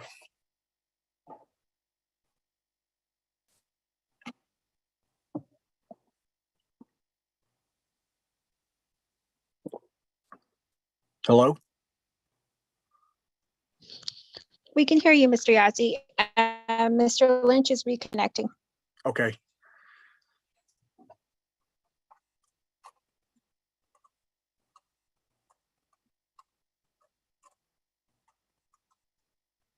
So after Mr. Lynch reconnects us, I have a slide up that talks about the accomplishment of our EPA Superfund Brownfields program. And we have the NFPI site in Navajo, New Mexico. The key thing here that I really want to present to oversight, because of the two questions from Honorable Delegate Freeland and Kealan McGay, is how do we help Navajo EPA? And then enough talk, we need action. So we've been trying to focus our efforts on that, on not talking and trying to make action happen. And NFPI is where we've taken some action. We were able to petition US EPA emergency response, and we secured $6 million time critical removal action for asbestos and supervision of the 3-month project during the summer of 2021. Demolition and removal of the lumber drying kiln. That was 57,000 square feet of ACM walls, plus the transite roof. Those of you that don't know ACM transite, that's the asbestos material. Hand collection and disposal of asbestos over the 104 fenced acres of the site, and then a total of 8,400 cubic yards of asbestos waste no longer contaminating the surface of the site. So we did that. We took that action to address the asbestos first. And the reasoning was some of that asbestos isn't secured, it's not contained. There's a community right there. It doesn't know that there's a fence up. Asbestos in the fence, so it blows around and goes everywhere. So we applied for and obtained a US EPA targeted brownfields assistance tool and wrote the scope of work to locate hexavalent chromium, or try to prove that it wasn't there. And that work was completed in 2021. And there was a 12-page site narrative where we applied for and won another $350,000 site-specific brownfields assessment grant, scope of work to delineate the extent of hexavalent chromium that was discovered. Hexavalent chromium, some of you may be familiar with the movie Aaron Brockovich.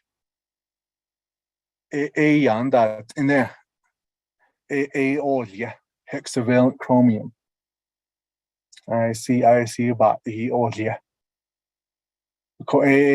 Need the hodlon there on the brownfield site at NFPI. So we've been moving forward with our efforts. We've applied for and obtained another US EPA tribal brownfields assessment grant to characterize the portion of the 175-acre facility open dump that's located in the creek floodplain and is being actively eroded. When we say it's actively being eroded, that means it's moving, it's migrating. It continues to make its way to different areas. And then that's what we need to identify further.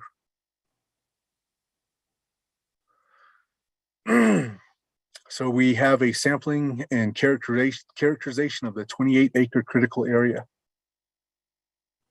including an abandoned domestic well, which was newly discovered. We have to develop a sampling and analysis plan for the entire 65-acre floodplain for future investigation. Currently, we're applying for a US EPA multi-purpose grant to continue assessment of the site and plan for eventual cleanup.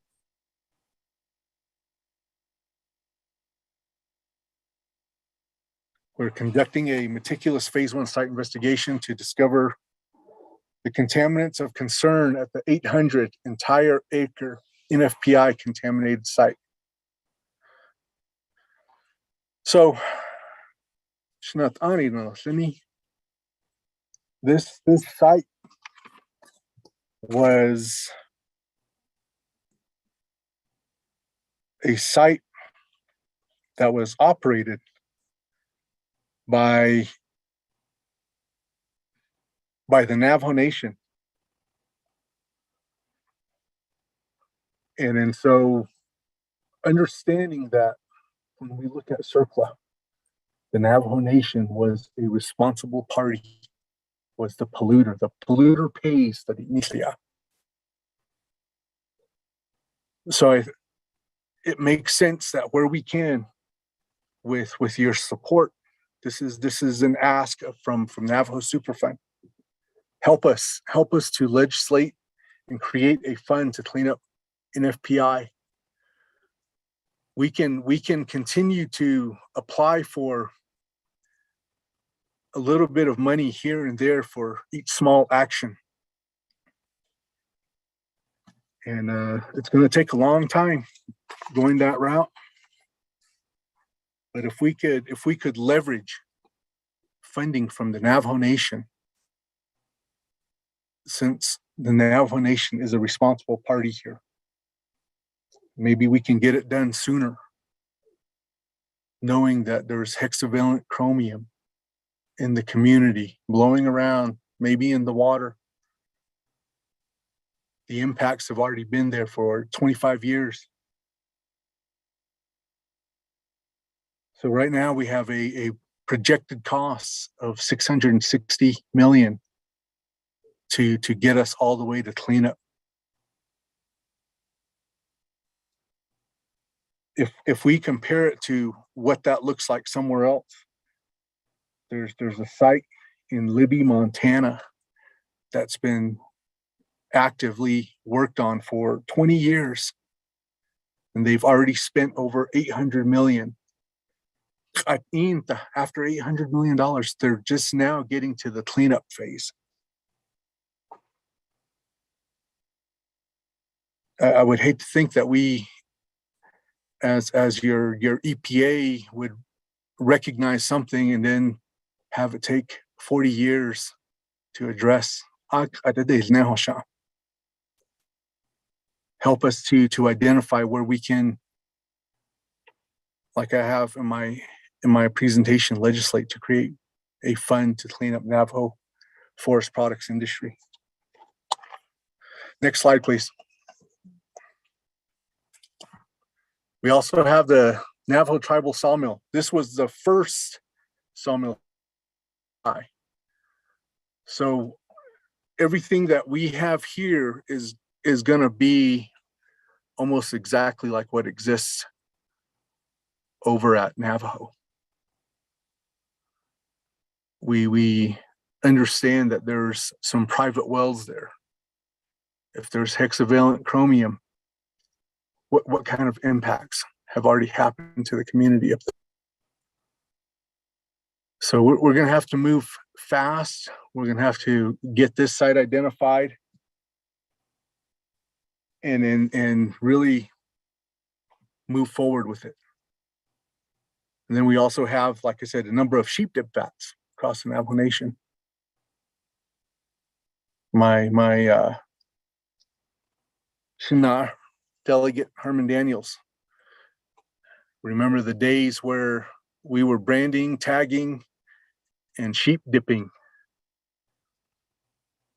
without probably ever thinking that this was going to come back and be an item to address. But here it is. We need to address these as well. It's in the ground. They need to be cleaned up. Next slide, please.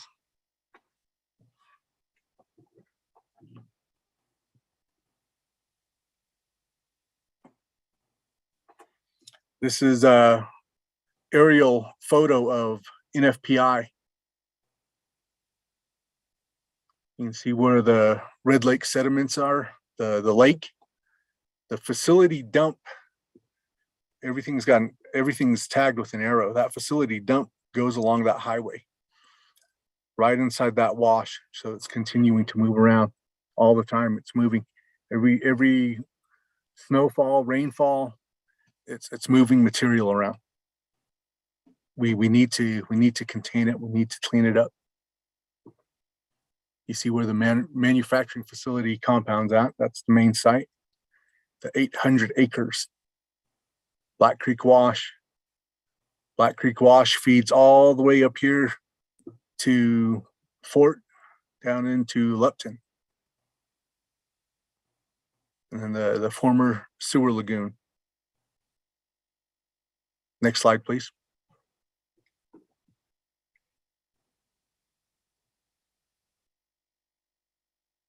Okay, and here is an aerial image of Sawmill. Look at how densely packed that community is around the site.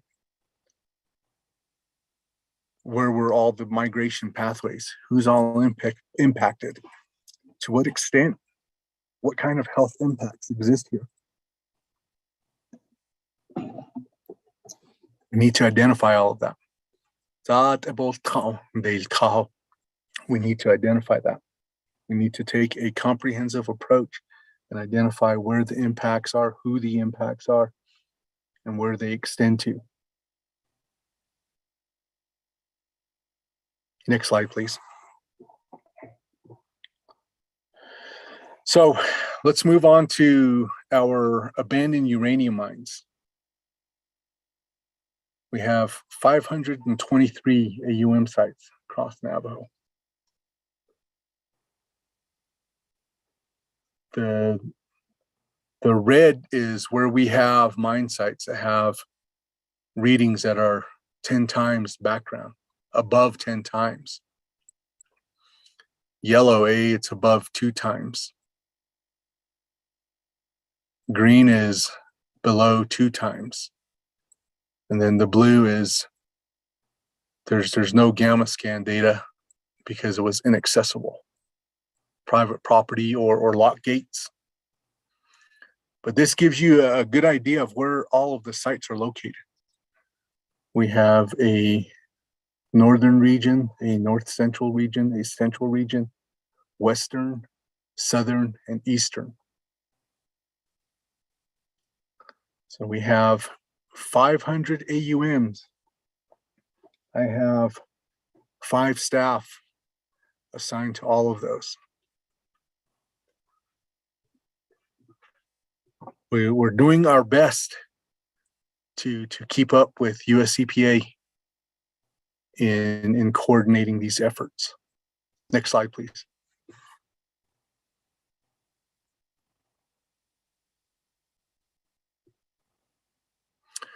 So here's a quick rundown of what we have in the northern sites. In the northern sites, we have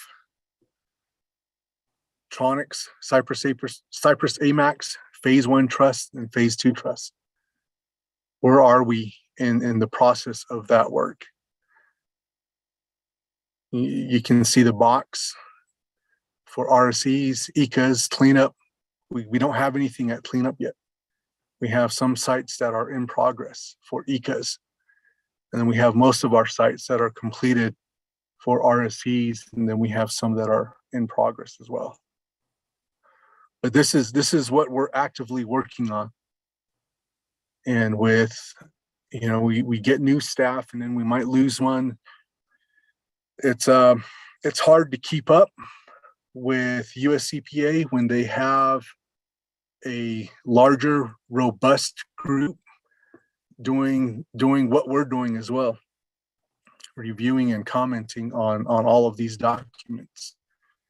They have a contractor that collects all of this data and is able to report it to them. And so oftentimes we're swamped with a lot because they're able to move through these documents a lot faster than we are. We have a smaller group, but we want to build the capacity to move at that same rate, if not exceed what they do. Next slide, please. This is just a quick slide to show funding for the work that we do. That's a big part of our conversations. Funding is the driver for the work that we do. 523 mine sites, 319 not funded. So that means the rest of the sites we have funding for, but through my next slides, I want to show you where some of the limitations exist. What are the obstacles? Next slide, please.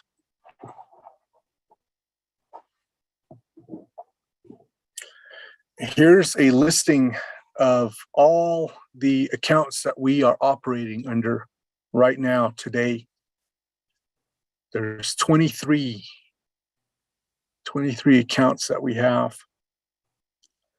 20 of those are under federal grants. So when you look at federal grants, we have to understand that each grant has its own specific work plan and deliverables. And you have to maintain your work under that work plan and to that deliverable. Site specific. That's why you see all these different site names on there. I can't work on Quivira and charge to another site. I can't work on Quivira and charge to El Paso or EPNG, Bahoche.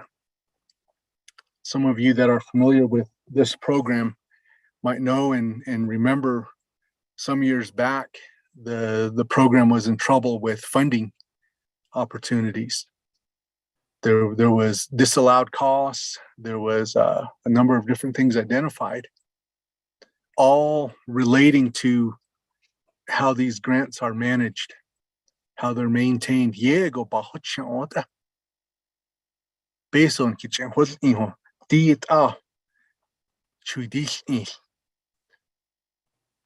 There's no negotiating outside of those site-specific requirements. You have to use the funds as they're identified specifically. So down on bottom, we have 3 accounts identified. The hazardous substance account, the Cypress AMAX, and the Trust 2. And these are more settlement funds. They're not revenue generating. So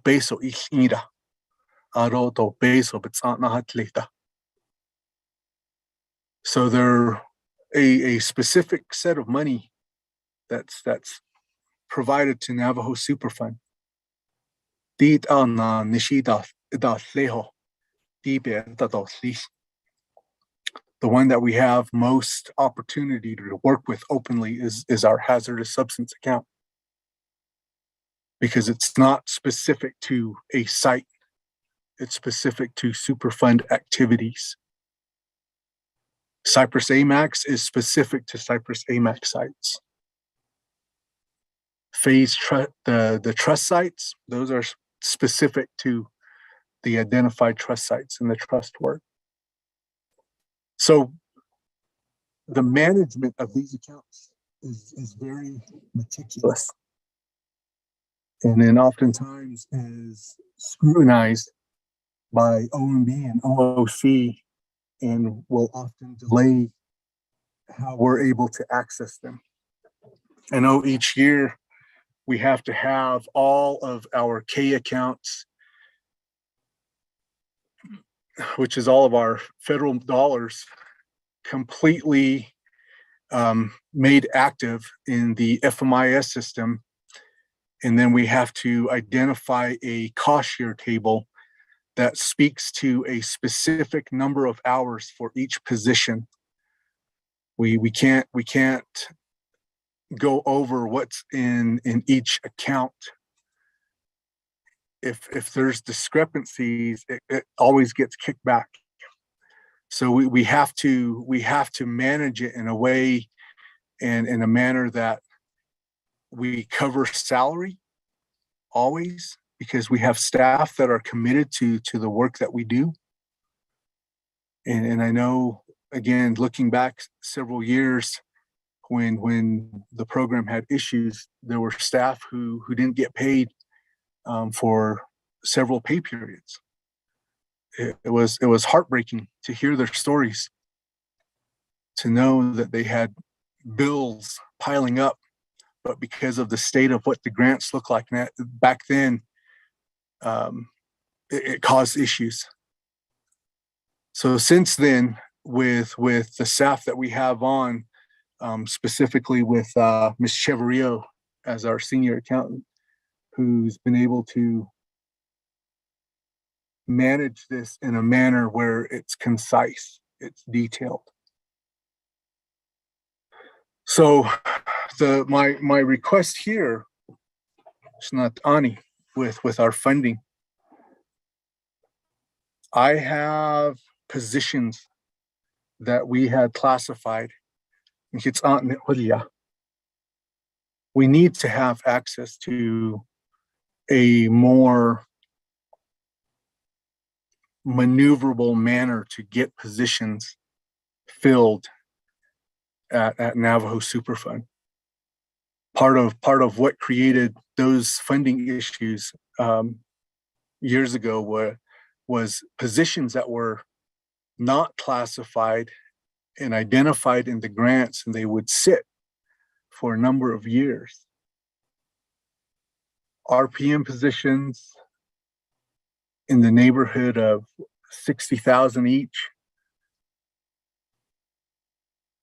would accumulate over a 3, 4, 5 year period, and doesn't reflect well when it's identified as unspent funds. So there were issues that existed like that, and we don't want to go back to doing that. I think there's a way we can do it, but we have to be able to leverage what we have access to. And so knowing and understanding that we have access to our hazardous substance account, where we can build from within, which is what we had been doing the past few years. And I think it's a good approach. Once we fill those positions, we immediately leverage them back into the grants.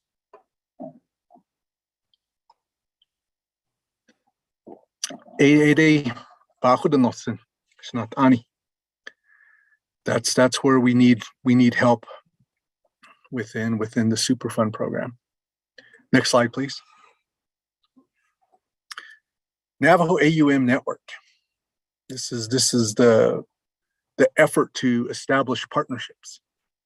We want to develop a strong network to identify solutions to collectively address long-standing uranium mining impacts to the Diné people and the environment that connects us. Tebetin go na kay di saho di hilkas khashit hut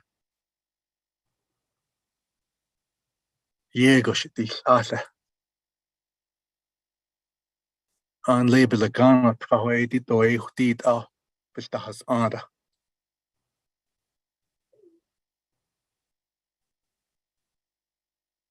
Khait ala bin the dilnish.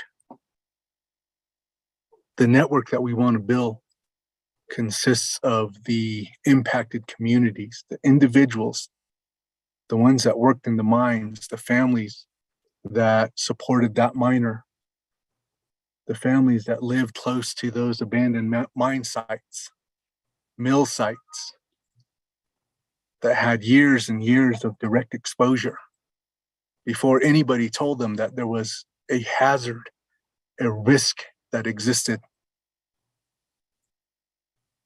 Chapters, officials, we need leadership to advocate for those individuals, those impacted community members. Pass legislation, pass resolutions. Navajo Nation EPA departments. We want to recognize that we have, as a sovereign nation, we have a robust existing set of regulations that we can abide by. We can insist through the circle of law that the federal agencies abide by it. All other Navajo Nation governmental entities. Everything that involves NEPA clearance, land development. So the network exists beyond just us and US EPA. Navajo Nation leadership. Shnat ani da nosini. Ashkonde. Jikaoche. We have the work identified. It's clear. We know what we need to do. We've researched, we've reviewed, we've commented.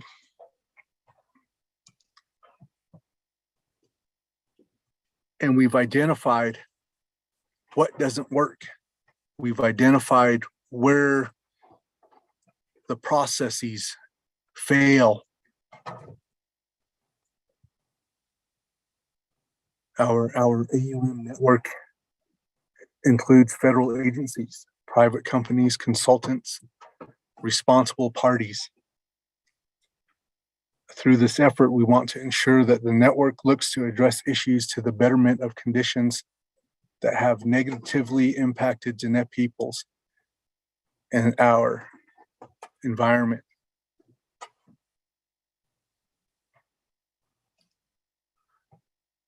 This is where we need your help to identify that with the funding issues. They're specific to each site. We need to think outside the box and come up with a way where can we get Navajo funding, general funds. We have special revenue. Help us to move forward so that we can hire internally without having to get approval from US EPA who are trying to put it into our grants. Timing is of the essence. 80 years is too long to look at these efforts and just continue talking about them. As Honorable Delegate said, we need action. We need help. We need to hire. We need to bring more people in. I need to have a team that can move forward in a manner that we lead the effort. We've often talked about that process. We've often talked about what that looks like. So, next slide, please.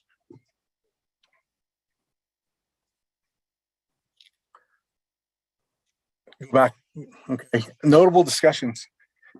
So I've given you the layout of what we're doing, how we're doing it. Here's some of the areas that they come into play. The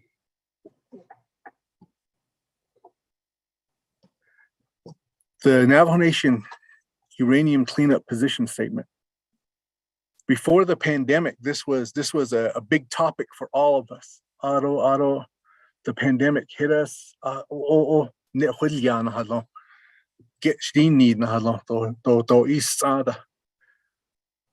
But I think the conversations that we're having rely heavily on this. And I want to send out and share with you a draft from February 13th, 2020.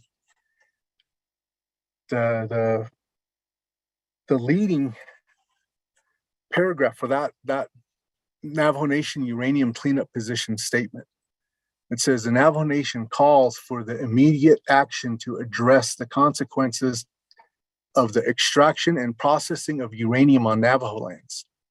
It's time for the U.S. government to commit, fund, and expedite a comprehensive integrated program to address the profound impacts of uranium extraction on the land, health, and culture of our Dene people.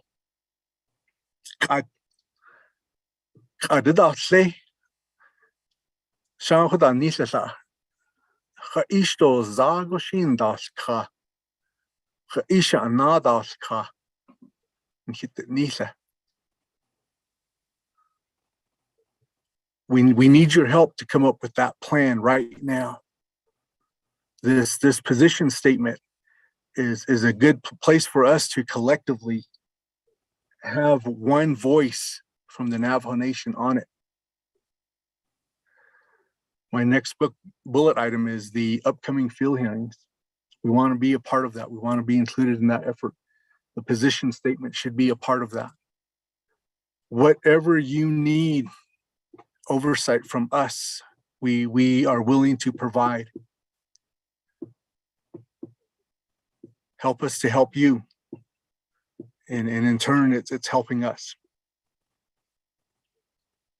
We're currently working with Cameron Chapter to identify a full rad scan of the community to delineate natural outcrops, abandoned uranium mine waste in areas that can be approved for development. This will help us to provide maps. We're discussing this with US EPA for potential funding opportunity.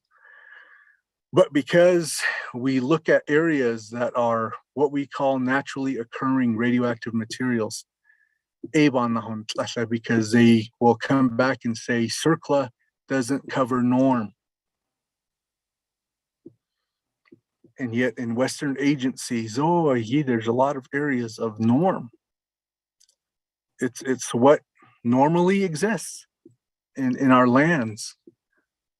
It's what drew the mining companies out here in the first place. So that's one of the limitations that funding opportunities keep us from addressing. Norm.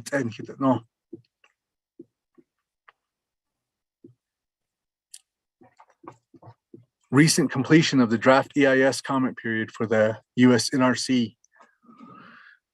What can the nation do in advance to ensure the often shared response from US EPA and other federal agencies that 10 more years of no activity is the response we get if the license amendment is not awarded?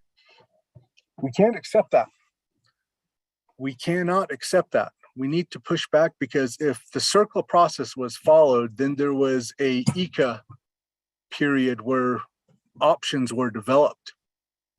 Option number one said, let's take it across the highway and put it on the existing mill site, the repository that's there. That was their first option. There was other options. It doesn't take 10 years to go back and talk about and look at option number 2, Sean. Option number 3, Sean. The ECAs don't have to be redone. We just need to go back and identify and discuss which options work best.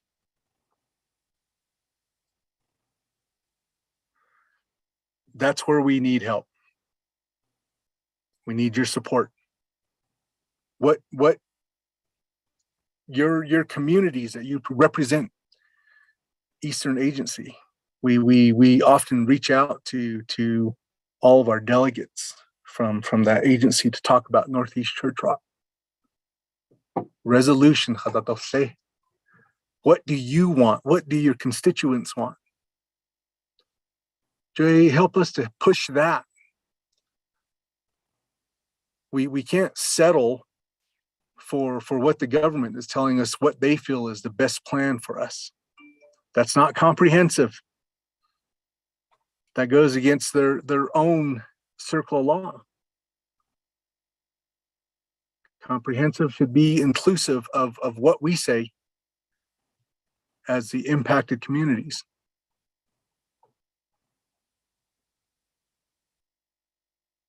Next slide, please. So 1991 MOA between Navajo Nation and US EPA, Region 689. I covered that. Are we still going by this document, or have we forgotten it? Because the document highlights a lot of areas that we're not actively doing. We need to revisit that document. As leaders of the Navajo Nation, help us to enforce that document. Because in that document, it identifies that we're going to build Navajo EPA to be the lead as a sovereign nation for our own environmental issues. The legal response or the verbal response or the written response that we get right now from US EPA will often cite that we don't delegate CERCLA. But through this MOU, this MOA, it identifies that they're going to do that. They're going to help us build that capacity so that we take that on ourselves. A trust responsibility of the US government. Part of the Indian Self-Determination Act. We can probably identify a lot of different places that would say this is what we need to do. Leadership, help us make that happen. As my team reviews documents, we come across some review and comments where the comments get sent back to us and they say this doesn't fit because it's not in the AOC. I've had one comment come back and the US government, US EPA, told us we are more regulatory than Navajo. So Navajo's comments aren't as significant. And that was said to responsible parties. We need to change that. We need to change that mindset. AOC, it's the administrative orders of consent, consent decrees, settlement language.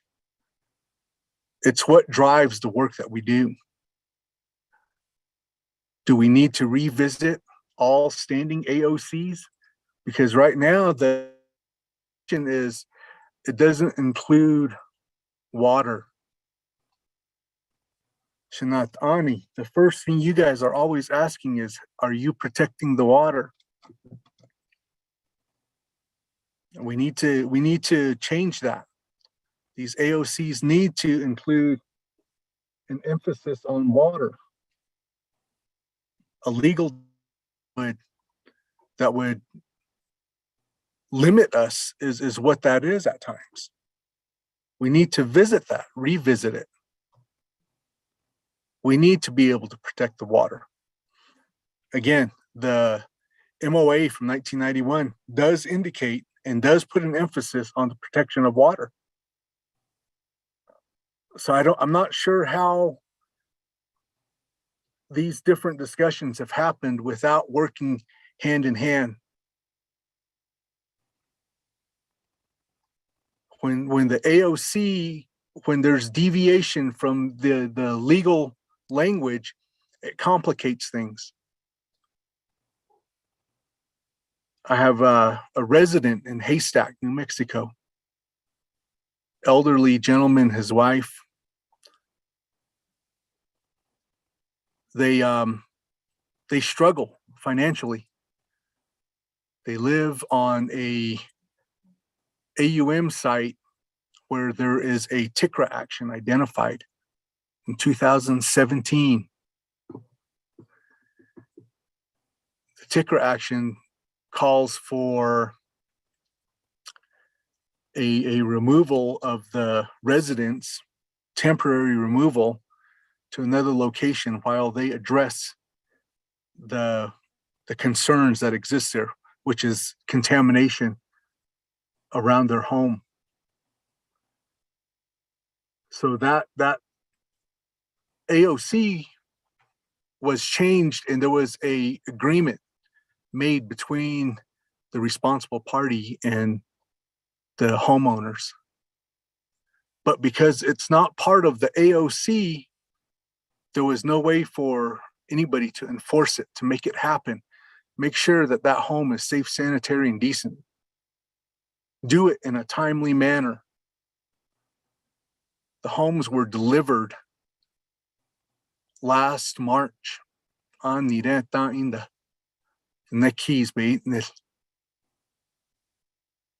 It was heartbreaking to hear their reports monthly. There's no activity. There was so many different issues that existed with that process. And then what limited us from doing anything was how the AOC was structured, the language. So that's where we need help, Shanat Ani. Next slide, please.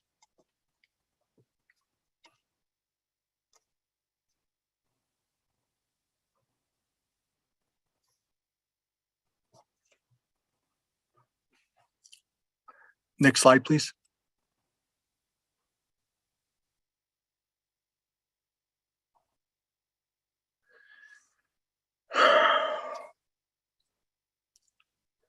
Shanat Ani da naslani shehe hidini dodlech.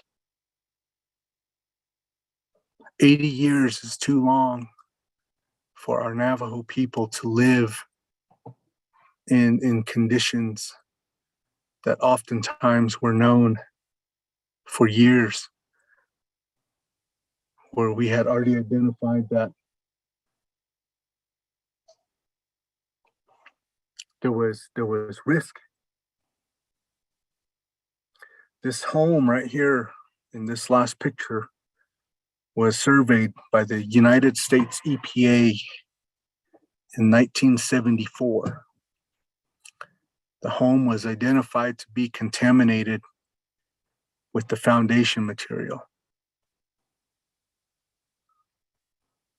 The home wasn't addressed, demolished until 2009. How do I know? This home is what I grew up in.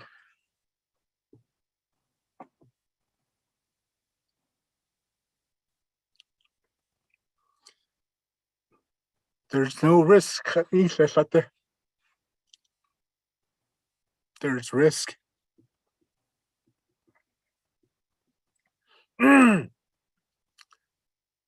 currently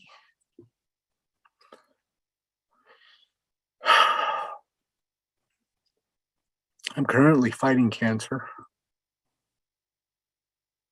most likely because of my exposure to growing up in this home.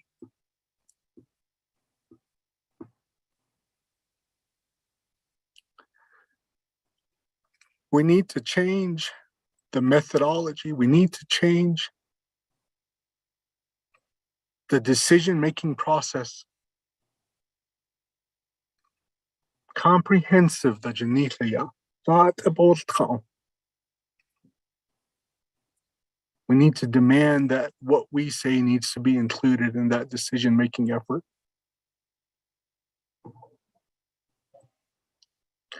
You have a solid team at Navajo Superfund that's committed to taking on this effort.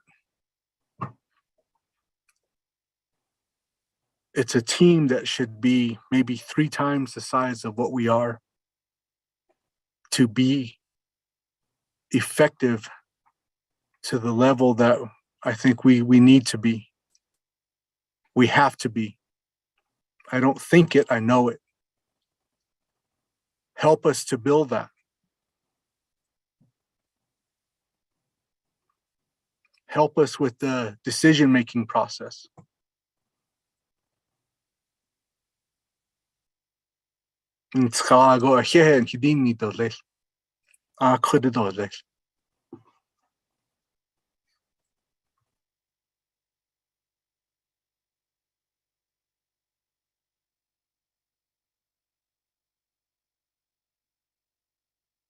Hey, thank you for the information and presentation, Mr. Yazzie.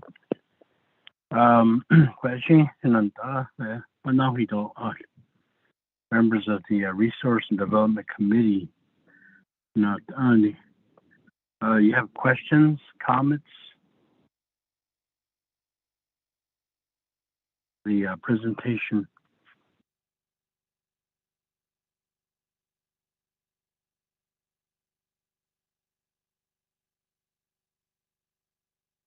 Can I go on Celine? They tabat oh not at the one such case. That's enough to now she was staying hold Jupiter. The hold Jisho. So what is it? I don't know. I'll take back with her now. I'd like it. I could ask her what I need. I'll see that. Show what I call. Show what's that. The trade corn hot in Skagi. 8 nantlagi ani 8 adida ado la na feda ada hada wishi ichidati na hoti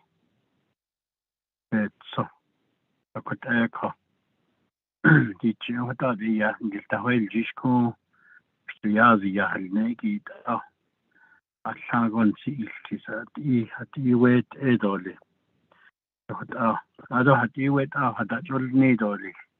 Could add even sa kissing the did all shingles all what aid all this, or had I need an indication not all what aid all this, or can't eat had I initiated our creature, now understand the I need crowd 8 echo. Kohokon has need outside the Yati Washington, but is she and yet Yankee had echo cut off Jack. Napanant even on advocacy representation and not a policy making though appropriations the band I see in the call ADD art issue non solidarity today the information so a Bansa case Honorable Key Allen Begay at taxi Honorable Begay, your comments, questions, you have the floor now. Chairman, siya nando les kodo Shanaho Agi. Kodo Mr. Yazzie Yan Hasnaki, and then some of the presentation Kodo Hichol Yagi. Jod Aka Aye John hit it, Abelache. I guess we're being asked a question if we know of all these situations. For me, to be honest, not quite. Just because that kwati hot in koanta, kwati inta the nati hot ano adayin hisna hasneto inta information gin hitchaholi. Maybe in my area I know certain things as far as uranium. But I don't know the eastern and I don't know the western part. But that's where the delegate comes into play to probably understand. But in general, yes, we have 500. Now we've heard that there's 300 of them don't have funding. Two things. One, you know that the council had passed a resolution asking for a field hearing again by Congress. But as of last week, when we met with O'Halloran, the pushback because of this COVID situation, they're not hearing. I mean, they're not conducting any physical field hearing. But at the same time, he said that that's not going to stop us working on a lot of issues regarding uranium with the Navajo Nation. I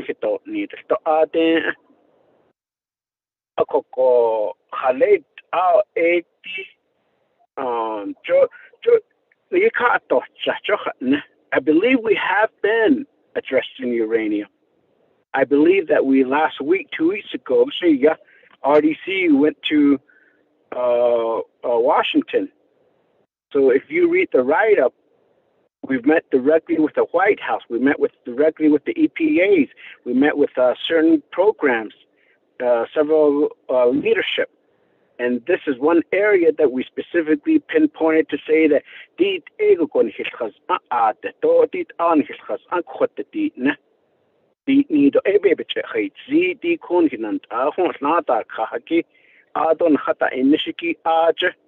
and two specific areas, or actually three specific areas,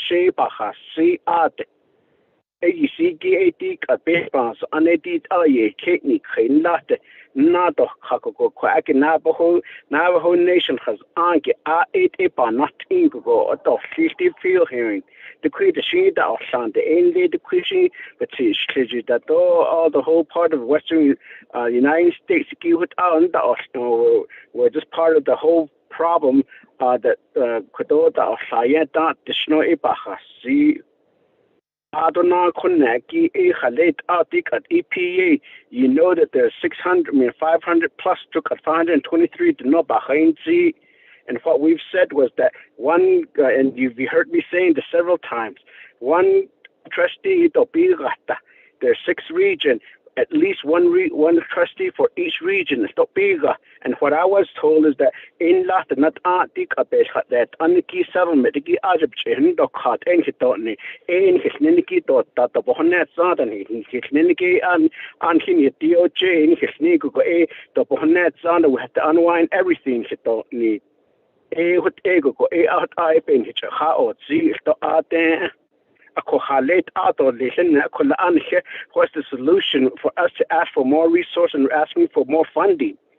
So it is not it Hanasi ita other Takone by Washington be Hasigi, Dick at Region 9, Atanki, Ego Shizing Halet out of the other English has undebated the Kote. Don't unhim he EPA keeping the non Shikipa no Sego or other than just the agent that's oh it out the agent Koton that's out the ship on Netza or the Snow Quagipaha, see Shade. A year or what the Dodo can now, what the Quaggy, what on him on the Shade needs and the Guinea here. A call what ego go a the quid shiba has see.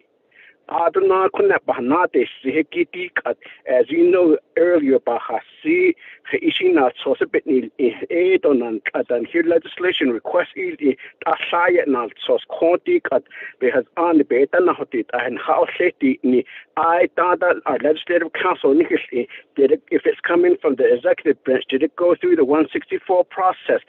Then hot ego to go in the aid hot on that so that package in hot ni hit that then he cut if that is the case a car yet no single go ishi by your tiki as torch 164 package is a talk at additional a colon kasha no need to tik at a dinner by another 2 hours that's when what na shadow traditional by nas no need to cut. Let me drop that if that's available.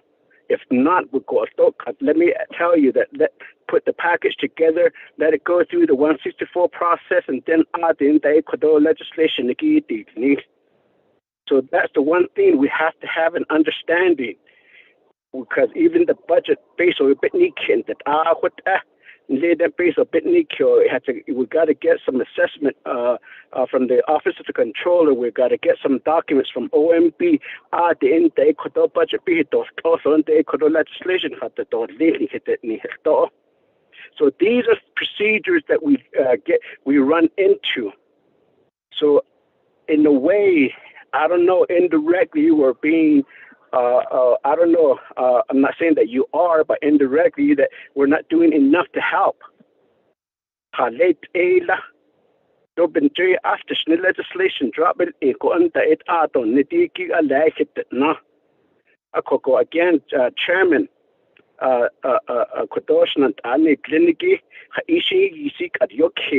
Can we get that in writing? But I see get the package together, put it together, let it start going through the 164 process, let it go through this reviewing process. Once it's done, it's sufficient, just sufficient, not that DOJ is sufficient, it's insufficient. Sufficient Ecuador legislation keep it the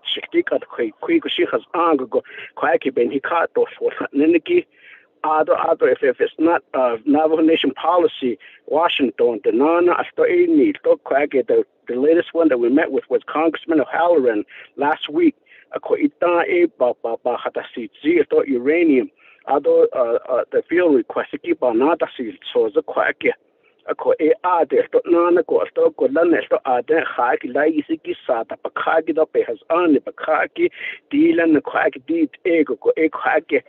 Change it to little needs and a coajo in latte, non is 8 on and that never non to other non liniki deed arbity niki, and this to Aja Konana to Hashina landed ego could do bills that Aki basically not understood other there's 100 senators and 432 share a House of Representatives now. So 8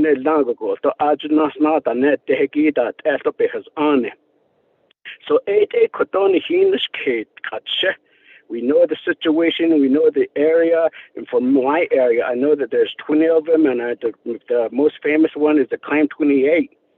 Other EPA in the region, the other Sabanata, the Skogoe, to what 8 and national legal, Hanana, other net and legal, Copanata, the Shiki, to resort never after to resort 8 a deed eye, but they need least national legal, other Nahot Loniki, Stockade, and the Naval, the Region 9 EPA. To Heidi La, Isikila. So quite gishing at the same house, the best pass, and clinic, Colan, Region 19 in Hisne, our own Navajo Nation EPA, Latin Hisne, Haji La, Nila, Coebe, and Nachi, or Nasta, the Hasto, a quack gishing that's it on Hinan's Kato, the chairman did.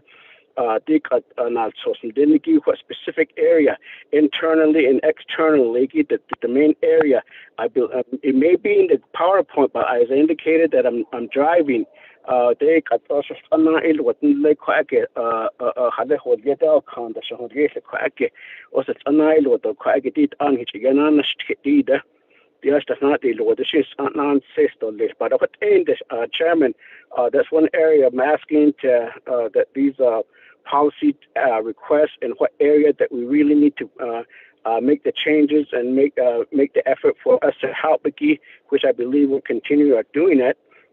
And they know that we've tried the cocoa again. So Yazin Spahausen what that Yegon the former director he ended Konana Testo. Hashin that been done this other side in it's anahaka other side on nana taib and had cloud up at the deal a call quagging than Hanan store. Only what that Asaki yes Zinda Asaki ye gas could that's a that's it or little store. Again, Kododo hit other citation, delegate or Riga State or the Schnitt and the Joe Quacky give been not a division director, change of command or change of duty. I've indicated earlier the general service, which upper fund is to go at division, general service, and that's it. Or at the last has agents or the bands, it's a case. That Egon Hapa, Connoissance, and others, a no Sinki are there. Coco Ahit, that required or set that door, I see Naya now car cheats. I go Halet Allah, that's it, never even never catch a cheat. Halet Allah and Nanastaholo, Jotan Hito Niki at the East Town at there. A call a baby and Nachuko, Koto, Jo, San Denigi, the Ninit up a hand to eat up, and they start that down, Joe Quaggy, Gisha Zing, Hola. The way I talk at it, now need that that's a Joshik that they can't. I'd never said to keep a yes to that. If it was no you cannot eat that. A call what ended to up at national it out could you go be his old naked at the taking so a could you assist that to keep a yes to art such a call unless otherwise I'm being asked to I could in English keep a young kiss don't need it. The same day, Arjun dead. Other don't now she Arjun talk by baby yes to the day had been so it all English baby none in a yes to so I don't need to look at the sheet in the about in the Kadik with those get these baggy baby natural on each has sit a little Chairman. Those are the requests I have as well for the uranium issue. Thank you.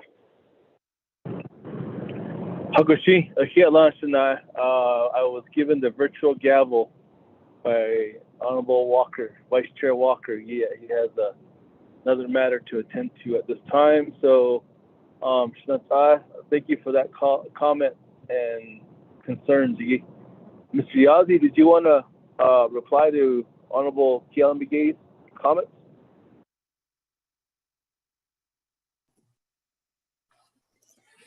Thank you, Shananta.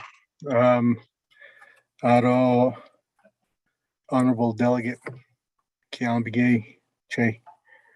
I see in Chicago here in you bring up some good points, and we are more than willing and happy to provide what our requests are in writing, and then where the effort needs to go through the 164 review. We'll do exactly that.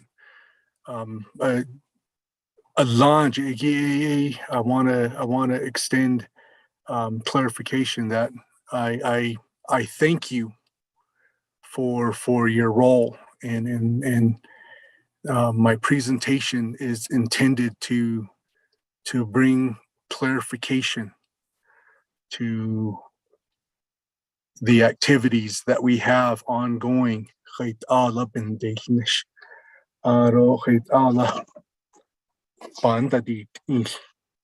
Joban today cancel. Kudo a John his shot at the link at the no a hot abans today cancel. A nan shiba hatasitzi aro in the nashol show. Haila hajla. That to nishila hit it all neath. That to kasi to a by Yale o nashol jish. Nibin that the nishadi no. To a with presentation with the mindset to develop goals collectively with our oversight. We need you. We need your input. Aro inda as the net people, our values. We need to include this. Joy kodo adnek etro bandit on and AI GHS akoba hens ako nas na hodjisho ani nakasonana bandit on hidden sna hitka the hojon njono bantu de kinso njono ba ha de ziho sad bitskeibe ke na de nislo e kodo bilakana bisin de nishi e hota which khoda dilni joy hota khro khabin de nish kude Navajo super fun ko he hota na idin kidi. I hope that provided a response to your understanding. Shananta, thank you.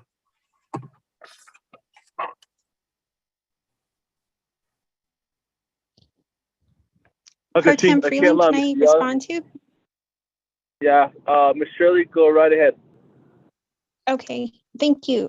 Yat nanati atluna ado bigija this kidigi bigija yat hidini dollars lana shnat ani in I thought Mr. Yazi, but I wanted to add just a few more things here just to say that shnat ani shina kialin isn't cargo ado hoigisha RDC shnat ani dano lenigi if the unskago and hidini dollars Tizda do ehedishnida hatnila ahohot ado equagi tisn't cargo but aheta needs in here could on Navajo EPA do ado dit au had either that ni kedo da a ani ni asi set up in the deal nesto and he cut do chahige what a skillin da deal nishigi what out then that need insa ako altasa ani gate is a hat so oh huge he cut nacha ani in lay Washington go da what out nahanda kaidot is a hashin togo shi shi so binish anigi quagi so shikanacha so it's a ha quagi ado balachin di quagi yisi ask that ninigi or yisi they need kerigi shi the is Brownsville the NFPI site that we're asking for an RDC work session for that one. In the RDC work session, they need kerigi shi a Sadigi hajo as kitten that the nesto in hitch what that is ako a legislation a Honorable Wilson Stewart a what alpin days na show what legislation he had the ko a what edolith as far as the ask goes. Ado di ko egi position statement igi sto hashin togo and not that need so what albantis kiss. Shanaki Allen, you had a legislation that you withdrew at the last during one of the Navajo Nation Council sessions. And I wonder if that is a good starting point for us to begin that conversation again. Hasho Asadi Nask Azo Hotel Hanada di Nehosha.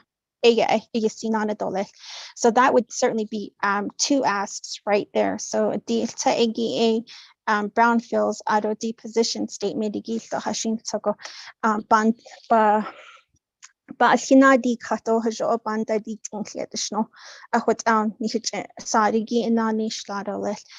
Pro Tem Chair, that would be my response to. Thank you.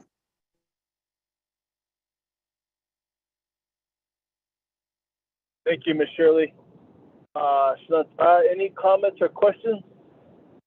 Additional? Thank you to Mr. Yazi, Otto, Ms. Shirley. Mr.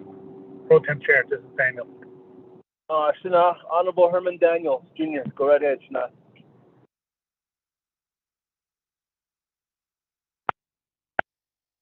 Thank you very much, Kudo. My brother, Kudo. Temp chair, Kudo, Delegate Freeland. Yeah, Kudo. Adonana, Kudo.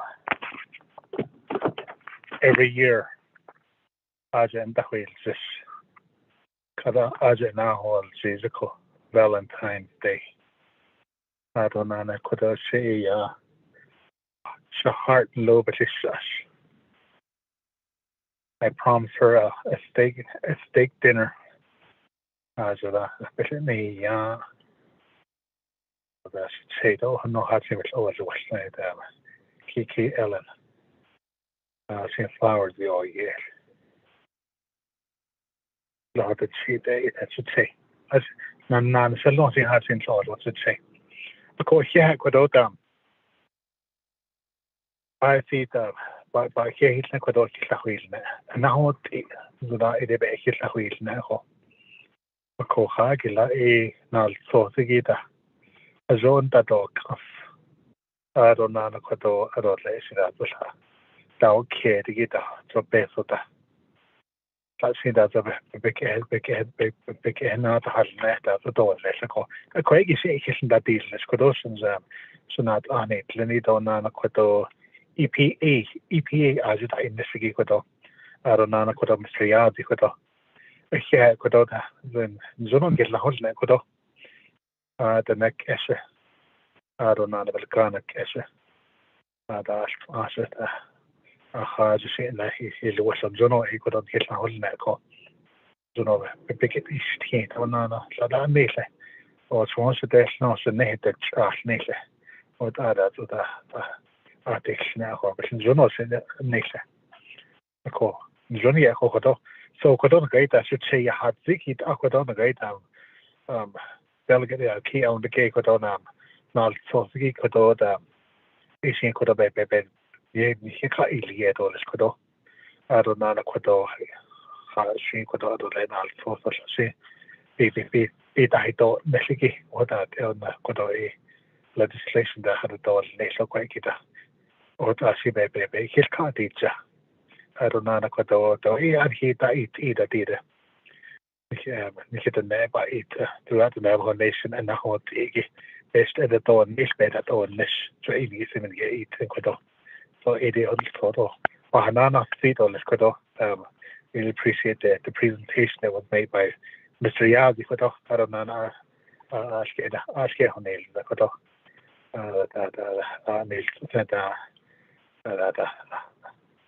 I get Honel, the whole. So 80 on the seat on this Kudo, Mr. Project Chair. My brother, Phelan, thank you.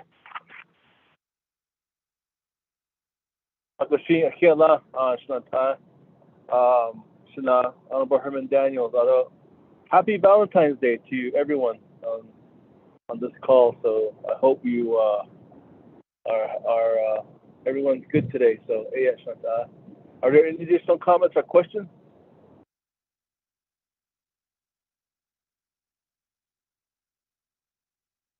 Chairman Kellen. Go right ahead. Honorable Kellen Begay, Jr. Yeah, Nando is I was your brother. Yeah, could not eat yet. The first one, Nikki, it cheated. Just for the record, I'm coming back from Flagstaff for my medical appointment. So just want to be on record for that. But if I tell you, Kudosh Daily Hanana Zigini Kudo legislation withdraw in La Nenaki that initiated the field hearing. It just Nana Anish Navajo Nation Shipra da Elia Ado Kunnet Crown Point Jeda Elia See Kunnet Ekat COVID-19 Kunnet what the store A Ajit Adahdi Yan Taste of Quacky.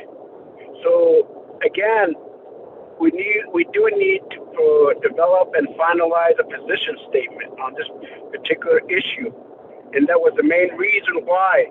What are in not souls because Ado Zoni response and then delegate so between the Bengo to a Aja she has from their region. Jotika the 6th region Niniki, Jo Ishin Kwaki, so Hanetzi, but Alni, Ishi, and Nadia after Zondo, so I'm not sure when we can proceed with that public hearing. And I've been making recommendations on the once or twice. Virtually. That way, the continuation of this particular issue. But then again, the Nana didn't Hastezad the Ad Kato, the Hasnezad or Nabayet on the Himayet, and the State of Not that the Nigri would not store a quacky Gishi to Edi Kudo position statement. Ninigishi that says those Satozo, Nichomanat Lago. And then have a work session with the council, Adon, the Ecuador, with the Nati Kashin Shondo nations. So that's the one thing that I wanted to Chairman, regarding the opposition statement again.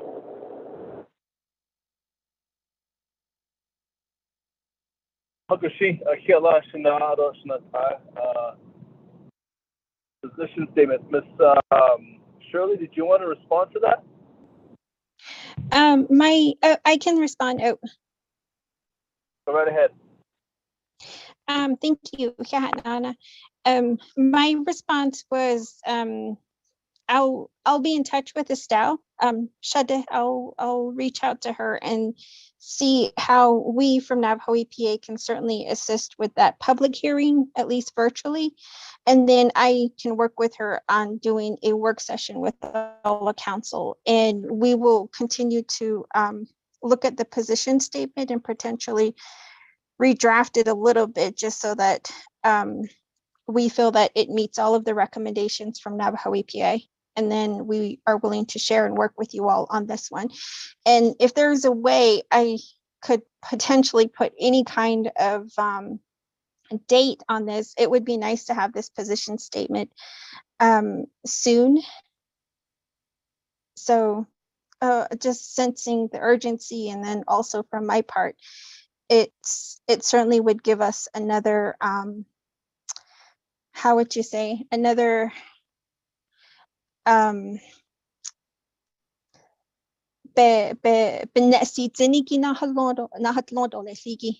additional position statement.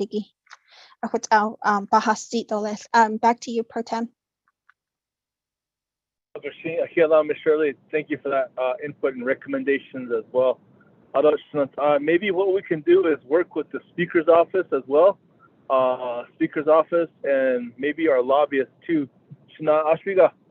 Something we can touch base with Mr. Begay on and start working on the position statement as well. I don't know if you want to call it a white paper or just a position statement as well. Chairman, I believe that we will be able to reinitiate that. Maybe the direction, maybe the lead by the commissioner, uranium commissioners, would be helpful as well.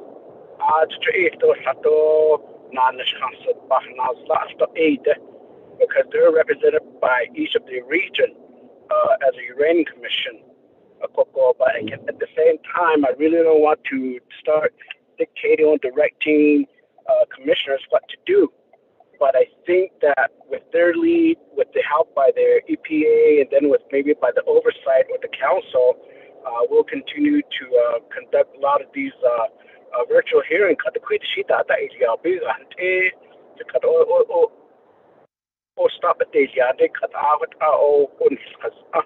But I believe the support is there with the recent request for a field hearing that was passed by the council.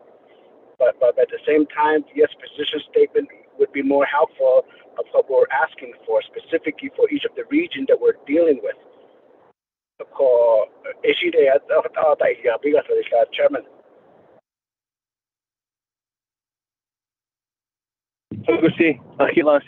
All right. Ms. Shirley, could we maybe do some follow-up on that request and maybe work with the Uranium Commission and maybe touch base with the Speaker's office, if you don't mind? Melinda Arvizo-Siaco, Ms. Arvizo-Siaco, if you're on the line, if you don't mind touching base with the Speaker staff Ms. Shirley? That way we Oh. can go ahead and get that request started. Ashpiga Shana.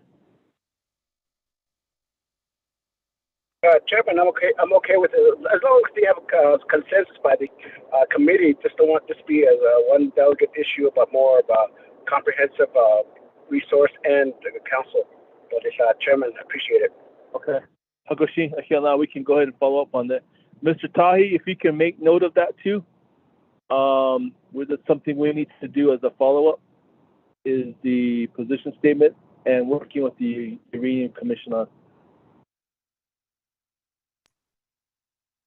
Pro Tem Chair, yes, I made note of it. For the record, Melinda Arvizo Siaco is with Chairman Nez making their way to Santa Fe to meet with the governor. Oh, okay, got you. All right. Well, he's lucky. He's in good. He's gonna have a good meeting with the governor today. I'm up on Wednesday with her, so I hope he is able to work a lot with her today. So thank you. You're welcome. As well as we'll go ahead and do some follow up on that. Are there any additional comments or questions for the Navajo EPA program? Chairman Callan. Go right ahead, Shana. On the other hand, I mean, the other area, even though that we are a sovereign nation, but Joe, Chairman is meeting with the governor. Maybe, I mean, first question is what's your strategy in talking with the governor quickly? I mean, you know, as a state task force, we've been asking and sending message to the Arizona governor for meeting, and as of today, we haven't done anything or haven't met with him yet. I don't know what the strategy is, but maybe reach out to them as well, because it's in their state. These are uranium issues.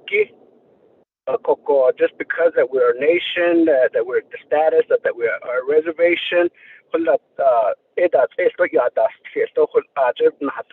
and it's probably that we're not reaching out to them.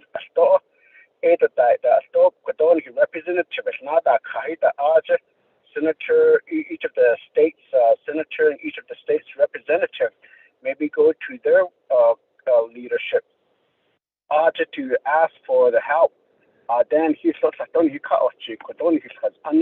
Navajo Nation, because this particular government is also the government of the people of Navajo people.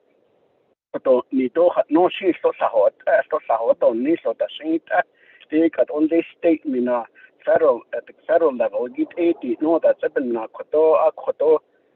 and the governors and the senators and the representatives. That's what appetite need or car a that's in some test case, but maybe the EPA directors and then our staff or lobbyists can look into that, because this would be one of the main things that we could really have a sit down with the governor. Because I don't know if he's on his way out. That's it. Meeting indicated that's it on higher now. But this is where the question comes into play. That I mean, how is it that we need to reach out to our state leadership as well, Chairman? We can definitely let our Arizona lobbyists know as well. Understandably, your request on meeting with Governor Ducey as well. We can definitely see if we can make that happen. The governor's request that in Santa Fe was kind of I don't want to call it a last minute, but since the session in New Mexico is over on Thursday, we didn't get a chance to meet with her on Indian Day or any other times because of COVID restrictions and COVID-19 restrictions in the capital that they have in place. So this was kind of a last minute thing. So we'll definitely follow up with Mr. Bailecki and Carlisle Begay on the Arizona side. Shina, I can work on that today, this afternoon.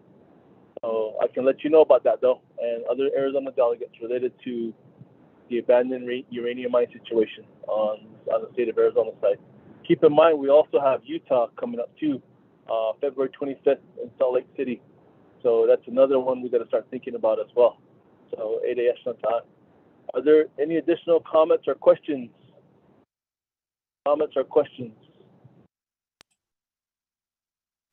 Mr. Chair Pro Tem, this is Mariana Khan. May I? Ms. Khan, good afternoon. Go right ahead. You can ask away. Okay. Listening to the presentations, I was listening for potential anything that might potentially require or in which the legislation might be requested.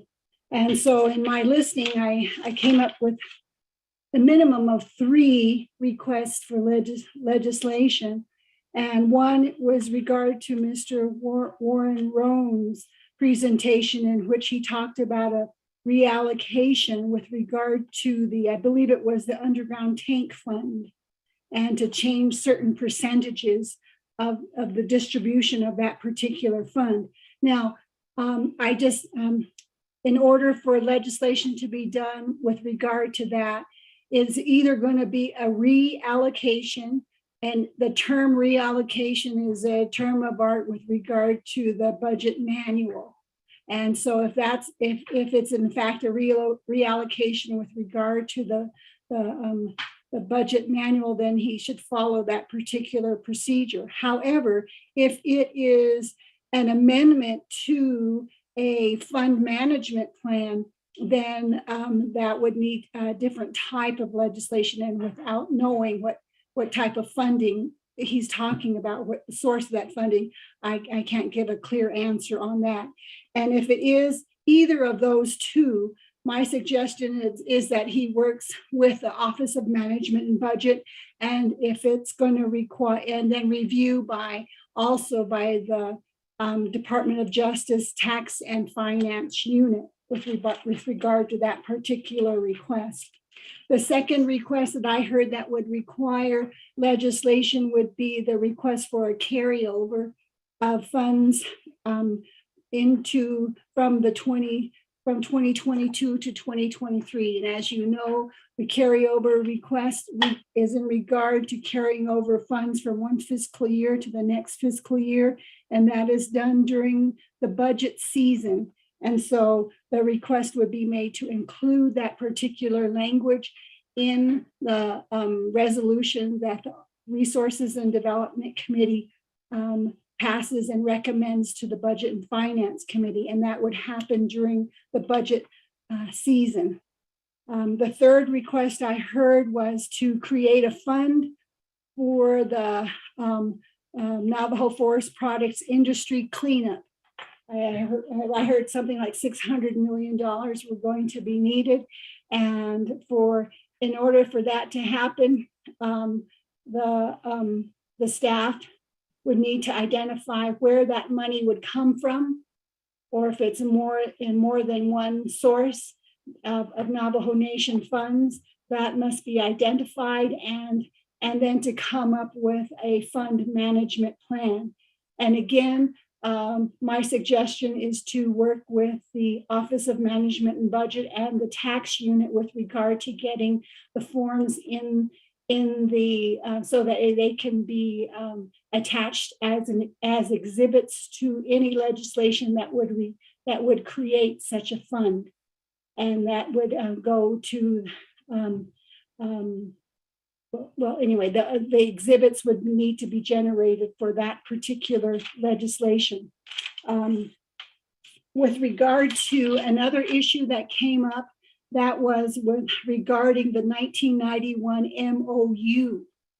And I have not had a chance to review the MOU that was sent. However, my suggestion is if the Resources and Development Committee wants clearer examination of that particular 1991 MOU, that the request be made, and perhaps Mr. Tahi could make the request to the Department of Justice to provide an overview of that particular MOU, because the presentation talked about that MOU was apparently done between the Navajo Nation and the US EPA, and that the US EPA is saying that that the US EPA does not delegate authorities with regard to CERCLA. And the understanding was that delegation was included in the 1991 MOU. And like I said, perhaps a request could be made to the Department of Justice for an overview of that particular MOU. And that way the Resources and Development Committee would have a clear idea of the responsibilities that are stated in the 1991 MOU. With regard to another request for legislation, it seems to me was one of the first presentations that was done by Yolanda Barney with regard to primacy. And this word primacy is a particular term, and it has to do with responsibilities and authorities that could be given to the Navajo Nation. Now, again, this is another area that could be explained by the Department of Justice, the difference between the word primacy and a 638 contracting. And I understand very, very briefly that a 638 contracting cannot be given in every instance. And perhaps an explanation by a brief explanation by the Department of Justice with regard to 638 contracting versus or in contrast to the authorities that would be given through legislation by the word primacy. I hope that you were able to follow me, but I was taking notes on the requests that were being made by the various presenters in terms of legislation. And of course, you have already mapped out, it seems, with regard to the position statement for uranium, the uranium position statement, and it seems like you have decided the individuals that would assist in the drafting of that position statement and how that would go about. And of course, that would require legislation. And when that position statement is in its finalized form, it would be the exhibit with regard to that legislation to approve a Navajo Nation position statement with regard to uranium cleanup on Navajo Nation lands. That is, in summary, what I heard, and the need for legislation in several areas, and also the need for clarification as to that 1991 MOU and a clarification as to the word, what happens when Navajo Nation is given primacy. Mr. Chair Pro Tem, those are the issues that I identified and potential need for work on exhibits that I would need in order to draft the legislation. Thank you for listening to my summary. Mr. Chair Pro Tem, back to you. Ms. Khan, thank you for that summary. I believe everything that you stated is correct. Is that everything in good standing of what was just mentioned, Shinata, colleagues? Ashbiga, what was summarized by Ms. Khan?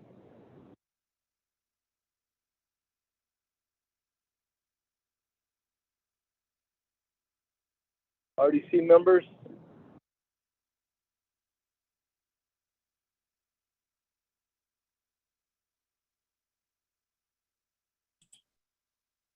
Okay. All right. Thank you, Ms. Khan. Definitely appreciate that. Okay, Mr. Vice Chair, I just wanted to add this very little good wishes. Happy Valentine's Day. I'm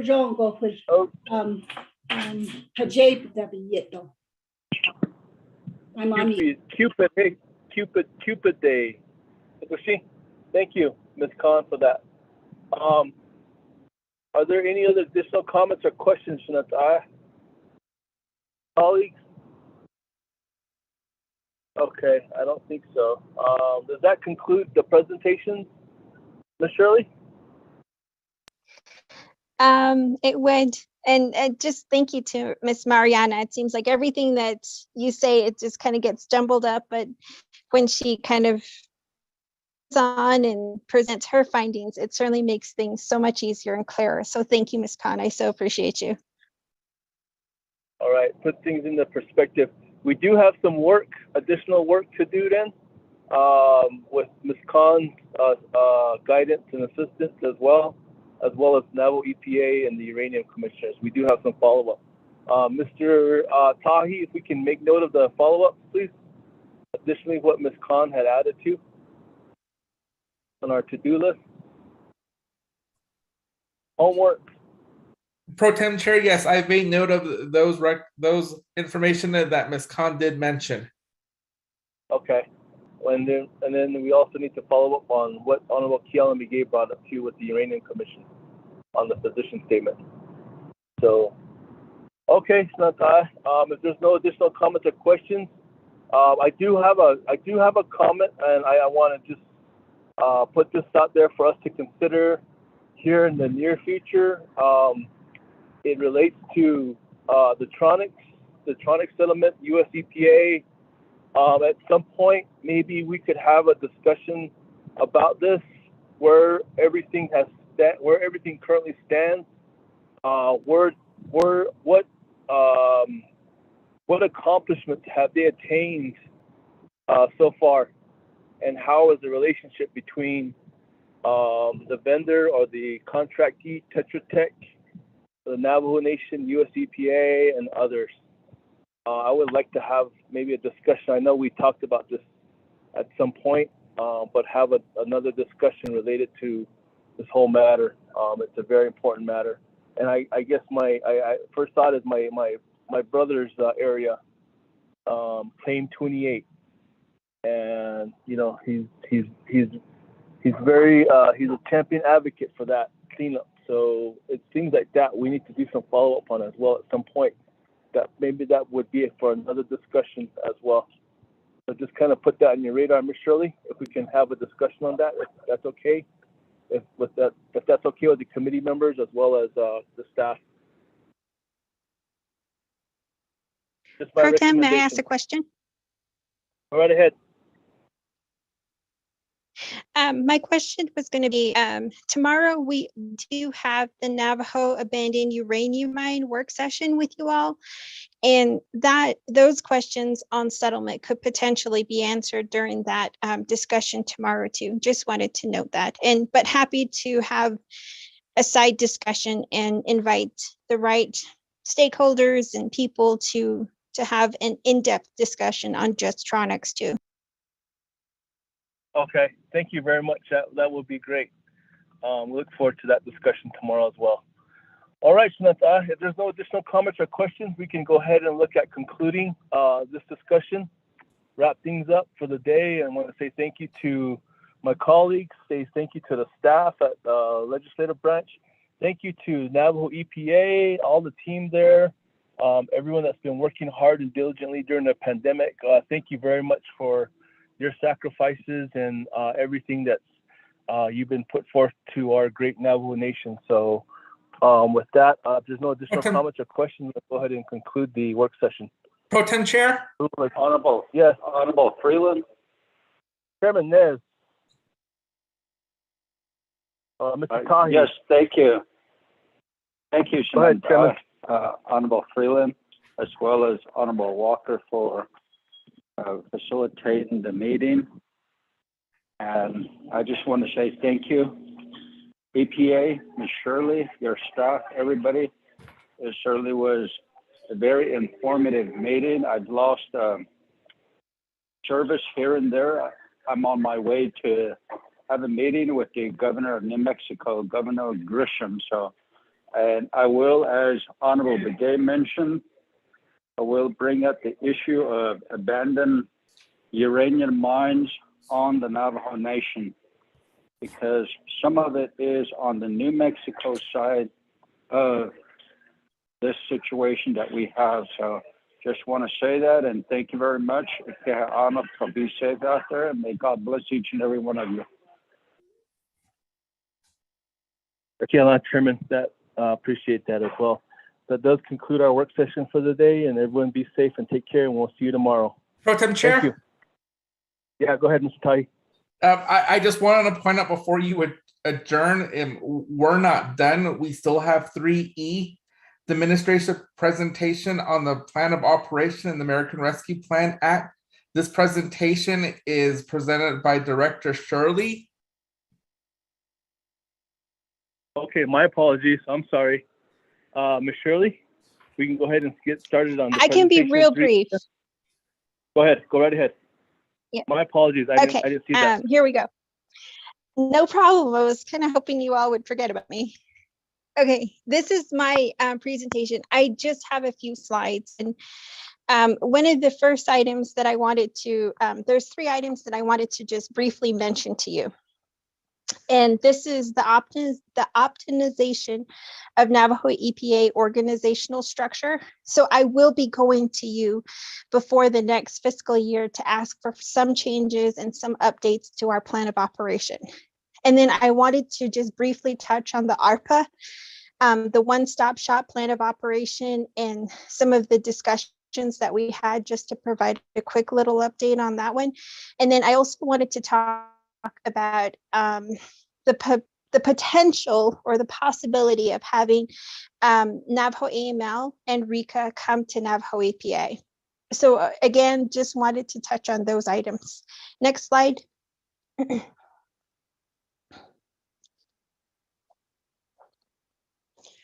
So one of the things that there are 2 changes in addition to just updating some of the language within the plan of operation. There were 2 major changes that I wanted to mention to my oversight committee today. One of the first changes that I wanted to initiate with this redrafting of our plan of operation was to put Navajo Superfund program. And right now, the way that our organizational structure is that Navajo Superfund is within the Waste Regulatory Compliance Department. So it's a program within the Waste Regulatory Compliance Department. And what I wanted to recommend was for Superfund to come out of that department and become its own department. So that's one. And the reason why I wanted to do that is because Superfund has certainly grown quite a bit. And with the nation, Navajo AUM sites are priority for this administration and for you all. So I wanted to bring that program up to the forefront and make it its own department. So that's one. The other area that I wanted to work on and propose to you all is the Criminal Enforcement Department. The Criminal Enforcement Department currently has 3 positions in there. So what I wanted to do with the Criminal Enforcement Department is to move it within the Waste Regulatory Compliance Department. And the reason why I wanted to do that was because I wanted that linear working relationship between the Resource Conservation Recovery Program and the Criminal Enforcement Department. So the way that it's structured now, you have the Resource Conservation Recovery Program addressing illegal dumping, and they're situated within the Waste Regulatory Compliance Department. And they kind of have to go up a step and over to get to the Criminal Enforcement Department.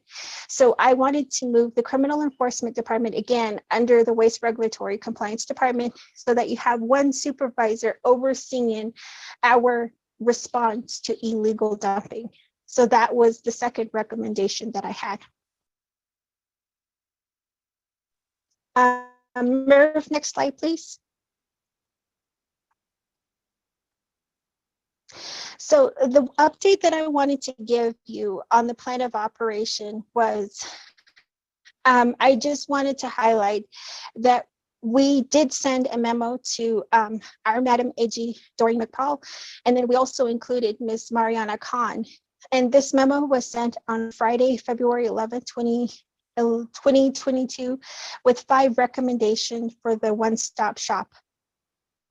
And it's, the 5 recommendations are basically everything that Ms. Khan had identified when we were in our work session in Twin Arrows the week before. So just wanted to highlight that item, I think that I said that I would have that out last week, and so that was taken care of. Just wanted to make sure that you all knew that. And then I am working on one item that was assigned to me by OPVP.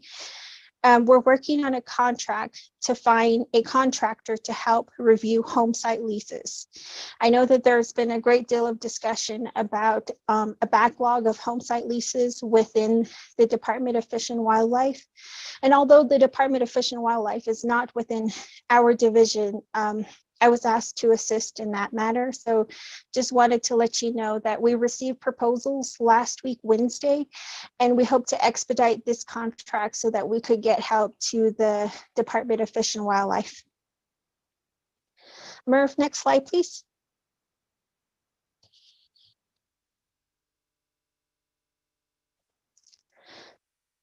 So, okay, and then within Navajo EPA, we requested and received over $8 million as our regulatory support cost.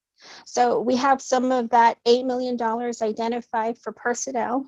We also have some monies identified for contracting, some for purchase of vehicles for our responding to ARPA projects. We also have some monies identified for just general office supplies and what have you.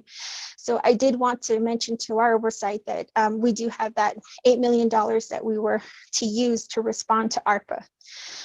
One of the main responsibilities that we have currently is to review projects. We log into the General Land Development Department.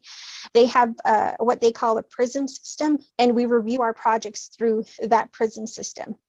So we do log on daily, and each of these presenters today, Miss Eugenia, Miss Yolanda Barney, Mr. Warren Roan, Mr. Young, myself, we're all reviewers, and including Patrick Antonio too with water quality. So we all review the projects and we approve the projects. So just an FYI, that's how we are responsible for moving a lot of those projects forward. And what we have internally is we're exercising an escalating rule. We were one of the first departments to initiate this escalating rule, and it's something that's going to be within the plan of operation for the one-stop shop.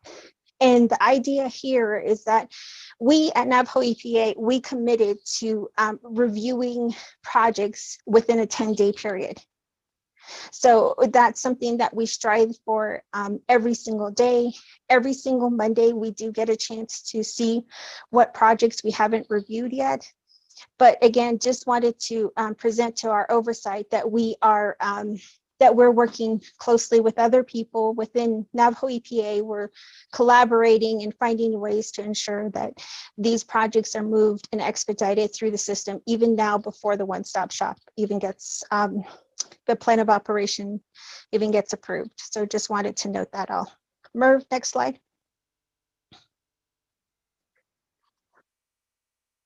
Again, just these are some of the things that were discussed today. Solid waste, again, we're trying to move as fast as we can to get that MOU between Navajo EPA and Chinle chapter. Within Superfund, one of the things that I have noted here is that we sent the draft hazardous material transportation regulations to Navajo DOJ for review. We hope to have more information on that as we move forward.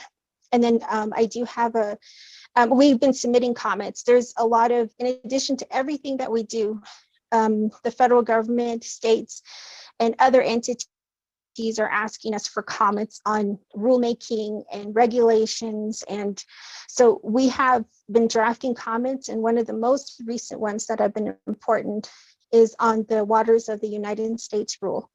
So we submitted comments, and we were able to get that proposed, to get those comments into US EPA. And then I also have noted here that we also have one of the bigger items that we've been working on with water quality is the NTUA compliance. So we do have an administrative order of consent with NTUA, and that's something that we have to revisit constantly to ensure NTUA's compliance, and that from here at Navajo EPA, we are providing that technical assistance where needed to. And then Again, this is just me mentioning the water quality program. They are submitting their treatment as state primacy application.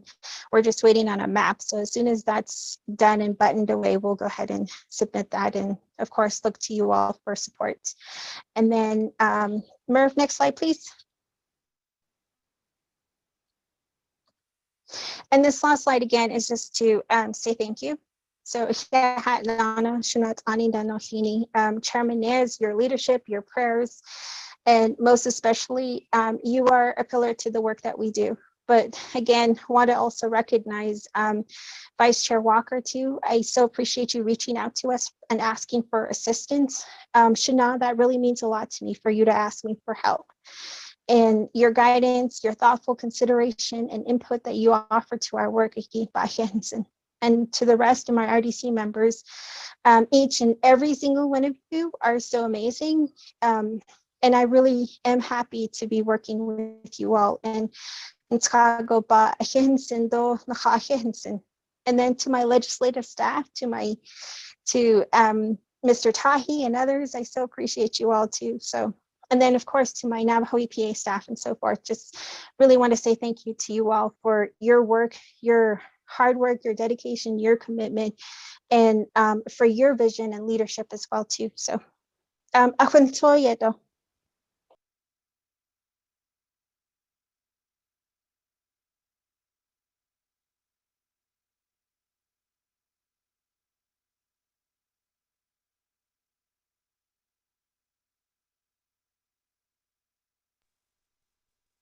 hello, did I?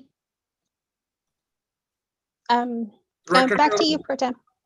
Director Shirley, you're still on the call. I asked Pro Tem Chair to unmute his phone. I'm here. I'm here.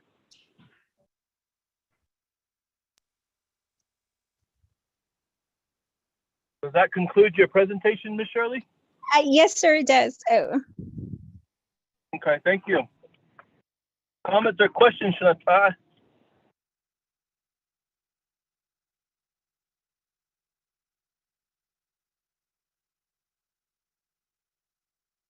Chairman Callan. Go right ahead, Shana. Chairman,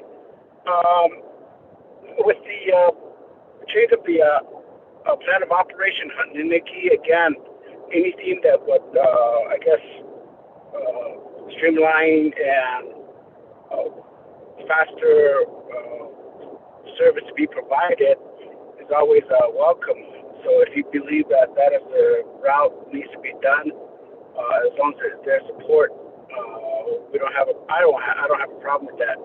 Now, on the other hand, you made a statement that you are tasked to find a contractor. Was that the correct term? But home site lease in the Nishiki, how does this relate to the meeting that we had last week or a week ago, regarding the one-stop shop for land department? So how did it end up in the EPA? Could you further explain that, Chairman? Sure. Thank you, Shana. Ms. Shirley? So thank you for the question. And the main one that I will focus on is the one-stop shop. So thank you for your support on our plan of operation thoughts and so forth. But the one-stop shop is within the hands of the Navajo Land Department. So they are the ones having to do the recommendations, but from OPVP, I'm tasked with helping the Navajo Land Department. And one of the reasons I'm tasked with that is, again, just because Navajo EPA is a regulator. And so this was a task to me, again, from OPVP, and it is within Navajo Land Department, and glad to come up with these recommendations and changes. So Asi Akatanashwa to the best of my abilities. And the way that the home site leases came up is because we're trying to help one another within this regulatory working group within the Navajo Nation. And when Navajo EPA got their ARPA budget first, we had everything implemented. We had our budget solidified. And some of our regulatory working group members, they were still a little behind. So from Navajo EPA, we said that we would help with getting a contractor ready so that we could offer that contractor to the Department of Fish and Wildlife so that they could get caught up on their home site leases. So again, it's not stepping on anyone's toes. I do defer to Mike Colonna and to Etienne Anderson Abasta and to Stephen. But again, this is just us trying to help out where we can. I hope that helps. Shana.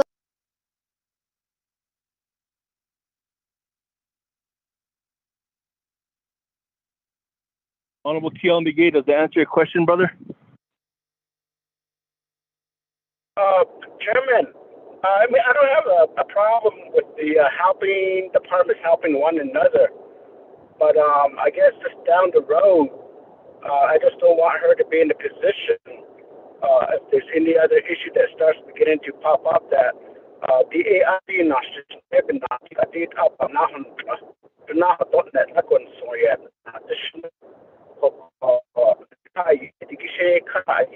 but if it's where new direction of a policy implementation, if there's going to be a problem down the road, I don't want her to be in the positions that she gets blamed for additional problem that was created under the task to comply or finalize the home site lease issue. I think the land department, I guess this raises another question: are they really lacking or the capability to really get this done? I can tonight case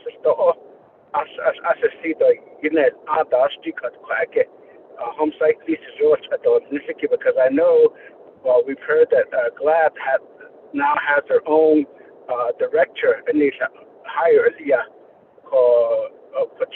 the land department. And then again, this goes to the question of what happened to all of those agency level.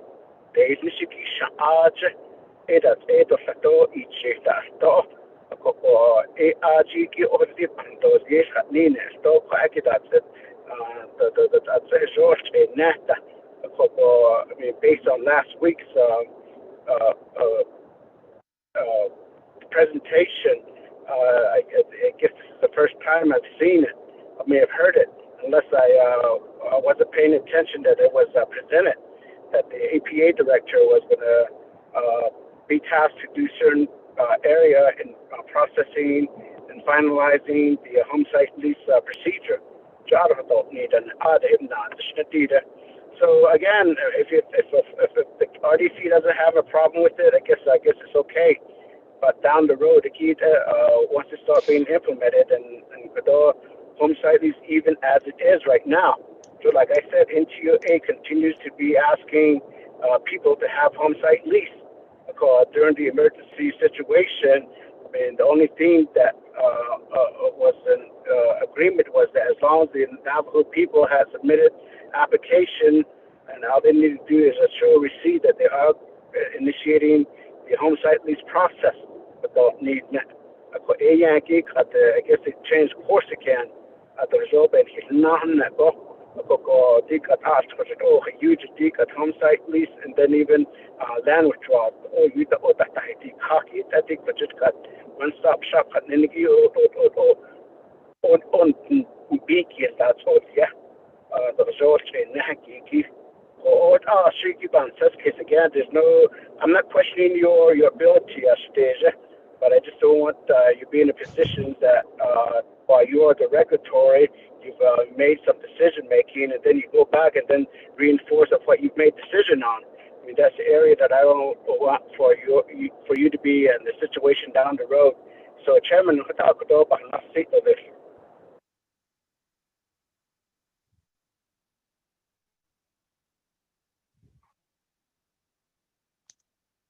Pro Tem, may I respond?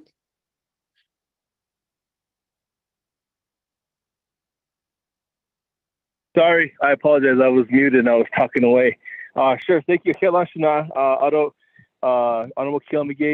Belinda Shirley, go right ahead and respond, please. Thank you. Shana, I'm not approving any home site leases, or I'm not approving any anything of that nature.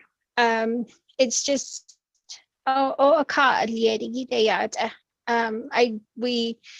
we're going to help get the contract together, and then that contractor is going to work with Department of Fish and Wildlife. And again, it was just because that our budget was in place a little bit further, or a little bit faster than others. And again, just trying to help. And this ARPA is meant to help everybody. I mean, it's meant to help all of the regulatory and support programs here within Navajo EPA. So we didn't see it as a problem to do that. And again, I'm not approving or disapproving any home site leases. All of that is still within Navajo Land Department. And anything that I do and anything that I'm recommending to you, especially on this one-stop shop, it's done in a group effort, meaning that things that I write, even a memo, it's going through Mike and others within the regulatory review group to ensure that it's accurate and that it's everything that we agree on. So just wanted to add that that little piece of information on there too again.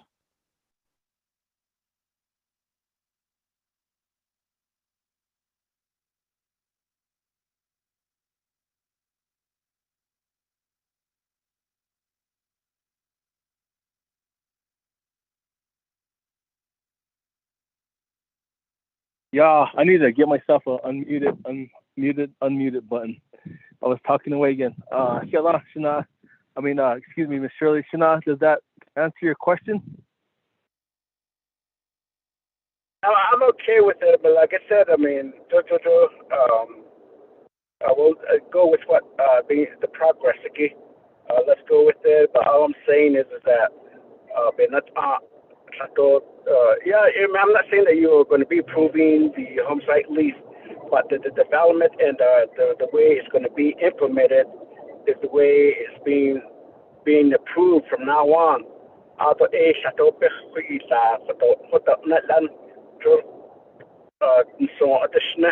you're not just now clarifying that you're only the grant application process. Didn't need. So I guess that clarifies everything right there, Chairman. Thank you.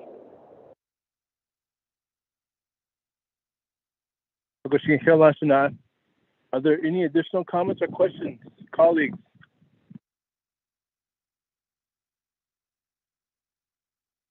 Comments or questions related to the presentation?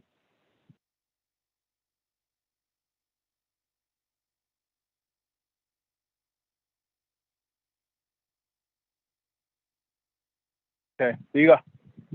Agustina, if there's no additional comments or questions, Ms. Shirley, thank you very much for that presentation and that update. I believe that does conclude our agenda items. Am I correct, Mr. Tahi? Pro Tem Chair, yes, that is correct. We finished the presentations for today. I'm asking because of I don't have an agenda in front of me, so my apologies. Are there any additional comments or questions, Shanta?